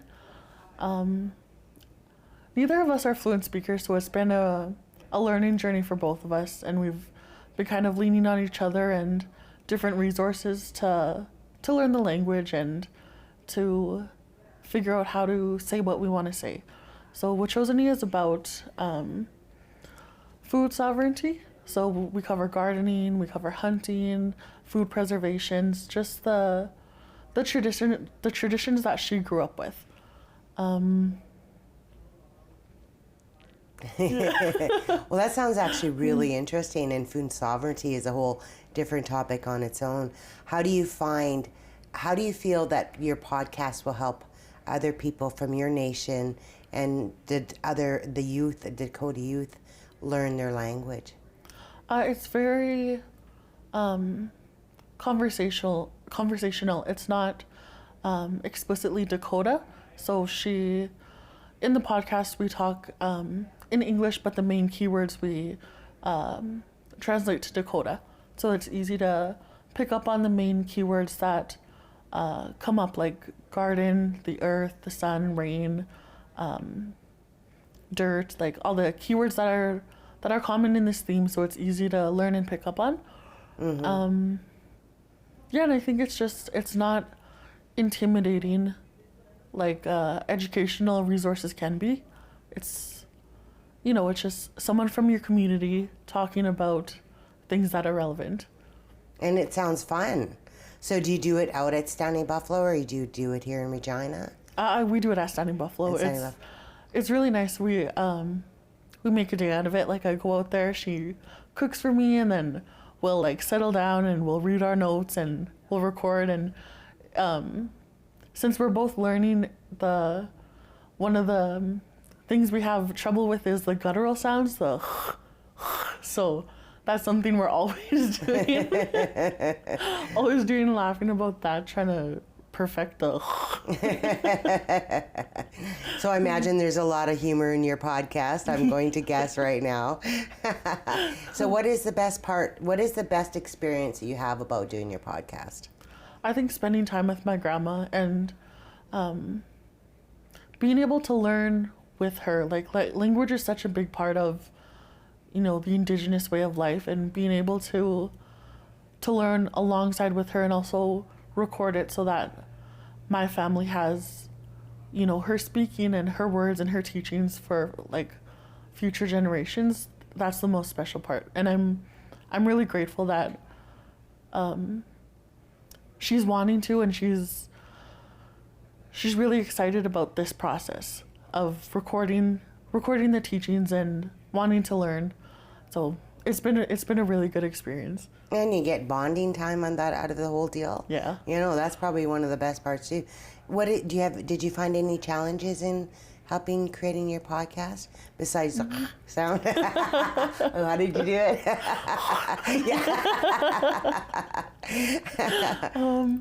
I think, we didn't have, on Standing Buffalo, there aren't many fluent Dakota speakers, so we didn't really have anyone to really like turn to, like, are we saying this right? How do we say this as a sentence? So that's why the podcast is primarily English with the Dakota keywords.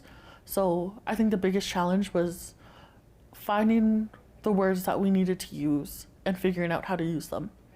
So with that, we really turned to like Dakota dictionaries and all of her resources. She does a lot of community research, so all of that came in handy and stuff like that. My auntie helped a lot too, because she translates a lot of the old Dakota language, so she helped out with a lot with that too. Well, that's awesome. So where do people go to tune into your podcast? So all the 4 out of 5 episodes are published right now, so they're on the Pequisquewin website, and I believe they're streaming on Apple Podcasts, Spotify, and YouTube. That's so exciting. Well, thank you so much for joining us. Yes, thank you and for telling having us me. about your podcast, and good luck with the rest of it. I imagine it's a lot of fun. I haven't had a chance to tune in, but I'll tell you, I'll be looking. Oh yeah. So once again, thanks a lot. Thanks. We are so grateful to Wendy for providing us with this interview to share with Mercedes' loved ones and our community. Our mission to honor, educate, equip, and empower Indigenous language teachers and learners is what motivates us. Preserving these languages for future generations is what emboldens us. I suspect, like most everyone here, revitalizing Indigenous languages is our passion. Therefore, the work of Piquisquewin is not over. We are still producing regular episodes every week and airing many of them on the new CFNU channel, the First Nations University of Canada radio station. All of our podcasts can be found where you currently stream your music, including Google Podcasts, Spotify, and Amazon Music. We are now focused on many of the languages that are endangered and would love to speak specifically with Nakota, Dakota, Lakota, and Saulteaux language keepers and learners. If you have an idea of what you think would be a good fit for Piquisquewin, please reach out to us using the Contact Us form on our website at piquisquewin.ca. As we do honor and value your time and knowledge, as well as the time and knowledge of your guests, we do offer an honorarium for each episode produced. Together with the wisdom, the knowledge, and the passion, we can preserve our languages for future generations. I joined Piquisquewin from the very beginning as a Saulteaux podcaster. It was my mission to reawaken the language within me. I made it my mission to relearn my language and teach it and share it and retain it. My goal with the podcast series is to revitalize my language, bring it back to life. It is such a beautiful language that I don't want it to be forgotten. I want people to be speaking this beautiful language for generations to come. Miigwech. Thank you.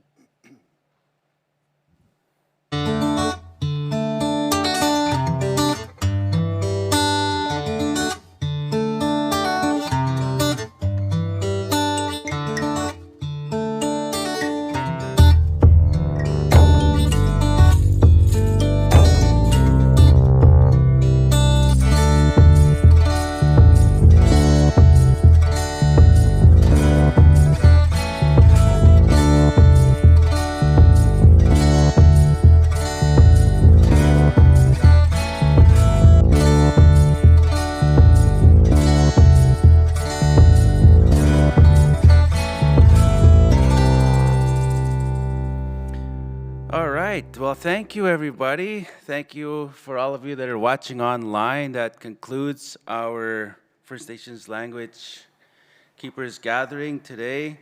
Thank you, Natalie, for that amazing video production on your podcasts. It's just awesome. It's another resource that I can use in my classroom. So one of the things that I was told is there is a feedback form that is on the Facebook site. If all of you watching can fill that in, and to the 50th person to email that form, they're going to win a prize from SICC valued at $200. So the 50th person to fill out that feedback form will win a $200 prize. You know, it's been really inspirational for myself to listen to all these presenters doing all the good work that they're doing in their communities and organizations. I wanted to talk a little bit about some of the work I'm doing as well, okay? I work with an organization called Nihiawak Language Experience, and we go around to communities teaching grassroots Cree classes, various communities, and their week-long immersion classes.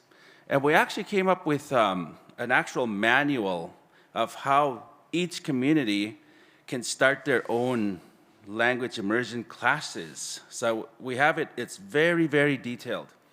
And so you can download that from our website, nihiawak.org.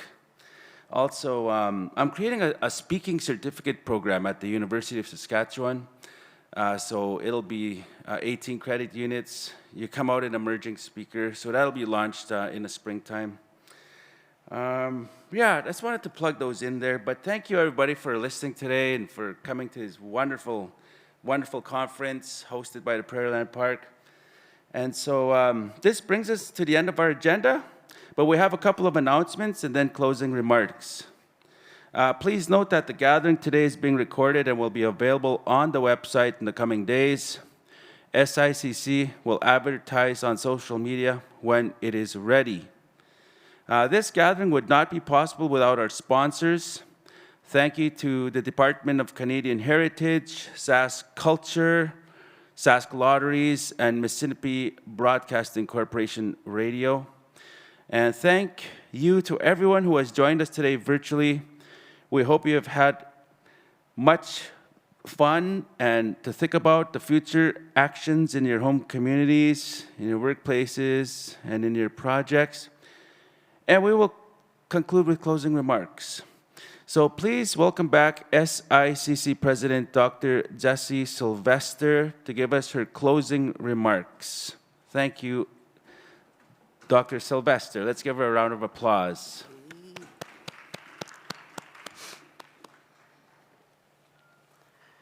Marcy Cho salot ine, excuse me. Marcy Cho to everyone who has tuned in. There's been many teachings. Marcy Cho to all the presenters. Continue to keep our language spirit alive. Once again, please save the date. We look forward to seeing everyone in 2023. The dates are November the 22nd and the 23rd. It will be live in person here at Prairieland Park. Marcy Cho, safe travels to the people that are traveling. And we have a closing song here. Marcy Cho. Nanas Gamon, Niwa Gumaganak, Ay Hai.